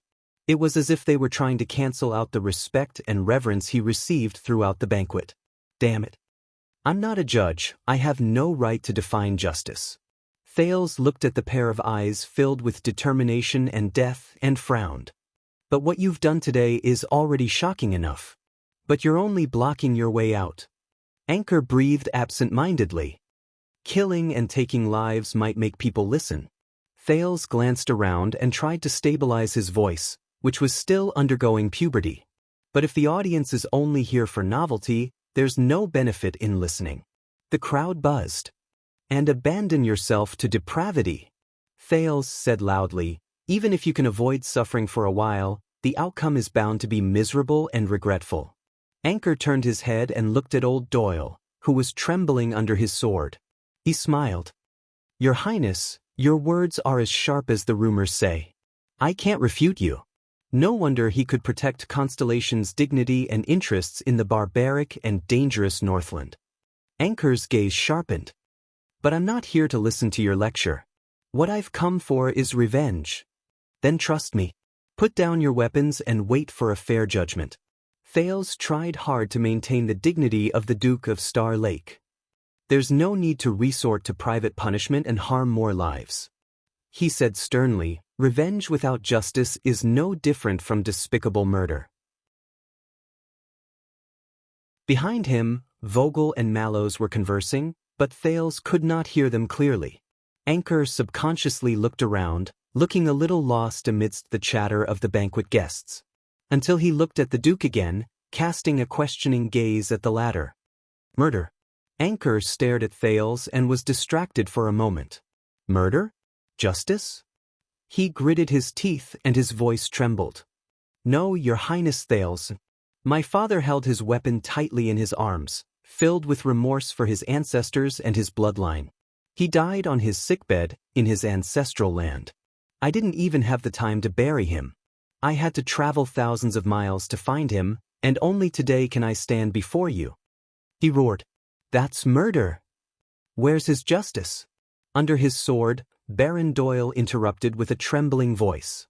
I didn't do anything. Your father died of his own illness. Anchor turned his head abruptly, frightening the Baron back into his stomach. After you took everything away from him. After you used despicable methods to make use of merchants, Anchor shouted at the top of his lungs. After you forced him into a dead end. Thales reached down and stopped Mallows from sending someone to pull him back into the group. Anchor roared. Everyone open your eyes and see. How is this trap and humiliation any different from murder? The crowd erupted. The chatter became more chaotic, but the focus of the discussion was different. Baron Doyle trembled. Seeing that the situation was unfavorable, he struggled to speak. Your father had no money, so I lent it. He mortgaged his land, so I accepted it. Doyle, on the other hand, watched nervously as his father defended himself under Glover's restraint. Your people had no work to do, no food to eat, so I hired laborers and paid them wages. What's wrong with that? This is the suzerain's normal operation. You should open your eyes and see how many years it's been. Old Doyle closed his eyes, trying not to look at the sword that terrified him. The entire kingdom, from the center to the blade, be it the East Sea or the South Coast, how is it not so? As soon as he said that, the crowd broke into an uproar. Count Godwin tried his best to maintain order, but with little success. Thales frowned. And Anchor, who held the Baron's life in his hands, was even more furious. Damn it, Western Desert is not. His roar shook the entire Mindy's Hall. Crocaw City, where I was born and raised, is not. The noise from the guests grew louder and louder. The guards had to work harder to separate the people who were standing closer and closer. Until, at the Duke's table in the distance, Coster Nanchester opened his single, sharp eye. Neither is the land of cliffs. He looked at the shackled Val Arund, who was still drinking by himself under the strict guard of the royal guards. He was obviously in a good mood. And the Northern Territory. The one-eyed dragon Duke let out a long sigh. His words reached everyone's ears. In the past, the entire kingdom was not. The 7 Jade Star attendants had different expressions. Duke Zayn raised his eyebrows, looking amused. Thales clenched his fists and glared at the ruler of the Land of Cliffs, who was fanning the flames. But Coster only looked at him from afar and shook his head slightly. This made Thales feel puzzled. The guest discussion slowly quieted down, leaving behind an indescribable sense of solemnity and caution. Encouraged, Anchor's eyes rekindled with hope. That's right. Young Byrrel clasped the Baron's shoulder and pointed the tip of his sword at the top of his head. Don't all of you feel the same way about this? Seeing that he had caused trouble, Baron Doyle had no choice but to shut up. Damn it, he came prepared. At the back, Vogel watched the changes in the guests' expressions and was exasperated. He turned this case into a confrontation between His Majesty and Western Desert, between the central government and the local government. But Mallows only shook his head. Thales knew that he could not allow the situation to develop. His rebuke echoed throughout the hall. Then prove it. Anchor Byrrel, if you think you're doing the right thing, then prove it to me. You're here for justice for your father, and not just for momentary pleasure and self-satisfaction. Anchor looked at the Duke of Star Lake again. Pleasure and satisfaction? The hostage-taker took a deep breath. I'm here because I believe in you, Your Highness. Thales had a thought and said cautiously, Me? Anchor put on a respectful expression and knelt on one knee, but his left hand did not leave Baron Doyle's shoulder blade. Personally, Your Highness. Your adoptive father, Lord Mon, was born in Western Desert and served His Majesty loyally for many years. My father and him were schoolmates and fought side by side in the Desert War. Our friendship runs deep. Thales' breathing stopped. And the Byrrel family once risked their lives for you, opening the way for your return. You quelled the war in Bladefang's Dune, and your reputation spread throughout Western Desert, becoming a legend. Anchor's eyes were bright. The legendary wings served by your side, the four-eyed skull gifted you a treasured sword, the Chroma family sent you 1,000 troops, and even the famous Black Lion of Brave Souls Fort traveled 1,000 miles to lead the way for you. The guests started discussing again. It was the first time many of them had heard such first-hand information. Thales' expression did not change, but he sighed internally. He just realized that the weight of the treasured sword gifted by Fakenhaz was indeed extraordinary. Officially, Your Highness. You left the country for 6 years and went north as a hostage, sacrificing yourself to protect the people. When you defended the dignity of the kingdom, the Northland barbarians dared not oppose you. As Thales listened to these words and felt the gazes of countless people back and forth between him and Anchor, he felt very uncomfortable. You personally experienced the perils and witnessed the most legendary succession of Extet's throne. The Northland barbarians see you as an enemy, but the Constellations worship you as a hero. Anchor became more agitated as he spoke, and his voice became hoarse in the end. Your Highness, your glorious deeds in Northland prove that you are a rare new trend in the kingdom. You are the last hot-blooded hero of the great empire in this inherited kingdom. Everyone is looking forward to your return. Including me. And my father. As soon as he said that, discussions broke out again. But the smart ones kept their mouths shut and remained silent. The only consensus was that everyone was looking at the Duke of Star Lake. In a place where no one could see, Thales clenched his fists. In Extet, in Dragoncloud City, he was living under someone else's roof. The Northlanders looked at him with either hatred and hostility, or vigilance and disdain due to proper etiquette. Nicholas was a representative of the former, Regent Leaspan was a manifestation of the latter, and the officials of Dragoncloud City were even more unbridled. That was not a good feeling. In the past 6 years, Thales preferred to stay alone in the library, or in a corner of Heroic Spirit Palace, reading, sleeping, or even in a daze. Even Waya was sent 20 meters away. He used to think that was bad enough.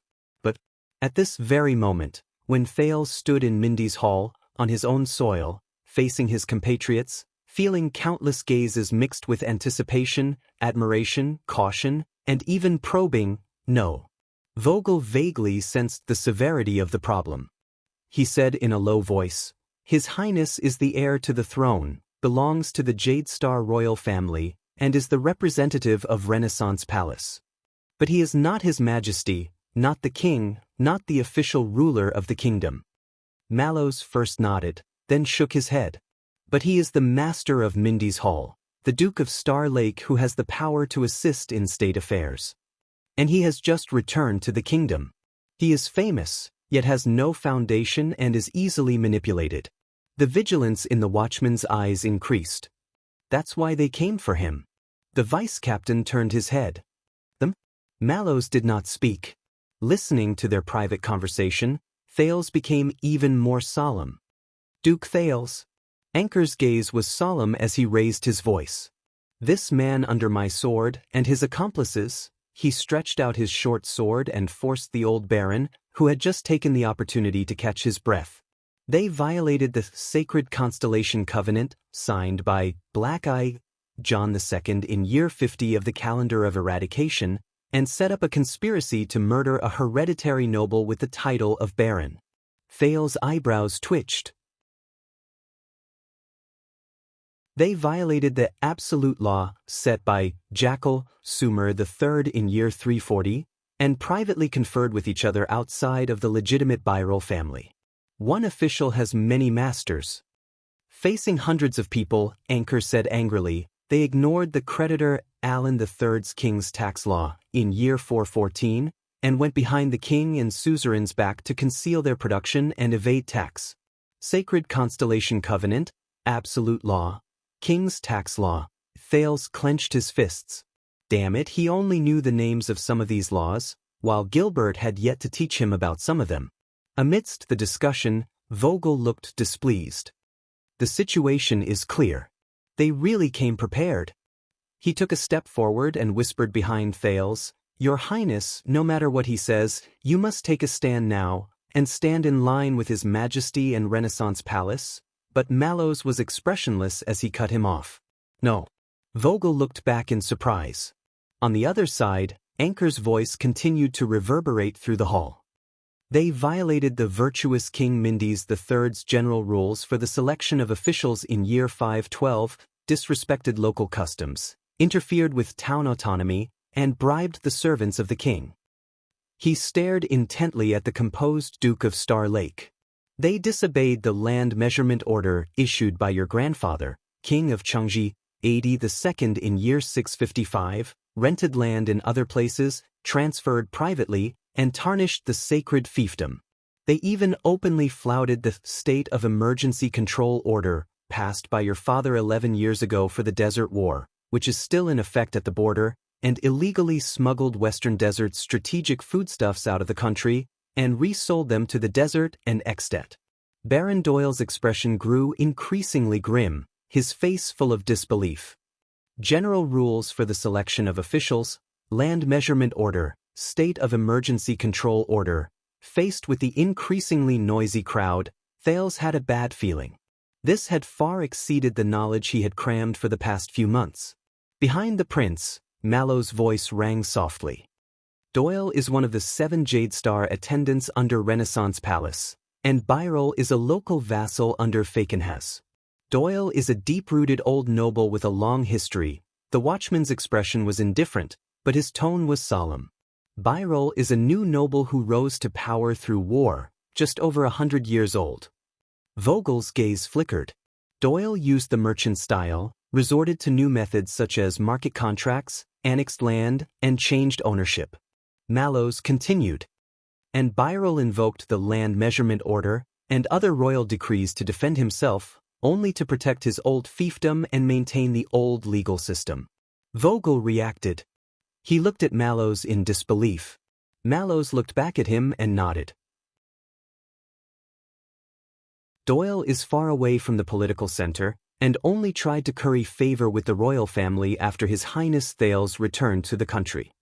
And Byrol boldly bypassed the Duke of Western Desert, entered Eternal Star City, and asked the central government of the kingdom to adjudicate local affairs. After the royal guards thought it through, their expressions changed drastically. Mallows sighed softly. Can you imagine how many people, how many things, and how much stake are involved in this? Who represents the central government, and who represents the local government? Who is the new order, and who is the old legal system? Who is upholding the royal government, and who is subverting the kingdom? Can anyone say for sure? Mallows looked towards Anchor, who was standing in the middle of the hall, loudly listing the crimes of his enemies. This is no longer as simple as choosing one of the two. New and old, monarch and vassal, father and son, central and local government, financial and local laws, governing methods, countless factors are involved, constantly intertwined. It's not something that can be resolved by choosing a side. As Thales listened to his personal guard captain, he felt his body stiffen. Any choice and solution are mutually beneficial and difficult to be perfect. Just like flour and sand mixed together, you can't possibly keep it pure and single out one. This is politics that's more typical than typical. The watchman's face was once again covered in solemnity, no longer calm. Those who set this trap, no matter who they are, Mallows said softly. They're all ruthless characters. In the middle of the hall, amidst the mess, Anchor slowly got up and stood upright. It was as if, at that moment, he was the master of the entire hall. Everyone, their evil intentions are unforgivable, their crimes are intolerable, their actions have shaken the rule of the throne and the foundation of the kingdom. The hostage-taker paused for a moment and turned to stare at Thales. But you're right, Your Highness. Anchor retracted the despair and defeat in his eyes, replacing it with determination and decisiveness. Don't worry, I won't commit murder at your banquet. Anchor removed the tip of his sword from the old baron's shoulder, allowing the latter to breathe a sigh of relief. That's not the Byrol family's teachings. Thales said solemnly. Then what are you doing? What else do you want? I said, Your Highness. Anchor smiled as if he had seen through the ways of the world. Revenge. Or as you put it, justice. Thales' heart skipped a beat. Behind him, Mallows turned his head anxiously. Has the messenger we sent to Renaissance Palace reported back? Prime Minister Cullen? Count Casso? Or Sir Kirkman? Any of the important figures in the Imperial Conference? In the current situation, they can only endorse and make decisions. The guards looked at each other. Only Vogel shook his head gloomily. Count Casso left early due to his alcohol tolerance. The Minister of Finance followed suit, and the Prime Minister was one of the first to leave. Besides, even if His Majesty was here, Vogel shut his mouth and kept his next words to himself.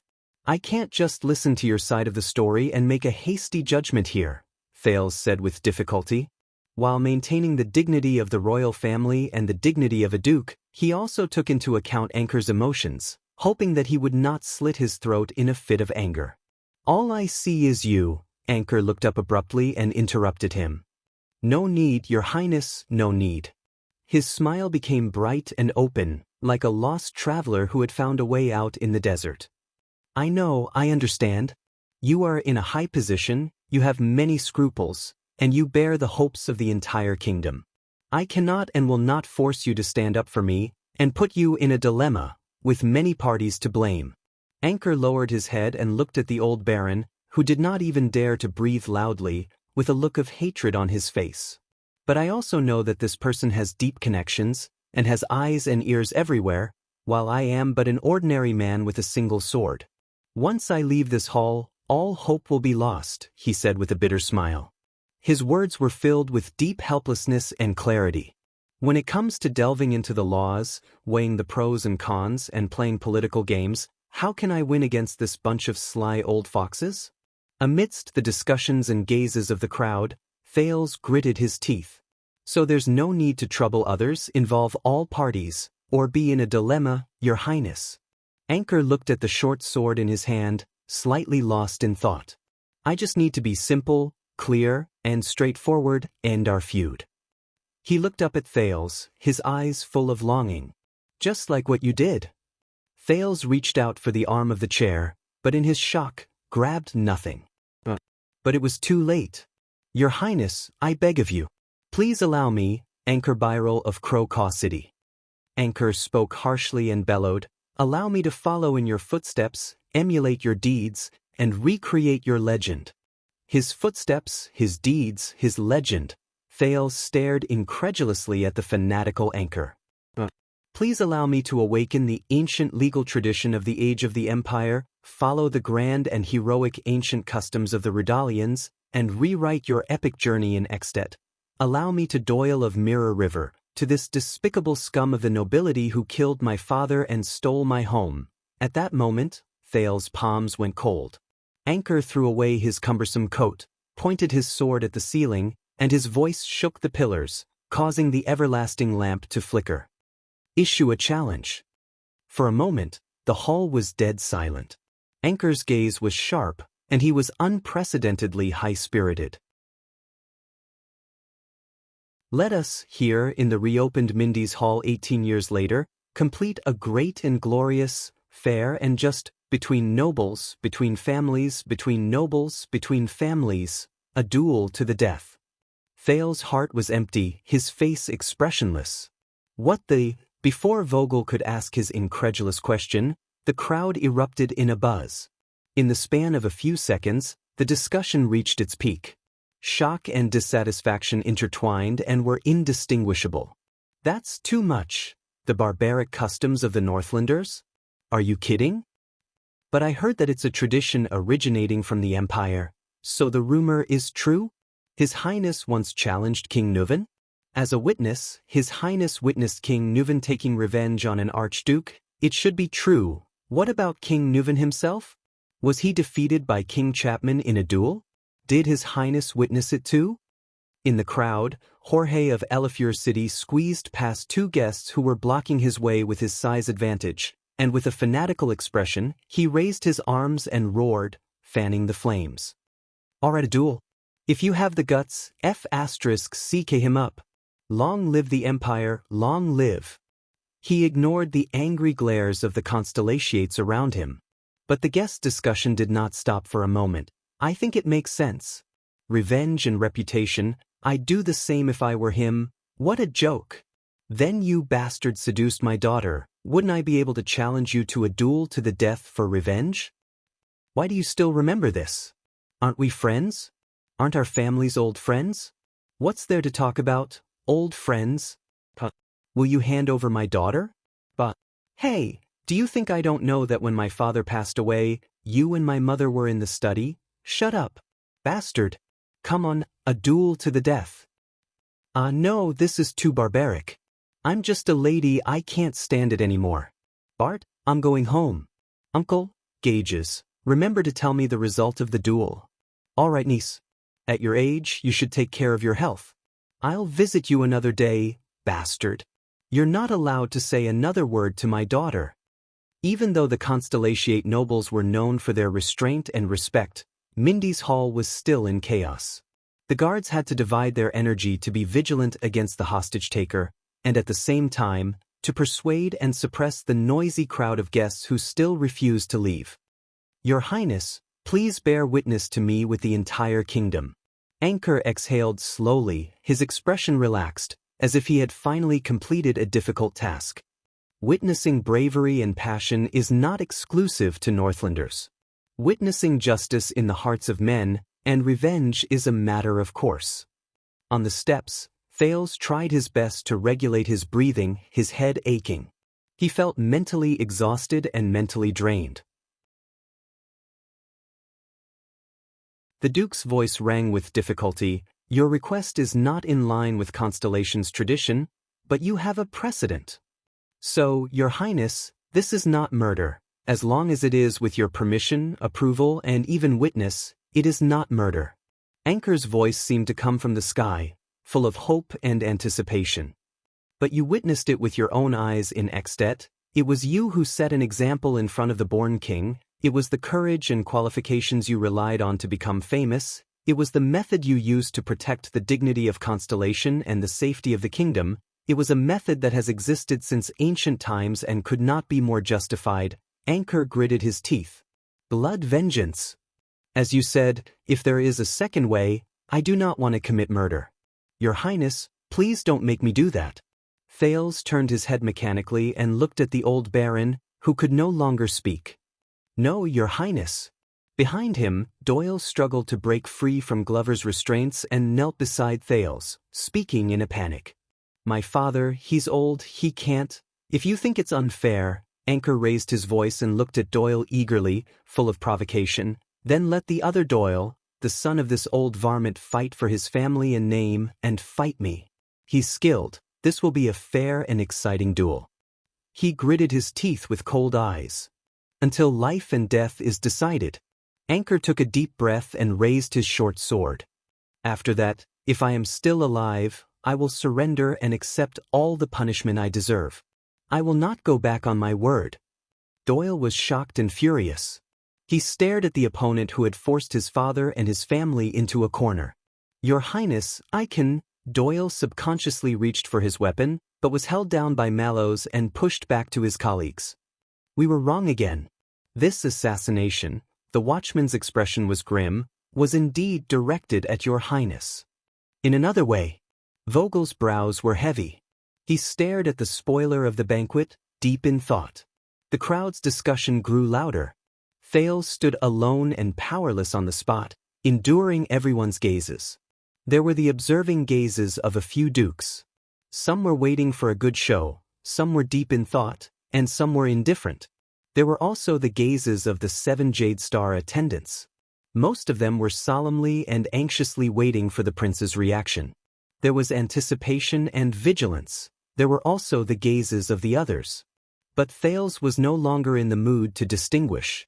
At this moment, the conversation between him and Gines not long ago rang in his mind. So, they can still eat me? No. But they will tear you apart. Even if I am the king's son, the heir to the kingdom? Thales pressed his forehead. That's right. That's why they're gentle and courteous. Tear you apart. Tear me apart. Amidst the endless noise, the prince inhaled absent-mindedly, closed his eyes and sighed. So, please bear witness to our duel, Your Highness. Anchor faced death calmly, but he was overwhelmed with emotions. Just like what you experienced in Extet as the Prince of Constellation. He said with relief and satisfaction, after that, I will have no regrets no matter what the outcome is. Anchor Byrel, the man who single-handedly disrupted the banquet of Thales' return, took a deep breath and his voice pierced through the crowd. Because I believe that you are the hope of this kingdom. If the present and the past cannot be changed, at least in the future, you will definitely be better than your father. Anchor's eyes were bright. His voice was unique and clear amidst the incessant chatter. Better. At that moment, It was as if Mindy's hall was a well-trained performance team, and a conductor had just made a gesture, causing the noisy chatter in the hall to disappear. Mallows closed his eyes deeply. "Oh no. I believe, just like many people believe, that you will be better than him." Anchor took a step forward, looked at everyone, and raised his voice. "King of Constellation." Thales tensed up. In the span of a few seconds, from dukes to counts, from guests to guards, no one dared to speak. No one even dared to breathe loudly. Everyone fell silent. In the next second, the chatter started again. But it had completely lost its previous arrogance and ease of watching a good show. They became restrained and nervous, like a low, heart-wrenching whisper.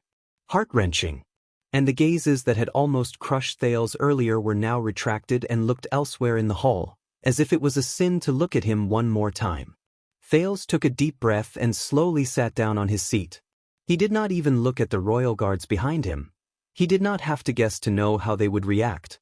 Discussions, gazes, emotions, they filled Mindy's hall to the brim, leaving no space. Only an inch of space was left for the master of the hall to stand on. Like a vacuum. But Thales did not feel relaxed at all.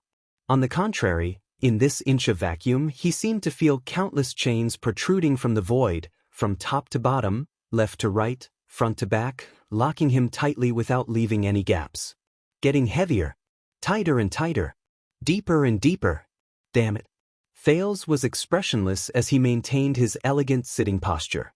Only his nails dug into his palms. "Your Highness." Anchor pulled the pained old baron to his feet and said eagerly, "That's right." For a moment, Thales missed the days when he was a hostage in Northland. King Duel.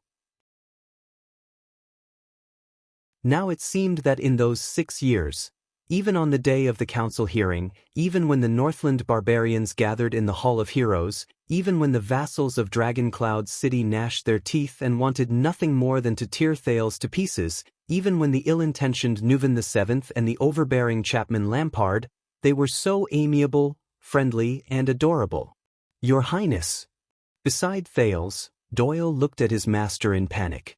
There was a pleading tone in his voice. "Your Highness, Prince Thales? Your Grace? Can win.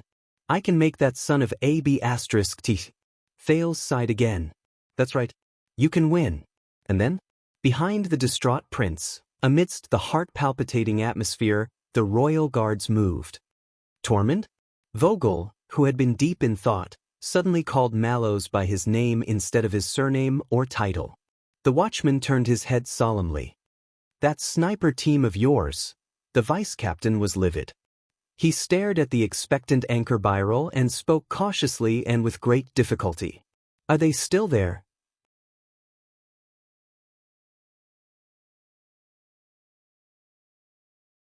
Chapter 557. No. After Vogel suggested his idea, Mallows flatly rejected it. "It's too risky to snipe him now." Vogel frowned. "You were the one who suggested it first, and now you're changing your mind?" Mallows shook his head. Now he has a legitimate reason to ask His Highness to witness the duel in the name of revenge. Vogel scoffed in disdain. "Legitimate my ass." In front of them, Thales was still staring fixedly at the hostage Anchor. His thoughts were in a mess. What to do? Reject him, allow him, kill him, convince him, what a mess. Byrel.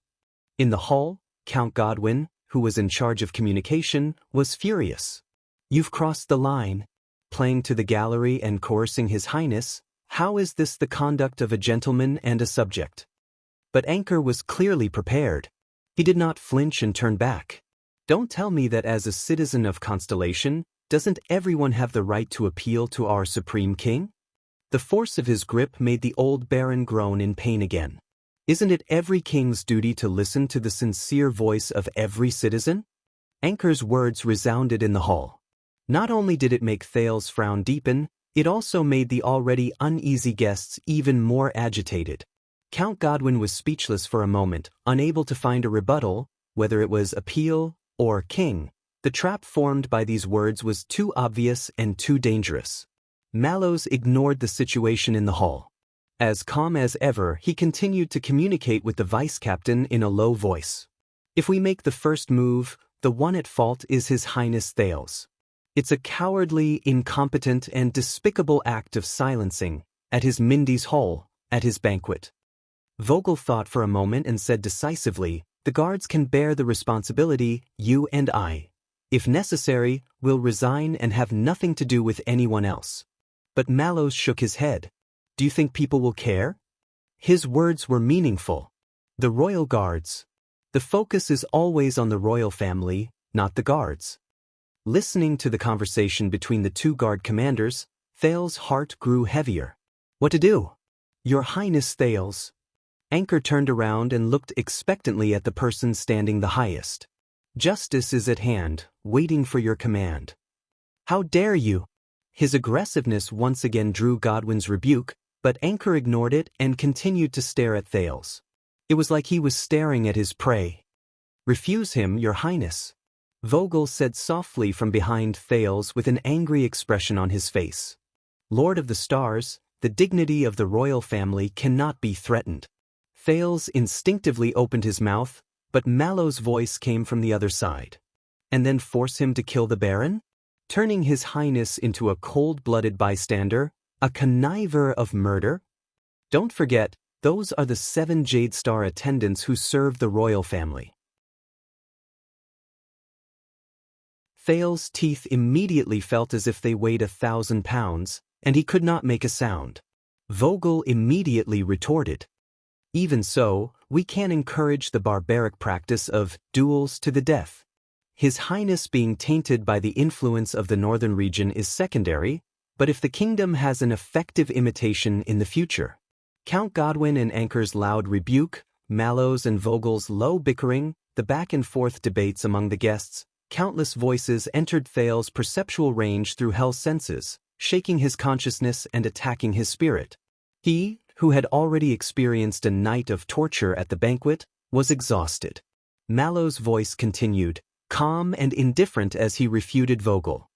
"No matter how vile and backward this custom is, it is also His Highness' method of resisting King Nuvan. It has become a legend, a symbol. To deny it now, that was a misunderstanding." Thales was mentally and physically exhausted, his face expressionless. Back then, he was just scaring the Northland barbarians, but Nuvan never. Why does it seem like he really fought the Born King? Thales sighed heavily in his heart. Back then, why did he challenge King Nuvan to a duel? God knows how much he regretted it. Also, who was the one who spread this news? Back then in the Hall of Heroes, were the Ekstedt Archdukes present so tight-lipped? There was a small commotion among the guards. Doyle's expression was twisted as he dragged Glover's shackles and squeezed in front of the two officers. "Please let me duel him, Your Highness, sir." Doyle held Glover down, suppressed his emotions, and stared at the enemy who held his father hostage. "I can kill him fair and square. This is just a grudge between two families." Doyle looked anxious, expectant, and nervous. Vogel snorted disdainfully. Thales' expression was gloomy. "Then you'll be playing right into that guy's hands." Mallows shook his head. Birel died in a glorious duel to avenge his father. What happened to him will be remembered and forgiven to the greatest extent. No one will remember his illegal actions and ulterior motives. His Highness and the royal family will be forced to the teeth of the storm and be accused of abusing power and disregarding human life. In the hall, Anchor calmly and clearly refuted Count Godwin's rebuke. Baron Doyle trembled under his sword. The audience's discussions rose one after another, becoming increasingly restless. Doyle clenched his teeth. Mallows' tone became more solemn. "And he's just someone's tool, a chess piece on the table." "Chess piece? My child, be strong. Don't become a chess piece that can be manipulated and sacrificed at will." Falkenhaz's words came to mind. Thales tightened the muscles on his arms. As for the people below the stage, the hands behind the scenes, Mallows kept the following words in his heart. Perhaps they would take advantage of Birel's death to exaggerate this originally contractual dispute case and elevate it to an unprecedented level, such as the rule of the kingdom. Doyle and Birel. How many similar cases could there be in the entire kingdom? How many different situations were there? How many more examples with similarities and differences that could be used as reference? Mallow's gaze froze. No, it would be given a different meaning and become the fuse for a series of political storms. But Mallow's Thales tried hard to ignore the countless gazes cast on him. He turned his head sideways and spoke softly. His words were tired. He turned his head and spoke softly, his words weary. He's just someone who was forced by the situation to take a risk and stake everything on one throw. Mallows looked at Anchor's burning gaze and narrowed his eyes. So he's stubborn and dangerous, more so than the people behind him. The watchman said gloomily, he's a good chess piece. A good sword.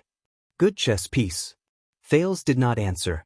He just closed his eyes, feeling even more exhausted. Your Highness. Anchor grew impatient. His urging voice drowned out Count Godwin's rebuke. What's making you hesitate? The offender of the Birrell family took a step forward. While the surrounding guards grew increasingly nervous, he raised the short sword in his hand and pointed it straight at the Duke of Star Lake on the steps. Hesitation towards justice, or confusion towards the Empire's traditions? Anchor glared at Doyle, who was beside Thales. Or is it that you would rather protect your vassals and your personal guards because you are not close to them? Doyle's expression changed. Anger surged. Is there no other way? Doyle's fists were trembling. Glover had no choice but to hold him back. Just let this bastard spout nonsense here, hurt my father, tarnish his highness' reputation. The best way is to strengthen the investigation beforehand and suppress the storm, Mallows said solemnly. Make sure this guy can't speak. Let the guards keep this matter out of the hall. Make it non-existent, whether it's this case or the assassination or kidnapping. Vogel's expression grew uglier, while Doyle grew more anxious. Your Highness. The guest discussion reached a climax once again, with no shortage of heated arguments. Many angrily rebuked Anchor's disrespectful behavior, but the son of the Birrell family was unfazed. He either stood still or raised his voice to refute. Thales breathed in a daze. He felt the nails in his palms prick more and more painfully. At this moment, I've thought of it. Mallows spoke in a low voice, attracting the attention of the guards. There's another way. It can save the Baron's life, and also solve the predicament. Vogel and Thales turned to look at him, but Mallows turned to Doyle instead. Prepare for the duel, Doyle. Doyle responded instinctively, but was startled when he came to his senses. Yes, sir. Mallows' expression was as indifferent as ever, but his tone gradually turned solemn. But, Vanguard Danny Doyle. He rarely called Doyle by his full name, which made the latter nervous. Listen carefully. The next moment, the watchman's words caused everyone's expression to change. You're going to die. Thales was stunned. Vogel and the guards around him were equally stunned. This duel, Mallows said calmly, but his gaze was fixed on Doyle. You must die by his hands. Thales reacted with a jolt. He was not the only one who reacted this way. What? Vogel looked at the watchman in disbelief. The opponent wants to use public anger to create trouble, so we'll return the favor. Mallows calmly turned around, not looking at Doyle, who was rooted to the ground and in a daze. Doyle accepted the duel, but was killed by his opponent. This way, regardless of the reason, the Birrell family is naturally in the wrong for causing a disturbance at the banquet, using foreign evil methods to brutally kill their own countrymen. Everyone will only remember your family's humiliation, and His Highness Thales being forced to do so. After the incident, the royal family can act as the mediator to uphold justice, occupy the moral high ground, and quell the fallout. Under everyone's astonished gaze, Mallows was nonchalant as he recounted his terrifying proposal. His Highness doesn't know about it. He is impartial. Doyle did not evade responsibility and took it upon himself. End of story. There was silence among the guards. Die. Doyle stood rooted to the ground, unable to regain his senses. Only Vogel got over his initial shock and frowned in doubt. But this way, the Doyle family, the son fought for his father with honor, died in the duel, and preserved the royal family's reputation. Mallows stared at the old baron who collapsed on the ground. The father shirked his responsibility and died of murder, causing the kingdom to descend into chaos. This concerns the bigger picture. They know what to choose. Thales saw Doyle tremble slightly, and he looked absent-minded. It was as if the former Doyle had disappeared. No, Thales said subconsciously. There must be a better way. But at this moment, neither Vogel nor Mallows seemed to care about what he said. But after that, Vogel folded his arms, as if seriously considering the possibilities and pros and cons of this solution. The 7 Jade Star attendants, their attitude towards the royal family. Doyle raised his head in a daze. There are pros and cons, but that's not something you and I can comment on. It's the consideration of His Majesty and the Lords at the Imperial Conference, Mallows said calmly. It was exactly the same as the day Thales returned to Eternal Star City and suggested for him to stay in the carriage. In the game of chess, Birel is just a pawn, the 7 Jade Star attendants are also pawns, you and I are also pawns. We can only choose the path with the least losses. Thales froze in a daze. Pawns again. Pawns at the mercy of others. Is it worth it? Thales asked softly. But Mallows was still discussing with Vogel and did not notice him. So, Vanguard Doyle, how much do you want to save your father's life, save your family, save His Highness from his current predicament? Vogel asked the speechless Doyle softly. This was the first time he faced Doyle directly and addressed him by his name and title. Doyle shuddered again. But Vogel pressed on. So much so that you're willing to die for it? Doyle looked up. His tone was terrified and his breathing was rapid and uneasy. No one knew what he was going to say. That guy's positioning is lax, Glover suddenly said. Sir, let me circle to the back. I'm confident I can kill him with one strike. Doyle looked at his partner, color returning to his eyes. But Mallows calmly interrupted them. This is the only way. Someone has set up an unsolvable game of chess, and we can only make the most rational and concise choice. The watchman looked at the absent-minded Doyle. Sacrifice the pawn. He then looked at the incredulous Thales. Protect the king. The guards fell silent again. Thales closed his eyes and unclenched his fists. Sacrifice the pawn. Protect the king. Who's the pawn? Who's the king? But in the hall, Anchor was clearly tired of Count Godwin and the rest's pestering and did not want to drag on any longer. Your Highness, is it worth it? Thales opened his eyes abruptly and interrupted him loudly. The Duke of Star Lake spoke angrily, drawing the hall's attention back to him. Is it worth it? The Duke of Star Lake took a step forward and looked at the troublemaker at his banquet with a complicated gaze. His tone was full of double indignation and injustice. Anchor Birel, no matter who instigated you, are they and their schemes worth it for you to willingly become a pawn and exchange your life for it? Anchor was stunned for a moment. Not only him, but the guards were also stunned for a moment. A few seconds later, the hostage-taker laughed out loud. Instigated? Anchor first glanced hatefully at the disheveled old baron, then said coldly, You don't believe it, do you? Whenever something like this happens, you think it's a political conspiracy, an ulterior motive, a scheme of interests? Anchor sneered and pointed his short sword at the crowd around him, causing a commotion among the guests. Just like most of the arrogant, indifferent, cold-blooded, ignorant, self-righteous, and hypocritical fools who think they're smart, self-righteous yet selfish, hypocritical, look on from the sidelines. Thales furrowed his brows.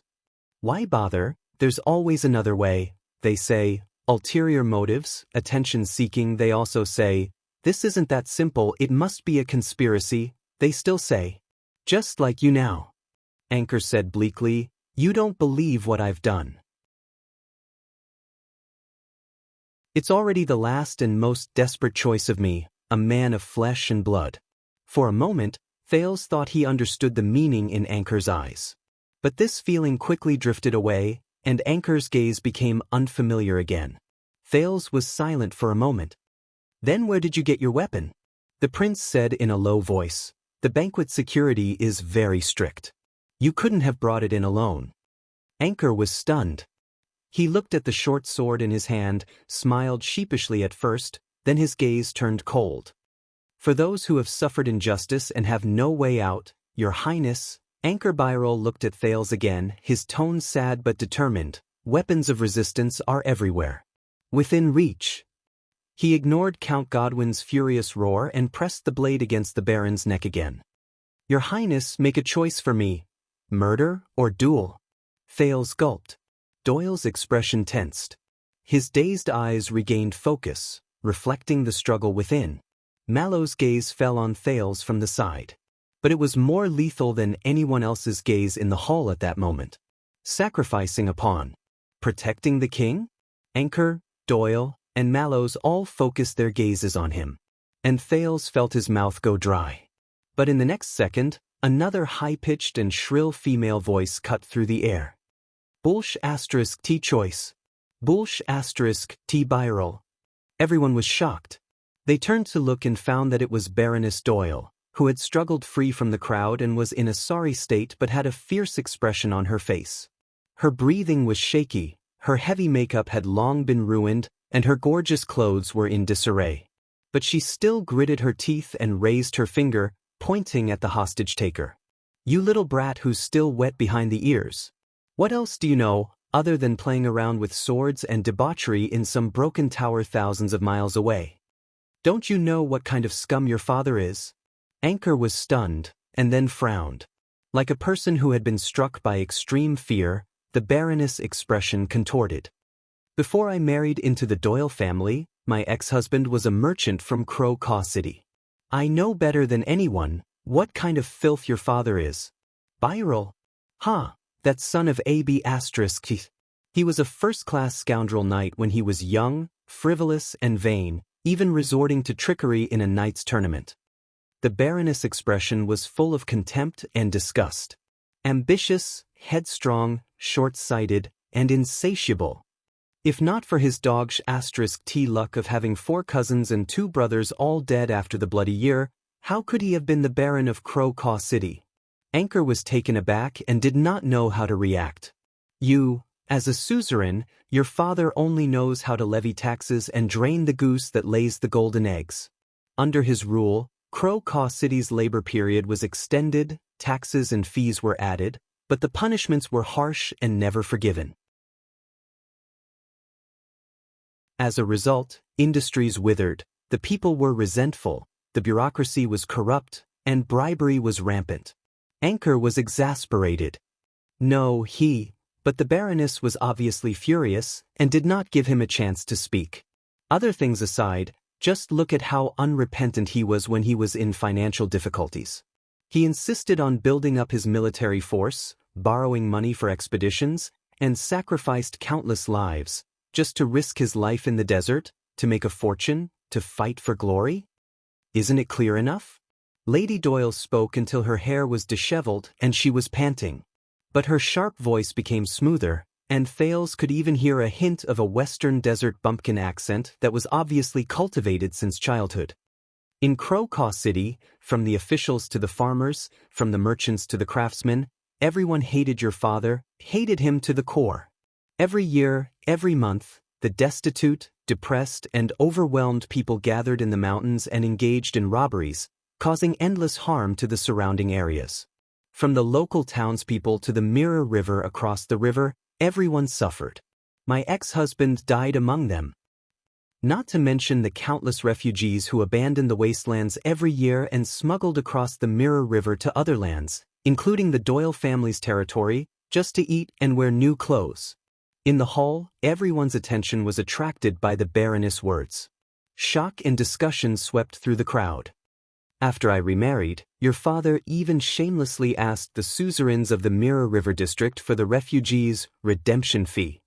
The Baron, my current husband, could only occasionally give him money to satisfy his appetite, and occasionally placate the refugees to return to farming to prevent the increase of robbers from endangering the surrounding areas. And this is what you call Bulsh * T renting a house in a different place. Anchor was shocked and furious, and was momentarily speechless. Mortgaging land in a contract? Damn it, Do you think any noble with integrity in the entire kingdom would mortgage their ancestral fiefdom and population for money without blinking an eye? Do you think the Doyles are the only ones who have lent your father money all these years? Whether it's merchants, nobles, knights, or officials, once the repayment period is up, he'll use the nobility's laws to act shamelessly, threatening to sue the creditors for murdering nobles and privately granting land. He's much more experienced than you in this kind of bullying, treacherous, shameless, and despicable act. Anchor gripped his sword, trembling. His face turned pale amidst the discussion. The Baroness shouted indignantly. In the face of such a shameless suzerain, the Byril vassals were divided, but dared not voice their anger. How much do you think the Baron of Mirror River is like a saint? How generous he must be to make them cry to the heavens and desperately seek refuge with him. In order to escape your father, in order to survive, and even more so for the next generation of children, the people of Crow City thought of ways to survive, and privately banded together to overcome the difficulties. What's wrong with that? Under the astonished gazes of the crowd, the Baroness gritted her teeth and continued. And we, the Doyles, are generous and generous.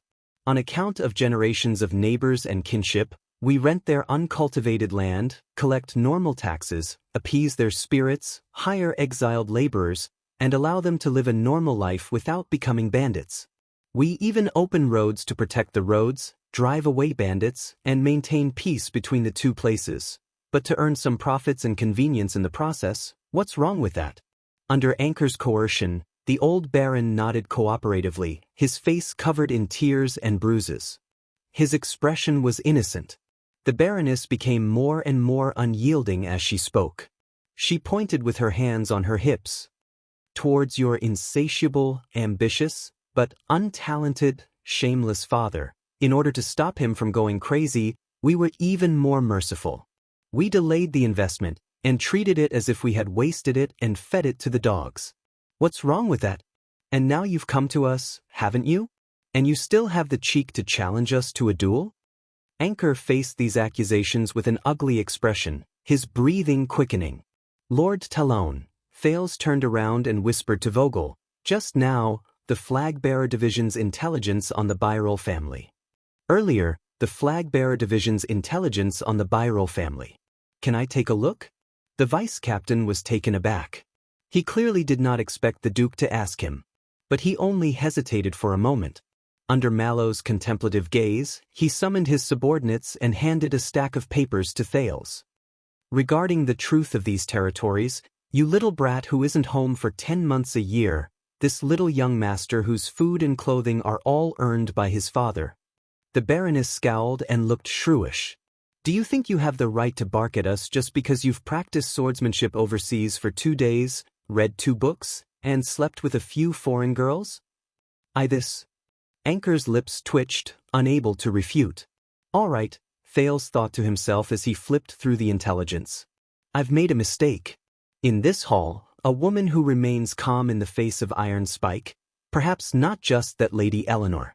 But Thales frowned as he flipped through the papers. No, the most that was written was where the Byril family came from, how long its history was, how far its pedigree was, how big its territory was, how much it had changed, how many people there were in the family. There were no details about territorial governance or the dispute between the two families. There was no evidence to refute. You said you want to inherit your father's fief, family property, title and title? The Baroness scoffed. Then why don't you King inherit all the sins your father has committed against his vassals, his people, his neighbors, the kingdom, everyone, the sins he has accumulated, the evil he has done, the harm he has done, the lives he has owed, the blood he has stained. Byril's little brat. After the Baroness screamed, she collapsed to the ground, drenched in sweat, and was held up by several female relatives. Thales frowned. The entire hall was silent. It seemed that everyone was stunned by the Baroness's performance. Even Doyle's expression froze. Doyle, right? Vogel addressed Doyle by his nickname. He looked at the Baroness in the middle of the hall with a complicated expression. Your father married a good wife. Doyle stared at his stepmother in a daze. Glover was as expressionless as ever, but he pressed down on his shoulder from the side. You know, Doyle looked absent-minded, as if he was talking to himself. When my father wanted to remarry, all these years, my attitude towards her has not been very good. Mallows did not say anything. He merely sighed softly. But Thales was as solemn as ever. He knew that it was not over. A few seconds later, the hall was once again drowned in a torrent of discussion. Everyone was fiercely discussing the latest news that the Baroness had just revealed. Anchor turned his head with difficulty and noticed that the guests' gazes had changed. They began to look at him more. At the son of the Birrell family. Apart from panic, he was also a little embarrassed and angry. Listen up, little brat. Baroness Doyle caught her breath. As she watched the guests discuss among themselves, she became more confident and arrogant. She did not care about her disheveled appearance and snorted coldly. I don't care whose connections you have, whose orders you have to harm our family. You have tarnished His Highness' reputation. The Baroness pointed directly at the person holding her husband hostage and shouted angrily. But if you dare, go ahead and try. Anchor shuddered violently. Instead, the expression of old Baron Doyle, who was being held hostage, changed as he said in horror, "That dear." The high-spirited Baroness lowered her gaze and revealed a ruthless expression. "Shut up." The old Baron shuddered and obediently shut his mouth. The Baroness glared fiercely at the troubled Anchor and gritted her teeth. "But I swear, little brat of Birrell. I swear to the setting sun, to the bright moon, to the dark night, to the desert god, to my grandaunt, to everything. If my husband suffers even the slightest bit of harm tonight." Her expression was vicious. "I will give it my all for the rest of my life. I will make your remaining brothers, sisters, friends, and relatives suffer all the torture you can imagine in the most painful, cruel, and terrifying way. I will make them cry in the end, begging me to kill them." As soon as she said that, everyone's expression changed, including Anchor. But the Baroness apparently did not notice. Ignoring the old Baron who was hurriedly signaling her with his eyes, she waved her arms and roared. "I will make sure that your family line ends without descendants. Just like the fate you were meant to have." The guests burst into an uproar. Thales, Mallows, Vogel and the rest frowned. T. As expected, when it comes to lying and quibbling, you're still the best. The hesitation and anger on Anchor's face faded, and he became cold again. "All right, if that's the case. Then let the gods decide our fate." In a fit of anger, he tightened his grip. The old Baron screamed, "No, no, no. Come on, coward son of Doyle." Anchor stared straight at Doyle on the steps and roared. "Come down and fight me. Let's put an end to this. Everything." The Baroness stared at the rapidly deteriorating situation. She seemed to realize something and froze in place. Doyle gripped the weapon at his waist tightly, feeling a mixture of shock and anger. "It's too early." Vogel looked at the public opinion around him, then at the enraged Anchor, who was clearly ready to pay any price, and sighed.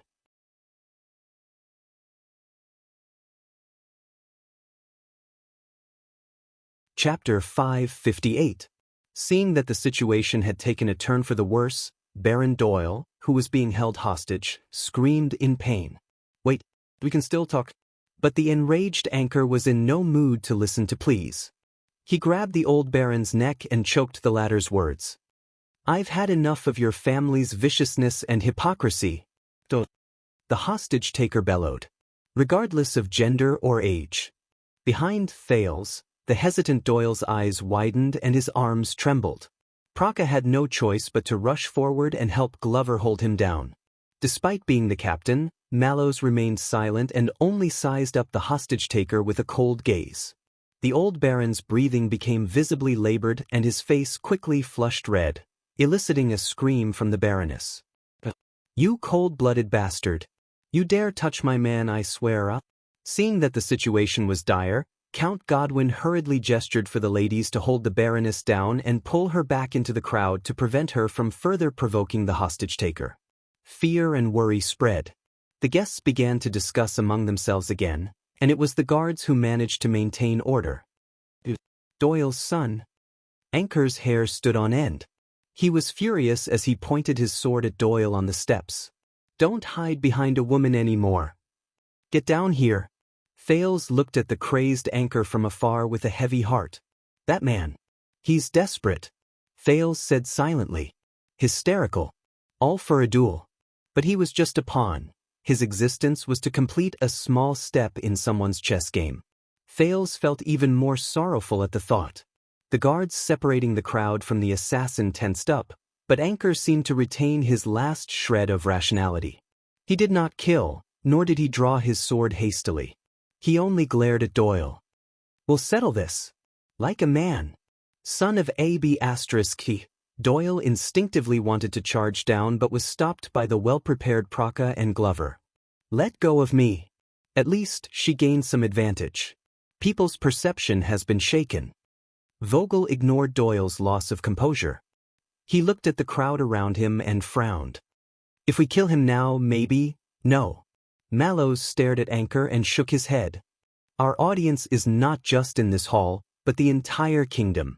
They are as stupid as ever and only care about the result. This chess game is still unsolved. The Go game. Thales stared at the situation in the field, which had not only not been alleviated, but had even worsened. He was mentally and physically exhausted, and he felt incredibly bitter. In the distance, Zayn, Koster, Val and the others were still silently watching the situation in the field. They had no intention of intervening. Lady Eleanor, Lozano, Adrian, Patterson, Stone, and the other guests from the 7 Jade Star attendants family seemed to feel the same way. They locked their gazes on the prince and waited for his reaction. Then, Vogel frowned and leaned toward Doyle. Have you thought it through? Vanguard Doyle? Vogel repeated Mallow's words in a low voice. Sacrifice the pawn. When he heard the vice-captain's words, Doyle shuddered slightly and his emotions changed. Duel then die. Vogel said calmly, like an emotionless machine. Doyle's angry struggle lessened. Doyle stared blankly at his father, who was being held hostage. With a last glimmer of hope, he turned to Thales and Mallows as if asking for help. But the prince only pursed his lips and said nothing. What could he do? Tell Doyle not to move and let Anchor kill his father? Let Doyle fight a duel and then deliberately die by his opponent's sword? What else could he do other than sacrifice the pawn? Think. At the side, Mallows watched the prince's twitching eyebrows and remained silent. Now, you are the only one who can save your father and resolve this stalemate, Vogel said coldly in Doyle's ear. Realize this early. Doyle turned back stiffly, his gaze filled with despair. Duel, die. He stared in the direction of Anchor and the old baron, but his eyes were dazed. He kept muttering, duel, die, duel, die, duel. Thales turned his head away, unable to bear it. He forced himself to focus and think of a way out. Or should he just ignore it and order the guards to kill the hostage-taker in front of him once and for all? As for the aftermath, forget it. As long as he gets through this unbearable hardship and pain, who cares about the aftermath? Let his father clean up the mess? No, I can't. Thales' mind was in a mess. Glover could not bear to see his colleague like this. He pressed down on Doyle's shoulder from behind and said sternly, Doyle, pull yourself together. But Doyle subconsciously shook off his hand. As long as I die in the duel, Doyle said absent-mindedly, Father, can be saved? The problem will be solved? Thales could not bear it anymore, but just as he was about to speak, Mallows suddenly said, It's not that simple. The guards looked at him in unison. The watchman's gaze was still fixed on Anchor, whose face was contorted. From just now until now, this Anchor's gaze has always been unwavering in the face of death. I think he probably has the same goal as you. Mallows calmly stated his conclusion to Doyle at a moderate pace. He also wants to die in your hands in the duel. Doyle's dazed gaze suddenly shifted. Thales frowned and looked at Anchor. Yes, that's the only way, Vogel said gloomily. To bring the greatest benefits. Mallows nodded. See, as their pawn he's the same. He looked at Doyle with a profound gaze. Sacrifice the pawn. The watchman glanced at Thales again. General. Thales closed his eyes. Sacrifice the pawn. General. Sacrifice whose pawn? Whose army will it be? Doyle was still breathing absent-mindedly, occasionally mumbling to himself. But Anchor was already impatient. Answer me. Doyle's son. Do you have the guts to fight me fair and square? The hostage-taker's rage and the old baron's cries of pain further agitated the crowd, inciting gasps and uproar. Or I can start with this old varmint's limbs. Let's see how much blood he can bleed. Watching Anchor move the blade to the baron's wrist, Thales' heart clenched. This is bad. All right. Seeing that Doyle was in a state of panic and confusion, Vogel scoffed at Mallows in dissatisfaction. If you don't want to dirty your hands, watchman, then I'll do it. He turned to his subordinates. Gather the flag-bearer division, choose 4 people, the best snipers. But the next moment, a loud and sonorous voice interrupted them. Duke Thales. The banquet hall fell silent. Everyone turned to look at the person who spoke. It was Doyle. The one who shouted the Duke's name was not Anchor, but Doyle. He slowly raised his head, his gaze no longer lost. But there was an additional layer of gloom. Please give the order, Your Grace. Doyle spoke loudly so that everyone could hear him clearly. But there was a hidden bitterness in his voice that Thales could hear. I, the son of the Baron of Mirror River, Danny Doyle. Under the gaze of the entire hall, Doyle took a step forward and gritted his teeth. I am willing, for the sake of my father and family, to follow the ancient tradition of the Empire, and under the witness of Duke Thales and all of you, to respond to his challenge, with this despicable man, to fight to the death. Thales looked at his personal guard in disbelief, and then at Mallows. But the latter seemed to have expected it, and responded indifferently. Doyle glared at Anchor, whose face was full of provocation and desire, and tried his best not to look at his dumbfounded father. I am willing to defend our dignity and reputation. Doyle spoke mechanically, as if his mouth did not belong to him. As long as you let my father go. After saying these words, Doyle, who was drenched in cold sweat, swayed as if he had deflated. Until Glover steadied him. The guests were silent at first, then a small commotion broke out. The sound of debate once again drowned the hall. Very good, very good. There are still men in the Doyle family after all. Anchor, who received a response, looked at the soulless Doyle and smiled. But Thales could not feel any happiness or satisfaction from it. There was only a different kind of desolation. Thales gritted his teeth. Doyle? Vice Captain Vogel pursed his lips and looked at Doyle with a complicated gaze. Mallows was silent as well, but his expression was much calmer. No, no, no. In the hall, the old baron, who was being held hostage by Anchor, could no longer care about his pain and disheveled state. He shouted in exasperation, Brat, what are you doing? Doyle snapped out of his daze, glanced at his father, and forced a weak smile. The old baron looked at his wife in horror. My dear, stop him, stop him. But the Baroness was also frightened. She looked around in panic, but all she received was sympathy. Your Highness? Is anyone there? Anyone? The old Baron was so anxious that he was on the verge of tears. Anyone? Stop him, knock this damned unfilial son out.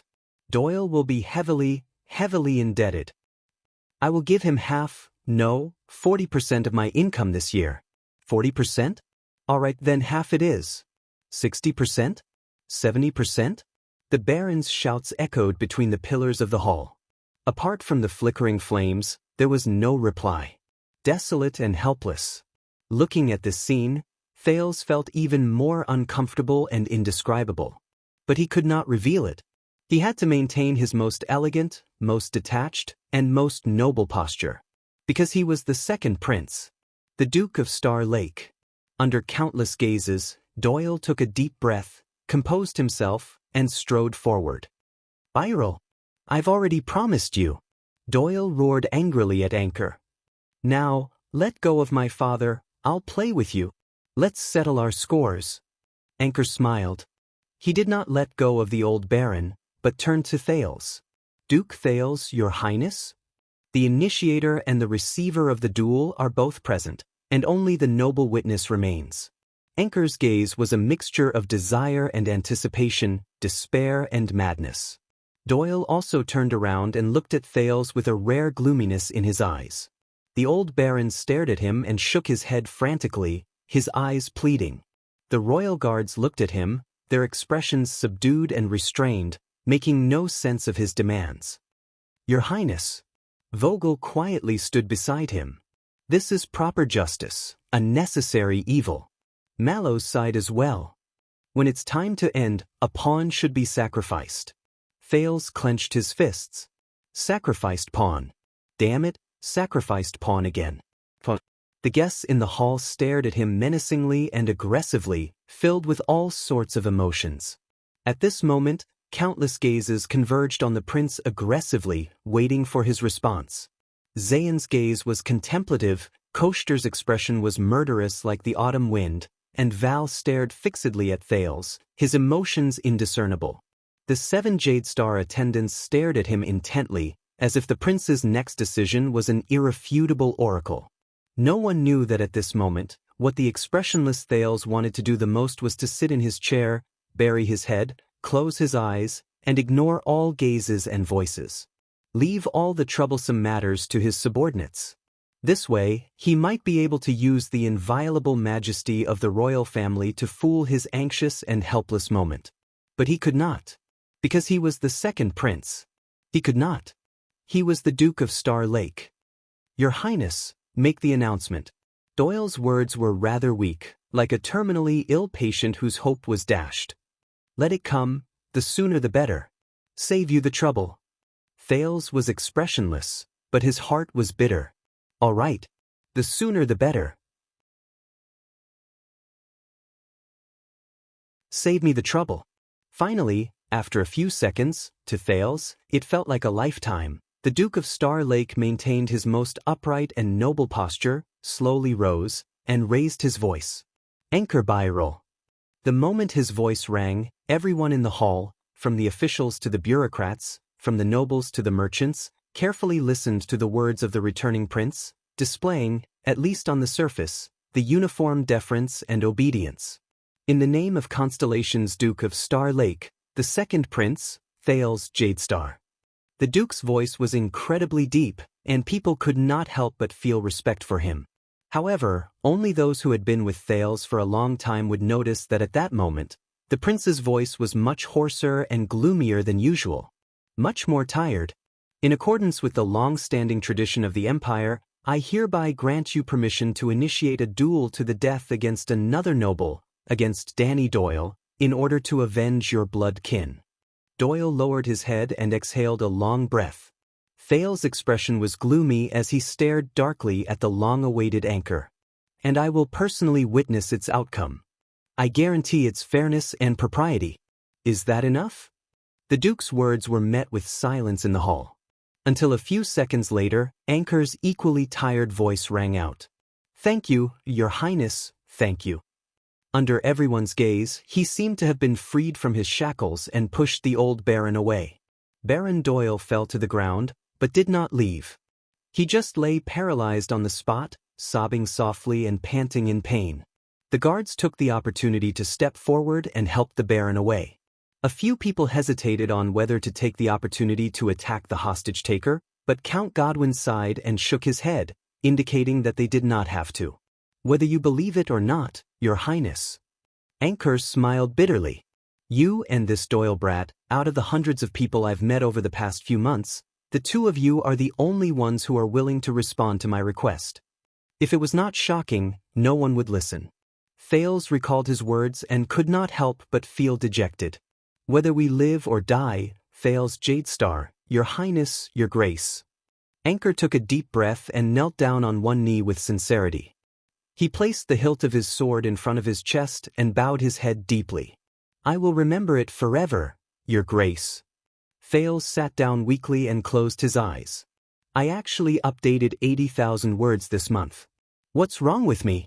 End of this chapter.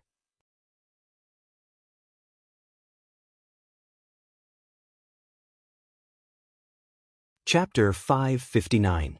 The guests in the hall maintained a rare silence, as if everyone had forgotten how to breathe after the order for the duel was issued. Until Doyle suddenly reached out and picked up Thale's wine glass. Under everyone's surprised gazes, he recklessly and willfully downed half of the wine in one gulp. Doyle tossed the wineglass away and took a deep breath amidst the sound of glass shattering. Gradually regaining his senses, he looked at Anchor's ceremonial attire. In the next second, Doyle removed the leather armor and protective gear belonging to the royal guards in an orderly manner with an expressionless face. "Old leather, my sword." Praka hesitated for a moment. Under Mallow's gaze, he retrieved the confiscated weapons. "This will not be a pure duel. Both sides seek defeat instead of victory, seek death instead of life." Mallows walked to Doyle's side and watched him make his final preparations. He said softly, "Are you ready?" Sitting in his seat, Thales clenched his fists. "Both sides seek death." But Doyle took off his arm guard and glanced at his superior indifferently. "My lord, commanding officer, or Tormund Jr." Perhaps it was because he was tipsy, or perhaps he had no scruples, he casually addressed the other party. "Do you know you're such a bastard?" Tormund Jr., Mallows frowned. "You look like you don't even give a damn about His Highness." "You're asking for a beating," Doyle said and laughed. But no one else in the guards laughed. The watchman sighed. In the Rose Branch, the follow-up thrust is a must-learn technique. It's known for its simplicity, sharpness, craftiness, and difficulty in blocking. It's hard for practitioners to change. If you find the right timing, it'll be less painful. Doyle's smile froze. He straightened his back and looked at Glover, who had been his partner for the longest time, with a desolate expression. "Zombie, I'm sorry to bother you with my trash talk, but my father told me to build a good relationship with the Glover family." Glover nodded, his face still expressionless. "I know." Doyle took a deep breath. "Also, you never go to Red Street Market, that's why I've been meaning to ask." Doyle ignored everyone's gazes and flashed a pale smile. "Are you gay?" The guards immediately fell silent.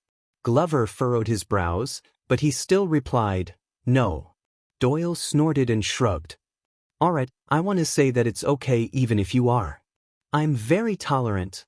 The Doyle family, Anchor interrupted Doyle from the center of the hall. He was at ease, completely disregarding the guards around him who were itching for a fight. "What are you waiting for?" Doyle laughed and turned around. "What's wrong? Can't you wait to die?" "Just like you." Anchor looked at his opponent and smiled. "Same here." They watched the two sides, but their smiles soon disappeared from their faces. He was calm and indifferent. Without any warning, Doyle snatched the sword from Praka's hand. "Your Highness." "I know I've been exaggerating and overexerting myself in order to please you, but..." Doyle hugged the scabbard tightly as if he was drowning. He didn't even turn his head as he let out a heartless laugh as usual. "You are a good man."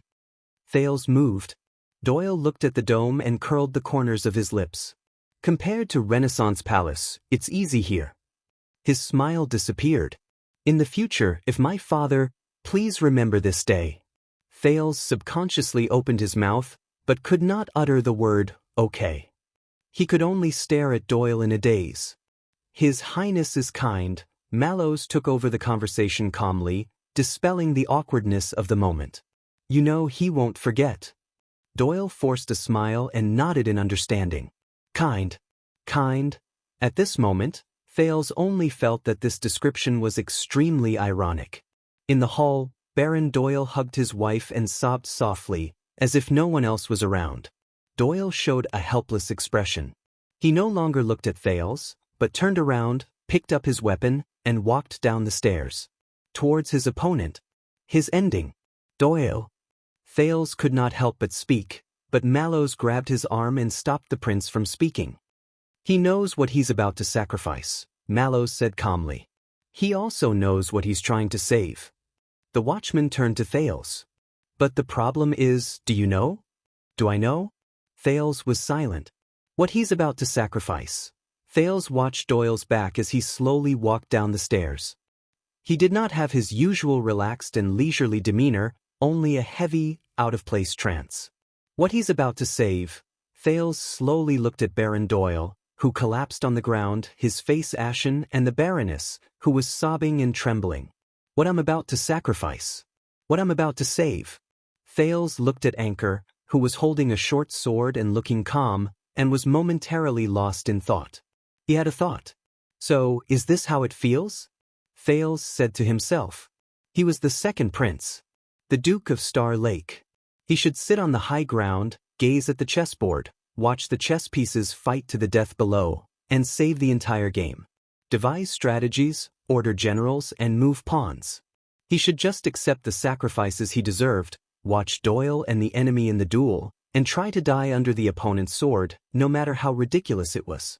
After that, according to the gains and losses, rewards, and punishment.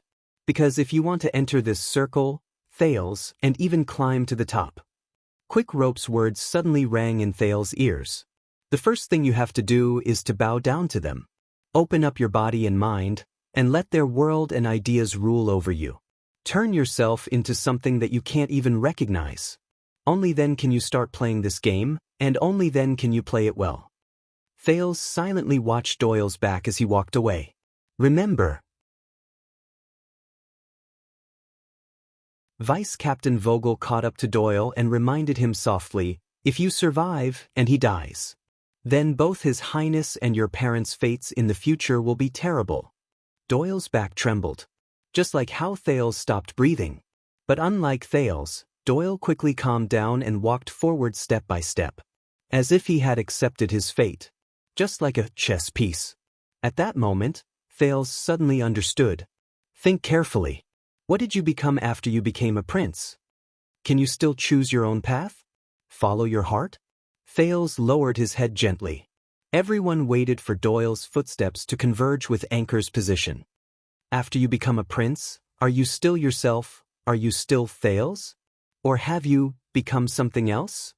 You're right, Mallows, Thales suddenly said faintly. Doyle, he knows what he's sacrificing. And Anchor, he also knows what he's trying to save. What did you gain and what did you lose? Mallows tilted his head in confusion. Your Highness? Thales looked up, his gaze sharpening. But you're also wrong. He sat in his seat and looked at every face in the hall. Worry, anxiety, fear, panic, pride, anticipation, sadness, indifference, schadenfreude. He's not a chess piece. Thales said calmly, none of them are. He clenched his fists. No one is. Maybe someone else could. Move a chess piece without any burden or scruples, or willingly be a chess piece. Maybe the Duke of Star Lake could, maybe the second prince could, maybe Doyle could, maybe Anchor could, maybe Mallows, maybe Vogel, but he couldn't. Because he was Thales Jadestar. He was Thales. Just Thales. They're not chess pieces, they're just Doyle, just Anchor, just people. Thales said profoundly, the purest, and also the most complicated, people. The watchman asked in puzzlement, Your Highness, what do you mean? Thales took a deep breath and winked at the watchman with a smile. I mean, F***CK, sacrificing pawns. Mallows finally sensed that something was wrong. At this moment, the prince's eyes were no longer as uneasy and anxious as before, and lacked the usual depth and bitterness. Instead, there was unprecedented firmness and brightness. Wait, Mallows' expression changed. What do you want to do? But when he realized what the second prince wanted to do, it was already too late. The next second, just as Doyle was about to reach Anchor, just as the two men who hated each other finally faced each other fairly, just as the first debt between the two families was about to be settled with blood, Thales straightened his face and stood up proudly. He shouted the order, Go! Wait. The Duke of Star Lake's voice reverberated throughout the hall. In an instant, everyone turned to look at him. Even Doyle stopped in his tracks. Everyone looked at the prince strangely. Your Highness? Anchor frowned. Worried that things might change, he asked subconsciously. Thales curled the corner of his lips and glanced at Mallows. The latter felt uneasy for no reason, even ignoring Vogel's questioning look. Just now, my personal guard captain told me. Thales raised his voice and raised his arms. "In this duel, whether it's you, Anchor, or you, Doyle." He looked at the two of them with a burning gaze. His words were sharp. He said, "Both of you will do your best to seek death." Thales yelled, "Only seek defeat." As soon as he said that, the hall broke into a flurry of discussion. Only those who had expected it, such as Count Godwin, the Duke of Iris Flowers, the One-Eyed Dragon, Duke Val, and the others, did not react. Among the royal guards, Mallows and Vogel looked at each other, but could only see shock and bewilderment in each other's eyes. What's going on? Why did he have to make this matter so grand and overt? In the eye of the storm, Anchor and Doyle looked at each other and were equally at a loss. Use actual sacrifices in exchange for greater benefits or smaller losses. Thales smiled. He glanced at the two of them separately, his voice bright and confident. "Fight a battle where you seek defeat. Do you know how?" The prince's question stirred up more and more discussion in the banquet hall. Anchor and Doyle were stunned for a few seconds before they spoke almost simultaneously. "Your Highness," and the prince's smile cooled. "But I don't like that." Thales roared, interrupting the two men who were caught off guard. "The Northland barbarians may be barbaric." Thales raised a goblet that belonged to an unknown person and held it in the air, his gaze sharp as a knife. "But they never compromise." "Well, most of the time, they never compromise." Thales gently let go, letting the goblet fall and shatter on the ground. He looked at the hall full of people who were either bewildered or confused, solemn or happy, and chuckled. "So, I would like to add some stakes as encouragement." As soon as he said this, everyone in the hall was once again puzzled. Only Thales remained smiling. "To increase motivation for the two of you." A glint flashed across his eyes as he locked onto the dueling duo in his field of vision. "To ensure that this is a fight where every punch hits the flesh, every stab sees blood, brilliant, and strive for victory, and unforgettable." Thales' smile froze and his voice deepened. "A duel to the death." What? In the next second, from the nobles to the guards and servants, everyone was shocked and unable to react. Thales roared angrily. "Anchor Byrel." Anchor responded nervously. "In the name of the Duke of Star Lake, the second prince, Thales Jadestar, I swear to the Sunset Goddess." Thales' expression was unprecedentedly solemn and cold. "If you win the duel and kill your opponent." "My father, His Majesty King Kessel," Thales said coldly. "He and we will fully support you to reopen the court for your family and seek justice." Anchor was shocked. Not just him, Mallows, Doyle, Vogel. When everyone came to their senses, they were all shocked and in disbelief. Anchor said in shock, "You represent His Majesty?" Thales sneered. "Yes, the Jadestar royal family will speak up for the Byrel family. Until you're satisfied." The guests in the hall burst into an uproar, their voices rising and falling. Anchor was taken aback. He stared at Thales' expression, breathing erratically and unable to control himself. Fully support, speak up for the Byrel family. On the other hand, looked betrayed as he stared in disbelief at the prince he once served. Vogel, who was beside Mallows, gritted his teeth and whispered in shock and anger, "His Majesty? How is he representing His Majesty? Still supporting Byrel?" "No, that's too rash," Mallows frowned. But Thales quickly spoke again, his voice as solemn as before. "But, Anchor, if you lose the duel, you will die." He said coldly, "Then I promise on behalf of my father, on behalf of the Jadestar royal family." The Byrel family controversy, a cold glint flashed in Thales' eyes. "It ends here." The meaning of this sentence was unclear. The guests were puzzled for a while, until Anchor, whose expression kept changing, tried to speak. "Your Highness, I don't understand." But Thales immediately raised his voice, interrupting everyone's thoughts. "As the price for witnessing your glorious duel, as punishment for your disrespect and overstepping your boundaries." The Duke of Star Lake's voice echoed between the pillars of Mindy's hall, making everyone stand in awe. "If you lose, the Byrel family case will never be overturned, retried, or objected to." Thales stared coldly at the increasingly bewildered anchor, his voice cold as ice. No matter how much grievance you have, how much legal evidence, how much reason you have, the kingdom will not question any of it. And that ends here. Amidst the guest discussion, Anchor stood rooted to the ground. He took a few seconds to understand the prince's bet. Fully support if you win the duel, never overturn the case if you lose the duel. Anchor looked up in a daze. But my family's land, never overturn the case. I don't understand. Thales' voice was cold as he cut off his question. Anchor, you're saying that you're going to resort to a duel to recreate my legendary journey in the north? Anchor frowned. Thales snorted coldly. Since you chose to solve the problem with the ancient style of the empire, you should enjoy the convenience of solving the problem once and for all. You have to bear the price of its barbaric backwardness. Anchor was stunned. Thales raised his head and looked around the hall at the people who were looking at him. Wherever his gaze landed, the guests lowered their heads. He said in a deep voice, "This is the truth of duels. This is the true way of the Empire and the Northlands." As he stared at the two duelists who were both stunned, Thales curled up the corners of his lips and revealed a gentle smile. With this kind of bet, you will have the motivation to win, right? Discussions rose in the hall like a buzzing bee. Everyone was trying to figure out Thales' intentions. All right, I think I understand a little. Vogel thought hard and ventured, that's not the case.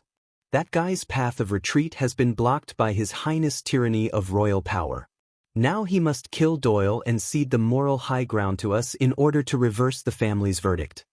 The vice-captain looked at Mallows in confusion. But isn't His Highness afraid that the Doyle brat will try to kill the other party to end the case in order for the royal family to fulfill their promise? Mallows looked at the Duke of Star Lake's profile and lowered his head. No, the watchman answered Vogel in a low voice. You don't understand. The vice-captain was stunned. In the hall, having figured something out, Anchor and Doyle exchanged glances. What's the matter, Birel? Color reappeared in Doyle's eyes, turning into a flame of eagerness. Are you afraid of losing?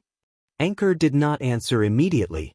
After a long period of silence, he finally let out a cold laugh. All right, if that's what you want to see, Your Highness. He raised his head and looked straight at Thales. His tone was as resolute as ever, but with a hint of murderous intent. Come on, let the duel begin. But, please remember your promise. If I win, Thales chuckled, I guarantee that the royal family will fully stand by your side. Vogel frowned when he heard this. You guarantee? Is it appropriate to say that? What does he want? Vogel looked at the second prince in annoyance. Only Mallows said calmly, Help. Help. Vogel responded with confusion. When we're ready to sacrifice the pawn, Mallows turned his head, his eyes burning. He wants to save his life.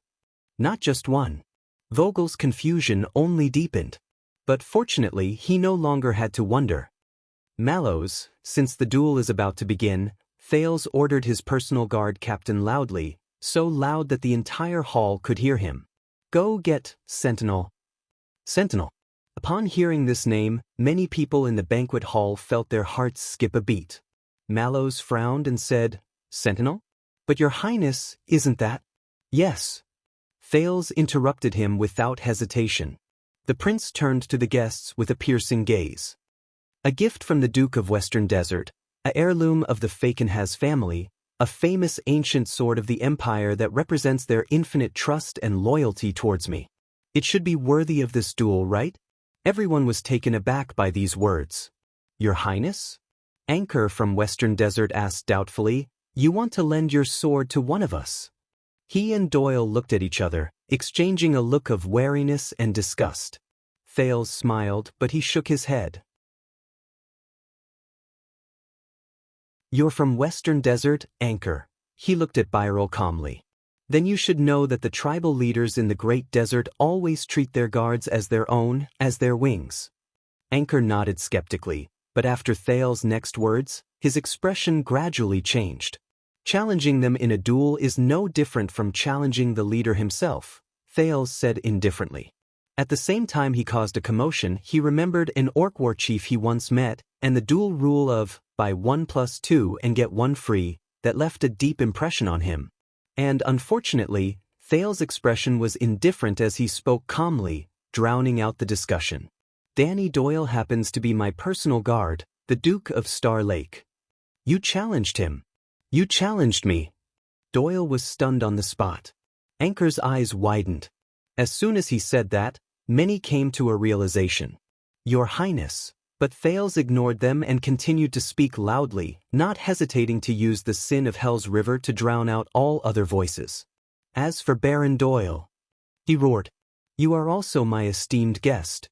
Thales' expression was gloomy as he pointed at the stunned old Baron Doyle, who was in his wife's arms.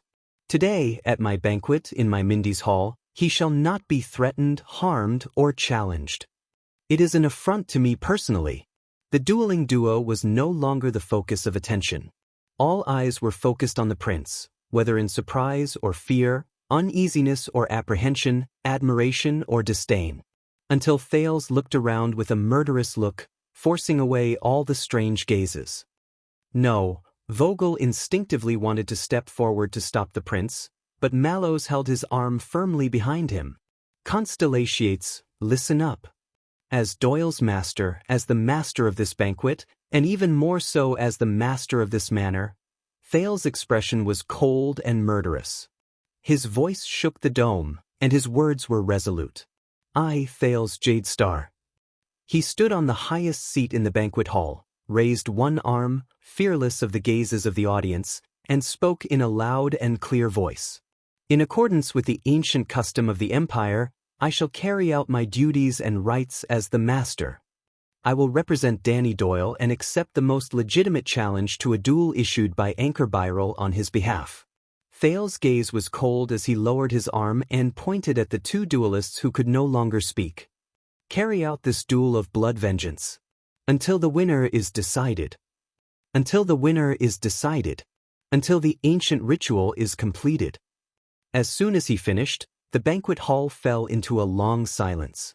Thales lowered his gaze and sneered. Don't worry, Anchor. He smiled at the shocked Anchor and the dumbstruck Doyle. The conditions and wager previously mentioned are still valid. Thales lowered his head slightly. The firelight cast a dark shadow on his face. As long as you're in the duel, he put away his smile and uttered his last words coldly. Kill me. It's the end of the month, I want sponsored partnerships, I want monthly votes. Making typing noises, end of chapter.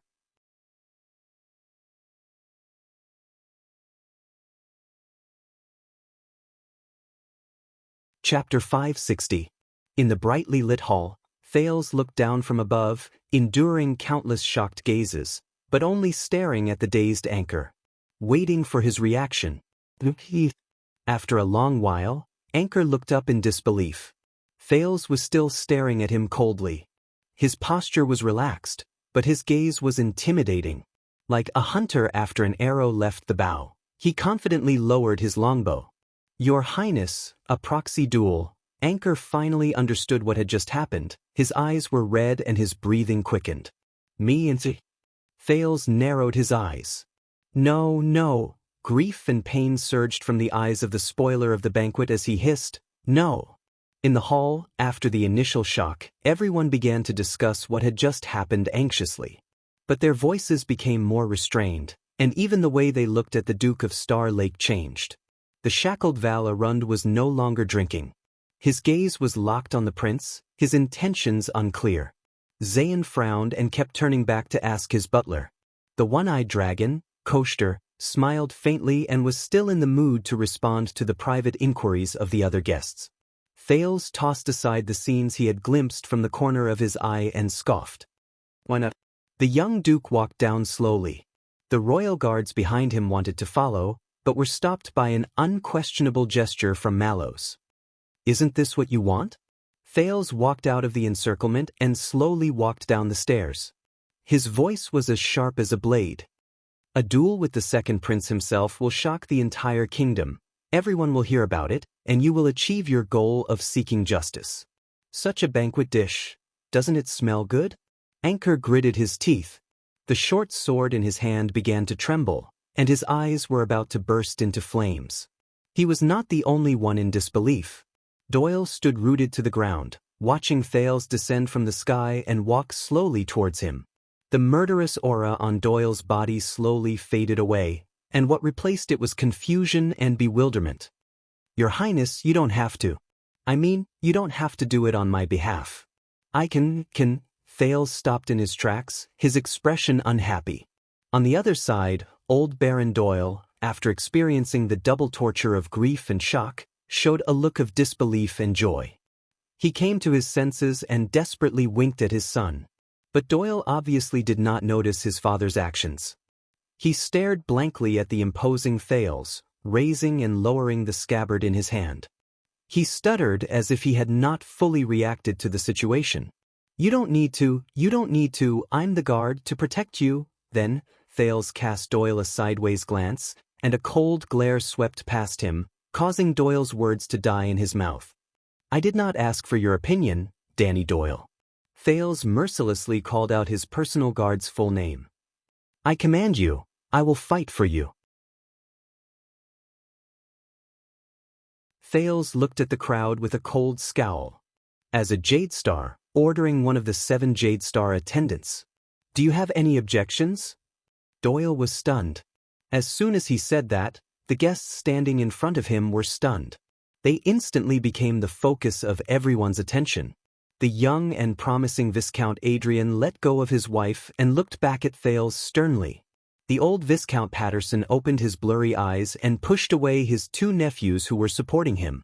The graceful Lady Elainer held Luther Barney, who was playing with his head lowered, in a tight grip. She was silent. Baron Stone lowered his head slightly and glanced at the prince. His expression seemed to be sneering. Lozano Glover crossed his arms tightly, as if he was rooted to the ground, and did not move. Thales' gaze was as sharp as a blade. A second later, the 5 nobles moved one after another. They either lowered their heads and pressed their chests, or bent their knees and lifted their skirts. They were submissive and willing, but no one reacted as quickly as Baron Doyle. No, Your Highness, no objections, no objections. Thales' eyebrows twitched. Old Doyle was seen rolling and crawling with a sobbing tone, which shocked everyone. With you here, as the 7 Jade Star attendants, the Doyle family of Mirror River, we pledge our lives to you.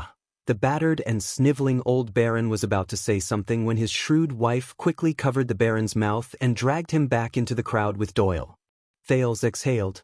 He turned back and continued to pace. The crowd below, whether it was guards, servants, or guests, instinctively made way for the prince. Until Thales stepped into the hall, onto the lowest ground, and stood at the same height as the tensed Anchor. As for you, but Thales did not stop. He walked forward steadily towards the center of the hall. Anchor looked up in a daze, slightly surprised. He realized that the blade in his hand could reach the prince if he took 2 steps. Doyle, who was closest to him, was the first to react. He put down his father and rushed forward, exclaiming at the same time, Your Highness! The guards who followed Thales down the hall also sensed that something was wrong. Mallows frowned and raised his voice. Your Highness, we're close enough. Count Godwin panicked. Prince Thales, your precious body. Beside Mallows, the exasperated Vogel, who had been dealt a series of unexpected blows, ordered, Surround them. Protect His Highness. In the hall, the startled guards and nervous royal guards moved at the same time. Their footsteps were chaotic, causing the guests to cry out in alarm, until Thales roared angrily, shocking everyone who had lost their composure. Stop. He turned around and raised his arm, pointing at Doyle, who was charging forward. Step back. All of you, step back. The footsteps of the royal guards stopped in unison. Under everyone's watchful eyes, Thales ignored Mallow's frown and Vogel's anxiety, and turned his head back. He looked at Anchor, who had subconsciously raised his sword to defend himself. Since my guest has the guts to come to the meeting alone and armed with a sword, Thales shifted his gaze away from Anchor's short sword and focused on Anchor's eyes. His footsteps did not stop. Then I naturally have the guts to stand before him and look him in the eye. Anchor trembled. Calm down. In the chaos, Mallows ignored Vogel. Hurry and get him back. And protested angrily. His Highness has spoken. He raised his fist and stood his ground, gesturing for the royal guards to calm down. Seeing that Mallows had openly set the tone, Vogel could only grit his teeth and shut up, glaring at the watchman's impudent actions. Finally, Thales stood in front of Anchor, facing the other man's anger and misery. Duke Thales. Anchor lowered his short sword and glared at the Duke with resentment. Why? Thales' expression was calm and composed. But he snorted coldly. Anchor Byrel. Do you think you can openly come to my territory and do whatever you want? Do you think you have my weakness and can use it to hurt and threaten me? Anchor tightened his grip on his sword. His gaze lingered on Thales' chest and abdomen. This made Vogel even more nervous, and he kept urging Mallows to take action, but the latter remained unmoved. As for Thales, he was equally unconcerned. I don't know who gave you this rotten idea, but a duel? Thales chuckled and glanced at the crowd, intentionally or otherwise. Just because I came back from the north? Thales turned around slowly, indifferently facing the sword-wielding, emotionally unstable Anchor. You, and the people behind you, you don't know that I've been facing such predicaments and problems my entire life, struggling to survive between the last and most desperate choices. Thales swept his gaze over the guests around him before he turned his head around.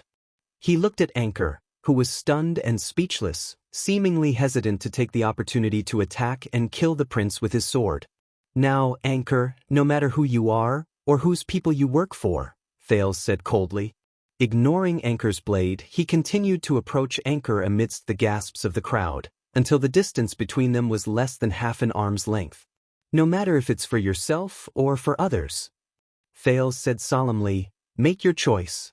At such a close distance, Thales noticed that Anchor was trembling uncontrollably, his breathing erratic, and his expression uncertain. He was out of sorts. With his hell senses, Thales understood with a glance. In Anchor's current condition, not to mention a duel, he might not even be able to execute a proper sword technique. Choice? Anchor finally lost it and spoke angrily. Either I kill you or... His breath was so heavy that it could almost collide with Thales' face. You didn't give me a choice at all, did you? Anchor's eyes were bloodshot, his expression ferocious, and the short sword in his hand trembled uncontrollably. The onlookers could not help but break into a cold sweat for His Highness. Mallows had no choice but to hold down Vogel, who was gnashing his teeth, and never let go of his fists that restrained everyone. But Thales paused and said softly, no. The prince's tone became serious. I gave it to you. Not only did I give you a choice, I also gave you a chance.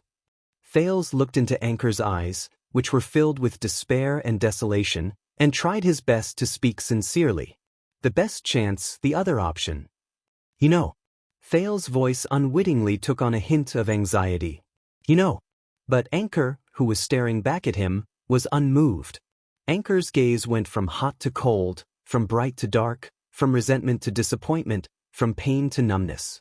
Finally, Anchor closed his eyes gently. Your Highness, can you do me a favor? Anchor said faintly, his voice seemingly immersed in a gray hue.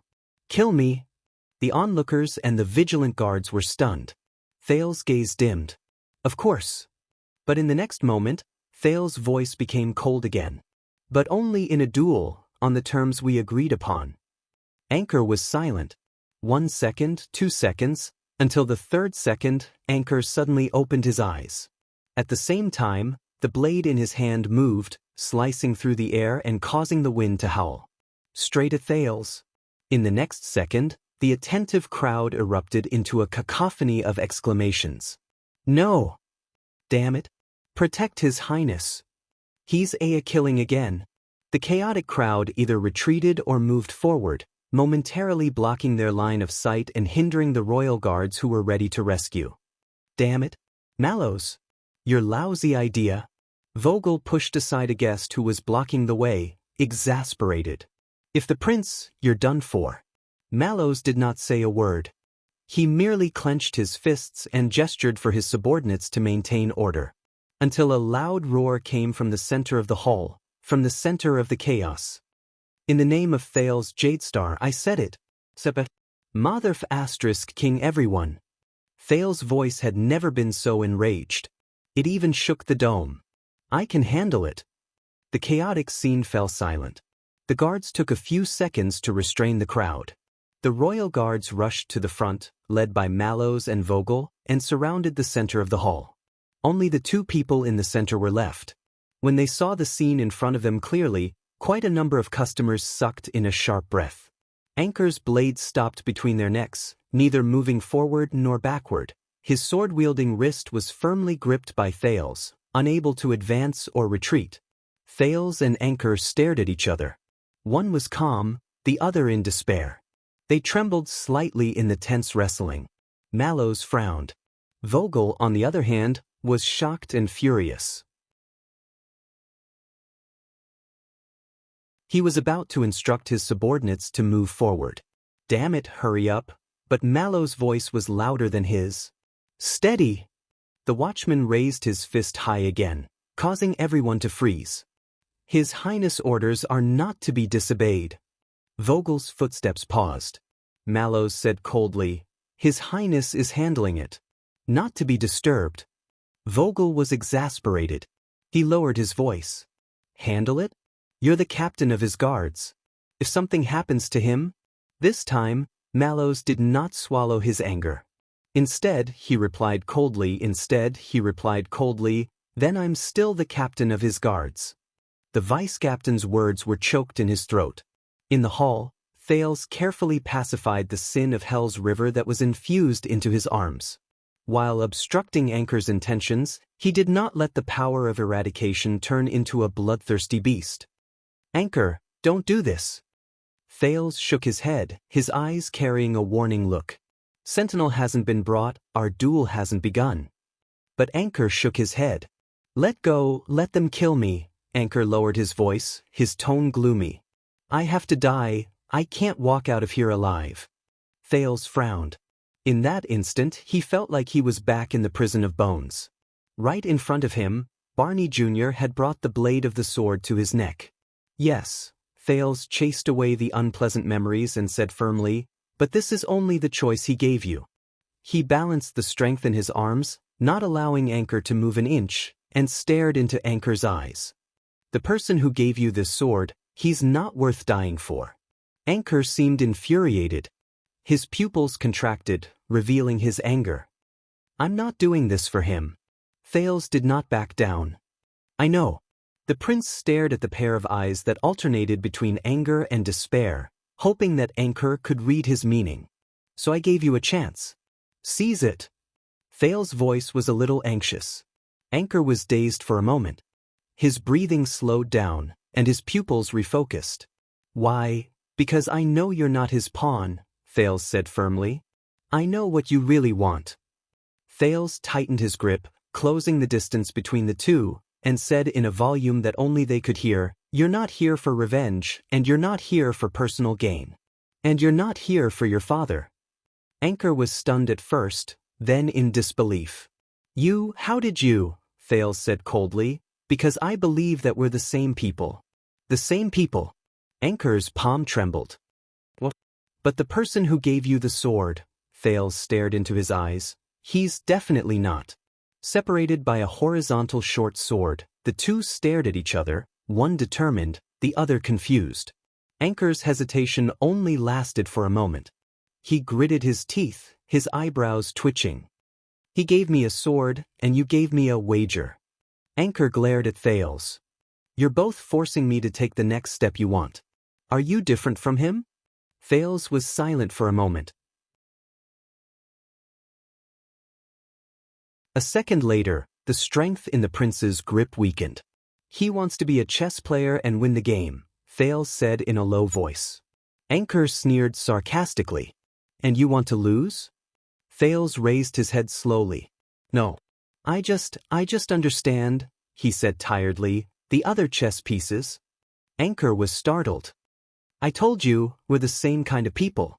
Thales said with difficulty, "Anchor Byral." Anchor loosened his grip, and the distance between them returned to an arm's length. But the short sword was still between them.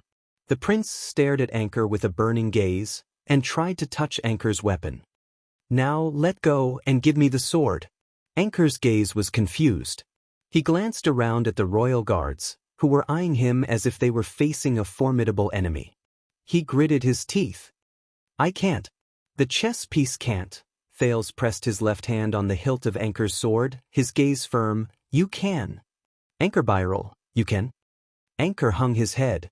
"If I let go." Byral's gaze regained clarity, but then became pained. "What should I do?" Faced with this question, Thales was silent for a while. But he quickly looked up. "I don't know, but I'll try my best." Anchor snorted, his emotions indecipherable, as if he was crying and laughing at the same time. "I've tried my best."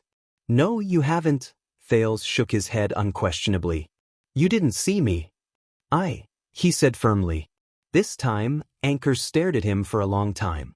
Under Thales' gaze, Anchor's gaze went through a series of confusion, pain, torture, struggle, anger, and resentment. Finally, it returned to relief and silence. The next second, Thales felt his hand lighten. And in front of him, Anchor's body fell forward. There was a muffled thud. Under countless gazes, Anchor closed his eyes, knelt beside Thales, and slumped. Thales exhaled softly, raised the short sword in his hand, and turned around with mixed feelings. It seems the duel didn't go through. He raised his voice and reverted to the uncompromising Duke of Star Lake, forcing away the sharp gazes of the onlookers. The Duke strode towards Mallows, who had his fists clenched all this time. Thales nodded. While his emotions were indescribable, he forced his tone to be the same as before. "The bet hasn't been fulfilled." "What a pity." Under countless surprised gazes, Mallows waved his hand. The well-prepared royal guards swarmed forward and roughly pinned Anchor, who had long since given up resisting and had a numb expression on his face, to the ground and tied him up. End of this chapter.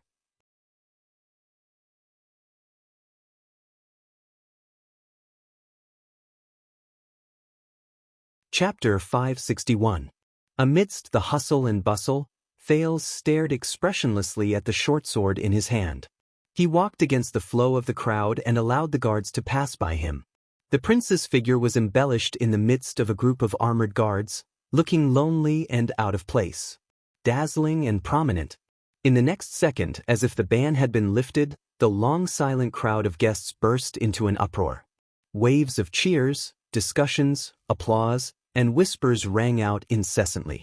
"Oh my God, I swear, this banquet is the coolest thing I've seen this year," as expected of Jade Star, right? "Reminds me of 40 years ago, cough cough cough." That's right, let me tell you, when Polaris was still in Northland, he killed kings and archdukes when he saw them. Elefure City really missed him. Remember, if anyone asks about what happened today, don't talk too much. Just say that the royal guards controlled the scene. His stance was so brave. Good Sani, let me tell you a secret. I really want to be pressed against the wall and kissed by His Highness. What, you too? Shameless. Be asterisk. Let me tell you, go back and immediately invest in the Glass Merchants Guild, especially in the production of wine utensils. No, listen to me, before Renaissance Palace responds, you are not allowed to come to Mindy's Hall again, and you are not allowed to comment on what happened today. Before that be asterisk tis Inosha does anything, we have to find out the details of His Highness' life in the north, especially what kind of girls he likes. As expected, he still can't get rid of the Northland. Barbarian style. Let me tell you, be careful in the future. Mama, I also want to study in Extet. Otherwise, I can be a hostage. Did you write it down? Yes, in this order: quail eggs, roast goose, lettuce, especially lettuce. Tell your father to close all the usury loans your family has. Losses? You're still thinking about losses? Doyle is a good example to learn from. Did you hear that? Did you hear that? I have the guts to stand in front of him and look him in the eye? No, when we go back, we can't even mention it, especially that bet. It was as if the public's temporarily lost enthusiasm had finally returned after the situation had calmed down. Thank God, my sunset. That damned scoundrel, I swear. Baron Doyle hugged his son and wife as he wailed unbridledly, which made Doyle feel very awkward. Many people began to size up the Prince of Constellation, who stood among the many guards with his back to the hall, with different gazes. But Thales only said nothing. He raised his head slightly and looked at the empty highest seat after the king left. It was as if he was living in his own world. Not to be disturbed. Not to be disturbed. All right, Flag Bearer Division will take over from here. Take him directly to the Secret Intelligence Department. Vogel instructed the men who were escorting Anchor, then glanced at the dazed Thales with a complicated expression. Obviously, a lot of people have to work overtime tonight. Soon, under all kinds of gazes, Anchor was escorted away by the guards who were waiting for him. Even though he did not struggle, the length of the escort team was still comparable to a guard of honor. Thales listened quietly to the sound of Anchor being taken away. He did not look at his eyes. On the other side, the Doyle family was finally free, and they cried tears of joy. Thales did not react. It was as if a boulder was pressing down on his chest, making it difficult for him to react. Mallows motioned for Glover to put the cloak on the Duke, but was stopped by Thales' outstretched hand. As the backbone of the king's party, Count Godwin coughed, stepped forward, and greeted Thales like an elder. Your Highness, you've worked hard tonight. If you don't mind, I think the banquet will end here, but Thales suddenly spoke. Sorry, everyone.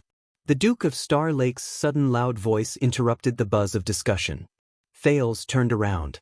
His expression was cold, sending a chill down everyone's spine. Looking at the prince's expression, Mallows frowned slightly. Thales knew that more than one person had told him, a smile is the best armor. But the Northlanders had taught him, armor alone is not enough to fight. The prince pressed down on the bewildered Count Godwin and walked towards the crowd. I know, perhaps today, my opening remarks were too gentle. Thales' gaze was unprecedentedly cold. It's easy to misunderstand. The banquet hall fell completely silent. Thales lowered his voice, but in the silence, his words were incredibly clear. But for those who don't know me or don't like me or even don't want to see me, Thales' expression was dark. I don't mind repeating my welcome speech. He paced lightly, and his sharp gaze swept past every guest. It made people want to retreat. Everyone. Thales suddenly raised his voice, and said through gritted teeth, using the toughness and deterrence that he had once forgotten out of habit. I am Thales. He looked around the crowd, and his gaze was sullen. A name that you can't find even if you flip through the 700 years of the Jadestar family's genealogy. The guests whispered again, but they soon disappeared under Thales' gaze. Thales lowered his head and caressed the short sword in his hand, feeling its expensive material and good feel.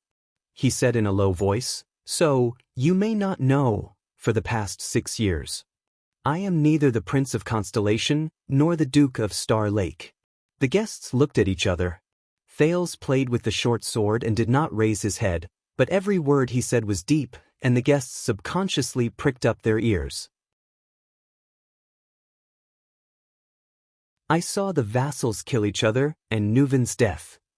I saw the great dragon descend from the sky, and the calamity burn the city. I saw the war turn chaotic, and Chapman rise to power. Thales' pupils narrowed, and he looked up abruptly. Black Sand region hates me like a mortal enemy, and Dragon Cloud City sees me as a jinx. His sudden cold voice made many of the listeners quiver. Thales strode forward, and his gaze was resolute as he stared at everyone who met his gaze. As he approached, the crowd subconsciously retreated. And in all of Extet, the millions of living beings call me. While he was still speaking, Thales suddenly flashed his short sword and stabbed it into a long table in front of him. Asterisk thud. Asterisk Thales roared furiously in the midst of the throbbing sound. Polaris! With the help of the Sin of Hell's River, his voice echoed in the banquet hall, causing the lights to flicker and the figures to flicker. The entire hall was silent. Hundreds of people, including many important figures of high status, did not even dare to breathe loudly. Thales stared at the blade on the table, his breathing erratic. 1 second. 2 seconds. 3 seconds. Thales finally let go of the short sword. Only the hilt trembled slightly. But the silence lingered, and the guests remained silent. Until Thales spoke coldly. "Everyone, welcome to Mindy's hall." He turned around, expressionless, and concluded with a cold voice. "May you enjoy yourselves. The banquet is over." No one moved.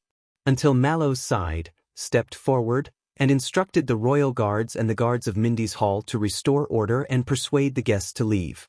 Vogel and Count Godwin also stepped forward and arranged for everyone to leave. Only then did the banquet hall gradually regain its liveliness. The sounds of discussion and footsteps rang out again, but in a much more orderly and low-key manner, as if deliberately avoiding the Duke of Star Lake, who was in a bad mood. Thales was still standing in the hall, and behind him was the short sword that had disrupted his banquet. "I remember telling you to retrieve Sentinel," Thales asked Mallows, who had come up behind him and seemed to have something to say, without turning his head. "Why hasn't it been retrieved yet?" Mallows gestured to the guests passing by, apologizing to them on the Duke's behalf, and replied nonchalantly, "That sword is hidden in the lock cabinet in your study."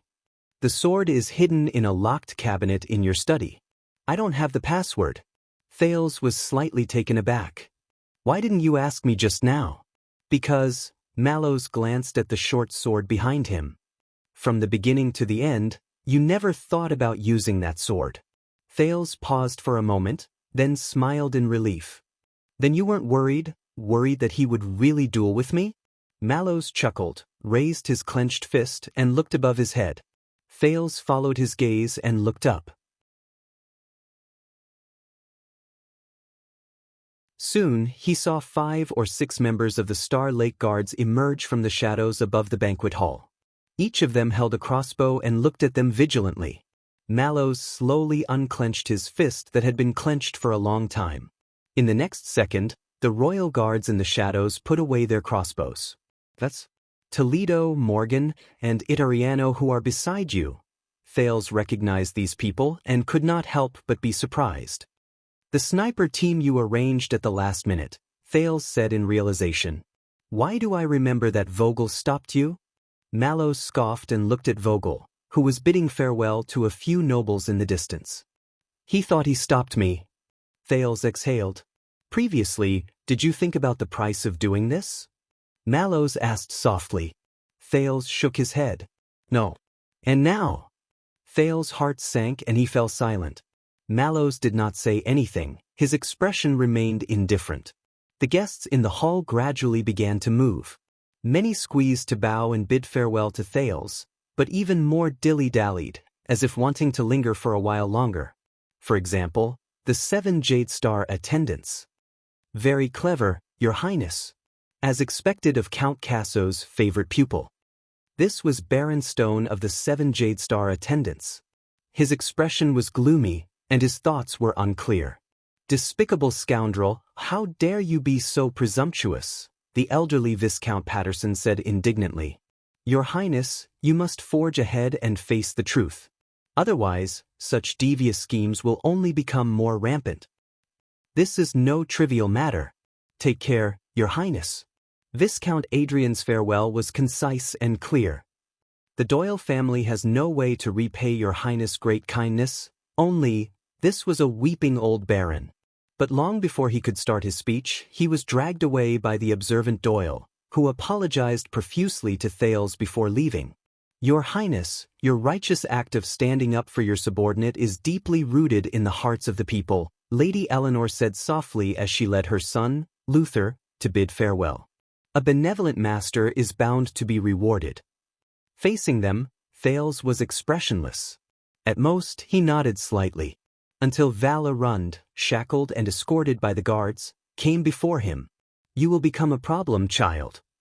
Duke Arund snorted softly and stared at Thales with interest. "Trouble for many people, big trouble." Thales suddenly moved. He slowly raised his head and stared intently at the Duke. Even bigger than you? Val raised his eyebrows and smiled. Without saying a word, he instructed his escorts, "Let's go. Let's go. I miss my luxurious single room." After Val left, Lozano Glover, one of the 7 Jade Star attendants, came before him. "Your Highness, the accumulated problems in Mirror River and Crocaw City are not just a temporary problem. They will affect many parties. Please pay more attention when you deal with them." Thales nodded, but his heart was numb. Viscount Lozano paused for a moment. He glanced at Glover, who was coordinating the work on the other side.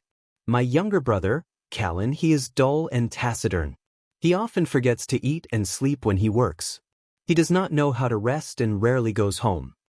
Lozano looked at his younger brother with a complicated gaze. "Please let him come back for a vacation regularly, so that he can better serve the royal family." Thales' gaze flickered. "I will." Lozano nodded, bowed and left. "That's it." Thales turned around. Koster Nanchester blinked his single eye and looked at the prince disapprovingly. "No," Thales said flatly, trying not to think about the haze in the depths of his heart. "This is just the beginning." Koster snorted. "I will return to Steep Forest City soon." The Duke of the Land of Cliffs curled his lips. "Tonight, I brought you a few special stones from the Land of Cliffs as a gift. Find a few trustworthy people and keep them safe." Thales frowned in confusion. "Why?" "Because they are military messenger raven directional stones," Koster said nonchalantly. "They are connected to a few military intelligence ravens that have not been recorded in the post stations, and not even the secret intelligence department knows about." Thales exhaled. "Why didn't you say so earlier?" Koster snorted and shook his head. "Because your banquet had not started then." He glanced at Mallows, who was arranging matters not far away. "Because you did not need it then." Thales was stunned. But the one-eyed dragon left without any reluctance. The figures hurried away and said their goodbyes. Thales watched the day's unique banquet come to an end with exhaustion and apathy. Until he saw one of the figures. Thales took a deep breath and recalled everything that happened tonight. He smiled. Amid the noise of the guests, Thales raised his head and called out to the figure who was about to leave. "Dear Zayn." The hall fell silent again. Many people stopped and looked over. In the crowd, the amiable Duke of Iris Flowers turned around. "Your Highness." "Proper etiquette and elegant behavior." Thales looked at him and suddenly said, "You forgot something." Zayn was stunned. "Something? I don't understand." But the next moment, his expression changed. Because Thales turned around and, without hesitation, pulled out the short sword from the table. Clang. The metal short sword flew a few meters and hit the stone floor with an incessant clang. It caused the people around to avoid it. "The sword you brought." In front of everyone, Thales said coldly, without hiding anything. "Aren't you going to take it back?" As soon as he said that, everyone's expression changed and they were shocked. The hall fell completely silent. Zayn's eyes widened slightly as he looked at him in surprise. Thales and Zayn, amidst the countless hurrying figures, looked past the crowd without any hindrance and met in the air. Soon, the surprise faded from Zayn's gaze, leaving only coldness. It was tit for tat with Thales. As if they had a tacit understanding, after a period of fearful whispers, the remaining guests scrambled to leave in batches. Even Vogel was no exception. It was as if there was a plague in the banquet hall. Not long after, most of the guests in the hall had left. Mallows frowned and waved his hand to dismiss the equally surprised royal guards and servants. He also stepped back quietly. Zayn pondered for a few seconds before turning around and dismissing his old butler. "You know, in these 6 years," Thales chuckled, "did I learn anything from Dragon Cloud City, from the Northerners?" Duke Zayn frowned slightly. He did not speak, but his expression grew more serious. His earlier elegance and composure were nowhere to be seen. In the empty hall, Thales spoke softly. His tone gradually turned murderous. "UF asterisk ked them." Thales stared at Zayn, his gaze sharpening. "And they F asterisk ked you back." In the messy banquet hall, The Duke of Star Lake's voice echoed in every corner with a chilling coldness. Only harder. More ruthless. More painful. In a split second, the banquet hall fell into a suffocating silence.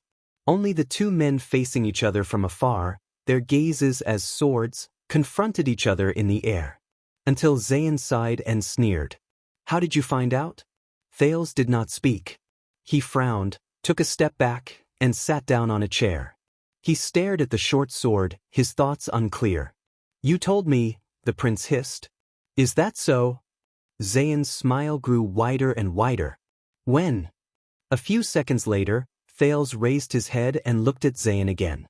Now. After reading the anti-epidemic news for a day, I feel overloaded. My threshold has reached its limit and is about to be melted. I'm happier writing.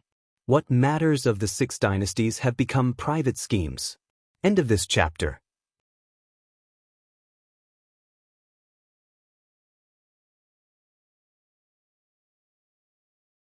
Chapter 562. In the spacious banquet hall, Thales and Zayn faced each other from a distance. There were few figures in the distance. The guards and servants were still sending off the nervous guests, looking over cautiously but reverently from time to time. Now. Zayn's look of surprise only lasted for a second.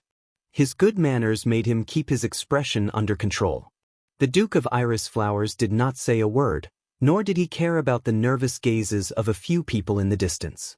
He just slowly stepped over the mess and walked towards Thales. Thales stared at him coldly, until Zayn stopped and stood in front of the short sword. So you were just a blind cat running into a dead mouse, casually bluffing and trying your luck? The master of Covendier looked at the short sword on the ground, unhurriedly, with a faint smile on his face. He was at ease, without the slightest loss of composure or self-awareness of having his plot exposed, just like when Thales exposed New Star's plot at the National Conference 6 years ago. This made Thales even more uneasy. I got it out of him, Thales said without changing his expression. This sword was indeed given to him by a guest, and not some other unknown channel. The prince glanced at the few exits. Unfortunately, the banquet tonight has strict security. And there aren't many guests who don't need a personal search to enter the venue. Zayn spoke unhurriedly and cheerfully. Then why are you so sure it's me? He looked so interested that a stranger might have thought the two dukes were talking about something amusing over a cup of tea, and not a thrilling political conspiracy. Thales frowned slightly. The youth suddenly realized that compared to the young and promising Duke of South Coast from 6 years ago, Zayn's aura was much more restrained now, and his body was much stronger. He's different. Thales told himself silently. He's less lively and bright, and more somber and steady. A thought flashed through Thales' mind. His experience in Northland may have made him tougher, sharper, and more skillful. Then these 6 years in Constellation. What did it make Zayn like? Our discussion fell through. Thales said calmly, maintaining the shrewdness and dignity of the Duke of Star Lake. Before the banquet, Zayn's eyes moved. But in the middle of the banquet, you came over to talk about the gains and losses of politics. Thales stared straight into the man's eyes. Or to put it more bluntly, I'm just trying to find something to say. There was a short silence. Thales looked at the pillars of the hall in the distance and watched the indistinct servants come to clean up the mess from the banquet. I know you have good self-restraint, Zayn, and I know you're thick-skinned. But it's not that good. Zayn nodded slowly. His lips curled up as if he was savoring a glass of fine wine. Can't it be that I really want to chat with you? Thales interrupted him coldly. You noticed. Zayn's gaze froze. You noticed that the royal guards were frequently mobilized to strengthen their defenses. You realized that someone had unexpectedly discovered Anchor's existence. The teenager looked at the short sword lying alone on the ground and walked forward. You can't sit still. You need to hold me back to ensure that the plan goes smoothly. Make sure that even after the king leaves, Anchor's target is still present. This is your biggest flaw. Zayn did not speak. And based on my experience, every time you're acting suspiciously and hypocritically, something bad happens. Thales stopped in front of the short sword, looked straight at the Duke of Iris Flowers opposite him, and called out his name. Zayn Covendier. Old friend. Thales said quietly. Zayn smiled, looking nonchalant. You're really paranoid, Your Highness. Perhaps when you were still in the north, you were schemed against and harmed by all sorts of people? Schemed, harmed. Thales swept away the images of Nuven, Chapman, and even the Black Prophet from his mind. He chuckled as well. And perhaps you didn't realize, Zayn, that tonight, when you were trying to find something to say, king and vassals? Land and security? Rule and resistance? Thales' words were sarcastic. What you say reflects what you think. Zayn's smile faded. I think, before today, you've probably been troubled by the matter of Crocaw City and Mirror River, the grudge between Byrel and Doyle, and the problem of how to take advantage of the opportunity to profit from it for a long time. Thales did not look at Zayn's expression. He looked around at the countless tables, chairs, cups, and plates that were shattered because of Anchor's ruckus at the banquet. And all of this jeopardizes the prestige of Renaissance Palace, alienates the 7 Jade Star attendants, incites conflict among the nobles, and reveals the contradictions of governance. Just to make trouble for me? In the hall a distance away, Glover and Praka, who had sent off the last batch of guests, were about to enter when Mallows reached out to stop them. The watchman looked at the two men who were confronting each other in the hall and shook his head. The lights were still bright, Mindy's hall was still quaint, but compared to the bustling scene before, the banquet hall was silent, cold, and empty. Only Thales and Zayn stood in the middle of the hall, facing each other and staring at each other quietly. The only thing between them was the sharp-edged short sword on the ground. After a long time, Zayn walked to the long table at the side, picked up the wine glass the butler had left for him, and poured himself a glass of Sarah Dukedom's famous grape wine. Like most people in Western Desert, Anchor Byrel is both realistic and pragmatic, and not someone who will be easily swayed by words. Thales looked at his actions and frowned. Zayn raised his wine glass, leaned against the long table and turned around. How can you be so sure that he will give up and back down? He looked at Thales carefully, as if trying to match the young man in front of him with the boy from 6 years ago. Not to the extent that he will risk everything in a fit of rage, to the point where blood splatters everywhere? Anchor Byrel. Thales turned his head, and a shadow flashed across his face. Just like you, he said in a low voice. Zayn swirled the wine glass in his hand and smelled the aroma. Oh, but...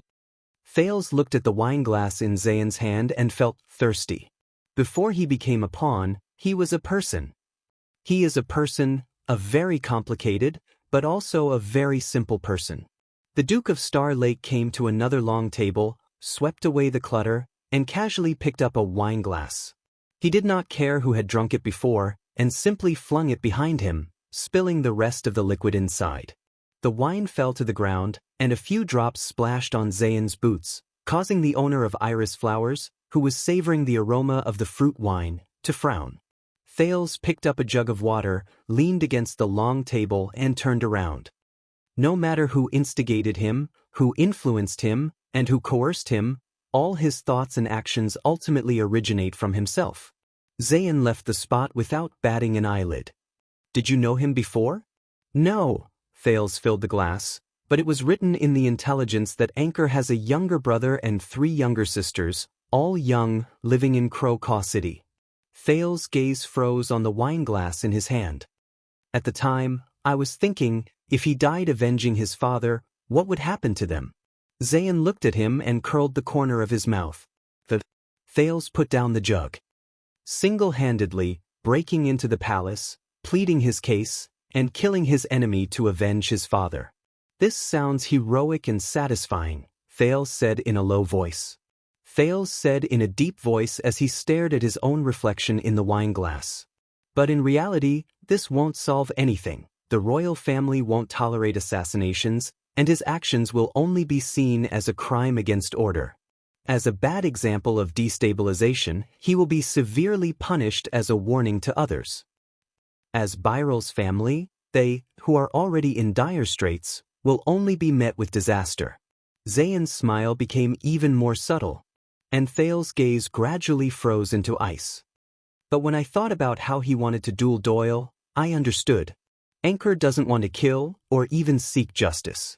Perhaps revenge is just an excuse. Thales looked up suddenly. Under the triple pressure of his father's huge debt, the vassal's betrayal, and Doyle's scheme, the inexperienced and helpless Anchor only wanted to fight for one last guarantee for his family, to win the public sympathy, to force the royal family to step in, and to ensure that his family safely gets through this disaster, and not go bankrupt, lose their land, and destroy their family. Zayn was still calmly savoring the wine with his nose, but he did not put it in his mouth. The prince's tone became tense. He took the risk, not for revenge, not even for justice, but for a future.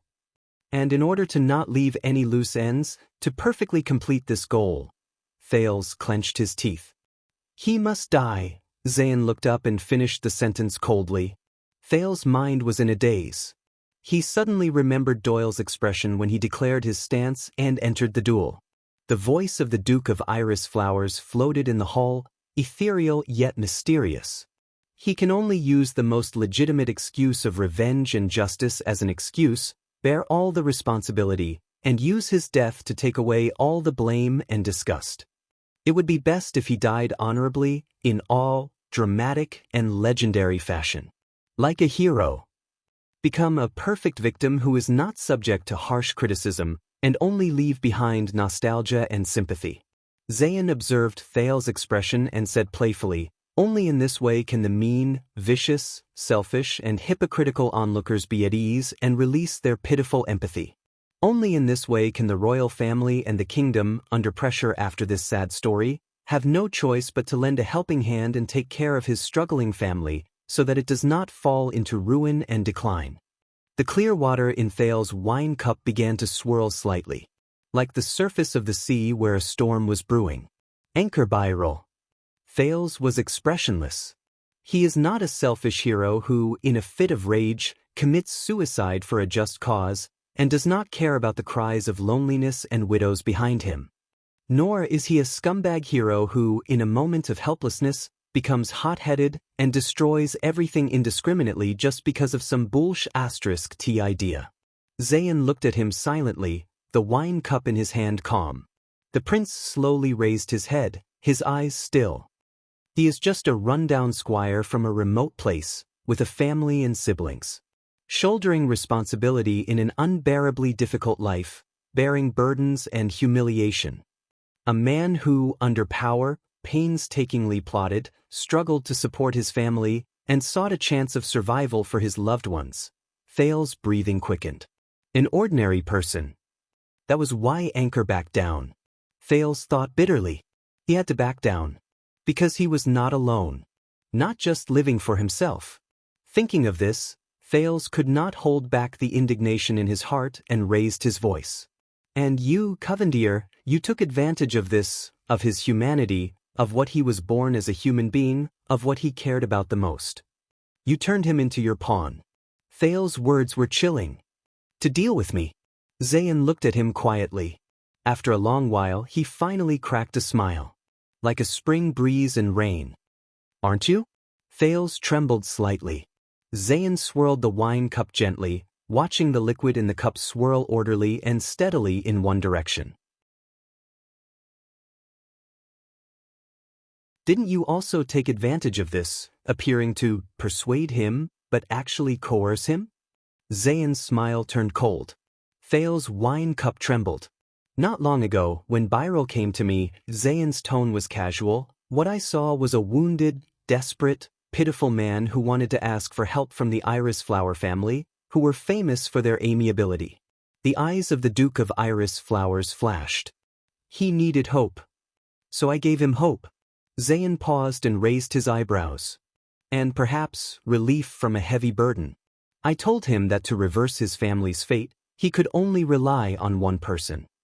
A newcomer who returned with a heaven-sent halo, and was completely different from the king on the throne and the nobles in the court." Thales clenched his teeth and stared at the water in his cup churning back and forth, creating ripples. Zayn left the long table and walked forward, approaching Thales. His tone could not help but be smug. Until you took the field for the duel. Until you used your power to cut off this hope, regardless of victory or defeat in the duel, life or death, whether you killed the prince or never overturned the case, his family would be doomed eternally. Thales shuddered and closed his eyes. Covendier's master snorted coldly. You took advantage of his humanity, forced him to give up the duel, and even forced him to live. You were so stingy that you were not even willing to grant him the mercy of death. Only crueler than me. Thales was speechless. The Duke of South Coast leisurely strode over the short sword on the ground. Do you know what kind of future he will face when he walks out of here alive tonight? Thales' breathing stopped. Covendier came before Thales with a mysterious smile and gently swirled his wine cup. Now, who is the heartless one, your highness? Thales was silent for a very long time. He just stared at his wine cup.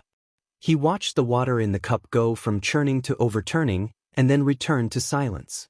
Just as Zayn's smile faded and he was about to turn around. Aren't you going to drink? Zayn frowned.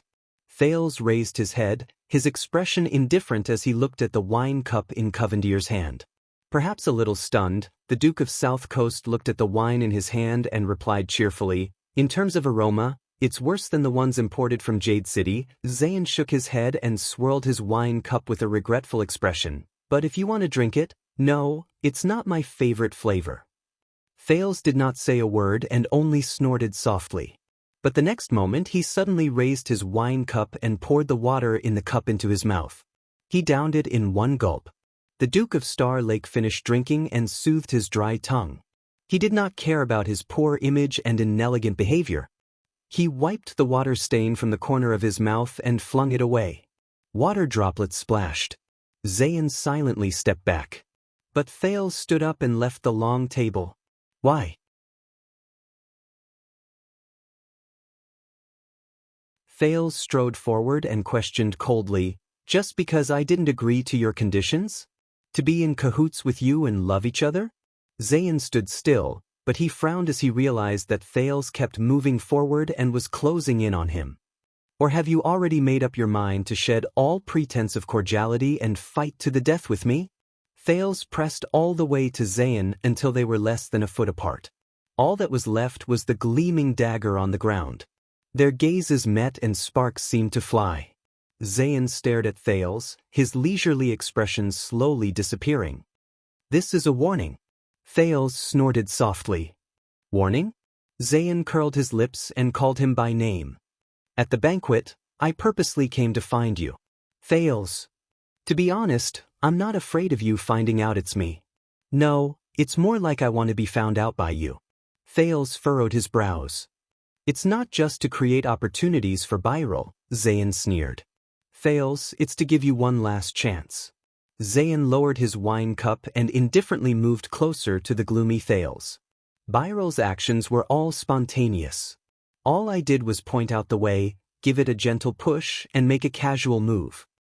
But even so, you can't take it anymore and are in a sorry state. He leaned close to Thales' ear and whispered like a lover, but his tone was deep and cold. Can you imagine when the game of chess gets serious? Thales did not answer. He just tightened his grip on his wine cup. I want you to know, Thales, I want to teach you. This is my response. The Duke of South Coast said in a rare fierce tone, as a response to you offending me, rejecting me, and even threatening me 6 years later. Thales stiffened. Zayn's breath left Thales' ear.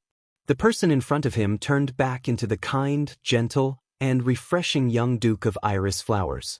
But just a few seconds later, Thales took a deep breath. He chuckled. Rejecting you? Thales' expression changed. He sized up Zayn from head to toe as if he was weighing him down. This made the latter unhappy. Until the prince said frivolously and sarcastically, Sorry, I didn't know you like men. My dear Zayn. In that instant, Zayn's gaze turned cold. But Thales did not care. He even raised his left hand and gently placed it on Zayn's right shoulder. He also leaned close to the other's ear and shook his head. Otherwise, perhaps when I rejected you just now, I could have been more gentle and gentlemanly? Zayn stopped smiling. He did not move, nor did he look at the hand on his shoulder. He only stared coldly at Thales. If you choose war, Thales, you are determined to be my enemy. Then this move is just the beginning. Zayn looked at Thales as if he was looking at a corpse. The Prince of Constellation? The Duke of Star Lake? The protection of royalty? A good reputation? The loyalty of a subject? Experience in Northland? A lofty stance? He asked coldly, his tone flat. The next moment, Zayn suddenly raised his left hand and pressed down on Thales' left hand. I can destroy them. The Duke of Iris Flower's every word was laced with viciousness. One by one. Feeling the other party's grip on his wrist, Thales pursed his lips. Here, on the chessboard that I am familiar with, I can make you wish you were dead. In that moment, Zayn's gaze was so sharp that it could cut through flesh and pierce straight into the heart. When the time comes to shed all pretense of cordiality, even if I have to sacrifice everything, I can and will make you pay the most tragic price. The Duke of South Coast snorted and moved Thales' palm away. But to his surprise, not only did the silent prince not let go, but he quickly grabbed Zayn's wrist. Zayn's gaze froze. But what made him dissatisfied and even disgusted was not the action itself. Is it because of that conversation? Thales' voice rang softly. 6 years ago, when I was about to leave Eternal Star City and head north, our parting conversation. 6 years ago. Leaving Eternal Star City? Conversation. 1 second, 2 seconds. Zayn's gaze was confused at first, then it fell into deep coldness, followed by anger. Because I asked about your family, your family? Thales' voice rang faintly, like poison flowing into blood vessels, flowing into Zayn's ears. And the secret of their misfortune? Any expression disappeared from Zayn's face in an instant. At that moment, the sin of Hell's river in Thales' body erupted with an inexplicable agitation. It almost made him lose his composure. And at that moment, Thales knew that he had made the right choice. That was it. Thales restrained the urge to use the power of eradication, looked at the Duke of South Coast again, and gritted his teeth. See. To a certain extent, you and Anchor aren't that different. Thales felt a counterforce trying to break free from Zayn's grip, but he still held on tightly to Zayn's wrist, refusing to let go. At least, he could not let the elegant man break free gracefully. And you ask, who is the heartless one? Thales stared at Zayn, at his expressionless face, which was as dull as a blood clansman's. That depends on you. Zayn Covendier. Silence. A deathly silence spread as the two stared at each other as if nothing had happened. In the hall, the atmosphere between the two finally dropped to a freezing point. At the periphery, the royal guards waiting for the dukes to negotiate seemed to sense something and wanted to step forward, but were all stopped by Malos. Finally, Zayn turned his head, avoided Thales' gaze, and stopped trying to break free from the prince. But he smiled. Do you know? From Hithan, Southern Herman, Tangengethalin, Oathkeeper, Midir, Conqueror of the North Turka? Zayn became relaxed and at ease again, but the coldness in his eyes revealed the truth. In history, there were many kings of Constellation who taught Extet a lesson.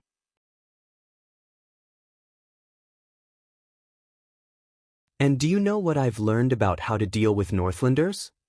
Thales furrowed his brows. Zayn no longer pushed Thales away, but pulled him closer and indifferently whispered in his ear. Before they F*CK you, you F*CK them to death. Thales' gaze turned cold. Don't imitate me. But Zayn smiled slightly. Do you think that just because you survived the Born King, you have the right to be complacent and do whatever you want? Polaris? Ha! The master of Iris Flowers said softly, believe me, if you try to imitate Nuven the Seventh's playstyle in Constellation, you will only die faster, more tragically and more inexplicably. Thales felt a chill in his heart. This Zayn was often more unsettling than the gloomy and sullen Duke of South Coast. The next moment, Thales' wrist shook and was flung away by Zayn with great force. Watch your hand, your highness. The Duke of Iris Flowers smiled, as if spring was in full swing and the grass was luxuriant. As I said, times have changed. Not like before. Thales was silent. His threat was not effective. Or was it too effective? Zayn took a step back and nonchalantly swept his shoulder, as if it was tainted. You don't want to be ked to death by me, your highness. Before you meet a real enemy. Thales' expression changed. He slowly raised his head. So far, the only enemy I can see is you. Zayn burst out laughing as if he had heard a joke. How to choose a friend or foe is an art, your highness. Constellation is at peace and has a bright future. His smile remained, but his tone became more subtle. Those who can see are friends. Those who can't see are enemies. Zayn picked up the wineglass in his hand. The wine was still in the glass and the color was new. Better to die for a friend than to die for an enemy. He smiled warmly and immediately loosened his fingers. Thales' pupils constricted. Crack. The wine glass fell to the ground and shattered into pieces, sending crystal shards everywhere. Every piece of shard reflected the lights in the hall with a different kind of light and shadow. Zayn did not linger and turned to leave. That's my property. Behind him, Thales looked at the shards on the ground and said coldly. That's right. Zayn did not turn his head. So you feel heartache? Thales frowned. Aren't you afraid? Watching Zayn walk further and further away, Thales could not help but raise his voice. In Eternal Star City, you openly challenged the authority of the royal family, alienated Jade Star and its vassals, destroyed the relationship between Renaissance Palace and Western Desert, and endangered the heir of the kingdom. Or are you still planning on your coronation after the Jade Star royal family dies? Thales stared at Zayn's back and lowered his voice. My father will not be happy. Zayn let out a cold laugh. After what happened, you might be very busy tomorrow. He still did not turn around and only showed his back to Thales. He replied loudly, but if you have time, you might as well visit Byril in prison. Thales was stunned. Believe me, His Majesty will be very happy. Zayn's voice was getting further and further away, echoing. You might be the only one who will be unhappy. Thales' heart skipped a beat. Why? Because I said, this is just a warning. Zayn's steps were as elegant as ever, his posture calm and noble. So I left you a little surprise. Thales was puzzled. Be smart, your highness, and know your place. The Duke of South Coast's voice gradually lost its emotion. I said, if there's a next time, it will be a declaration of war. What? A declaration of war? Thales stared at him in disbelief. Displeasure, anger, and disgust gathered in one place. What the hell is this damn condescending bastard doing? A next time? Does he still think that Thales offended him tonight? Thales was both shocked and angry. For a moment, he did not know whether to be angry or to mock him. Zayn's figure disappeared into the distance. He left the hall and met up with his butler. It's over? Mallow's footsteps came from behind him. Thales sighed. It was just the beginning. When he thought of the ordeal he went through today and what he would face tomorrow, it was only the first day and the first banquet. Thales, who had forced himself to act like a pretentious person for the whole night, exhaled and fell into a chair wearily. He felt indignant. I still don't understand why he hates me so much. Thales snorted coldly. Looking at the broken glass on the floor, he became even more displeased and wanted to throw the empty glass in his hand to vent his anger. But halfway through his arm, the wealthy Duke of Star Lake took a few deep breaths, indignantly but rationally, put the glass back on the table. Like I brought disaster to his whole family, Thales was unhappy. Mallows came behind him and nodded silently. Then have you caused trouble? The prince turned his head and rolled his eyes at him. I had Doyle change shifts in advance. He has to go back and settle his family down. Mallows was obviously used to the Duke's death stare. He reported indifferently, of course, tomorrow. Oh no. Thales covered his face and let out a painful groan, interrupting the captain of his personal guards. By the way, Mallows. The watchman appeared to be listening attentively. Your temporary sniper team. Thales raised his head weakly. They haven't changed shifts yet, right? Mallows glanced at the periphery. No. But since they haven't changed shifts, Thales snorted coldly and glanced in the direction where the Duke of South Coast left. His expression was dark and his words were chilling. Then what if I order them to follow in secret and kill Zayn Covendier? No, Mallows answered quickly. Thales frowned. Why? Because, Mallows turned around calmly and without the slightest hint of guilt, that you're tuning in to the Passion Pages YouTube channel. We're so grateful for your support and don't forget to subscribe to join us on this incredible journey through captivating stories. Your generosity through donations truly makes a world of difference, as it's the primary source of revenue that allows me to expand and enhance this channel for you. Thank you from the bottom of my heart for being a part of this adventure.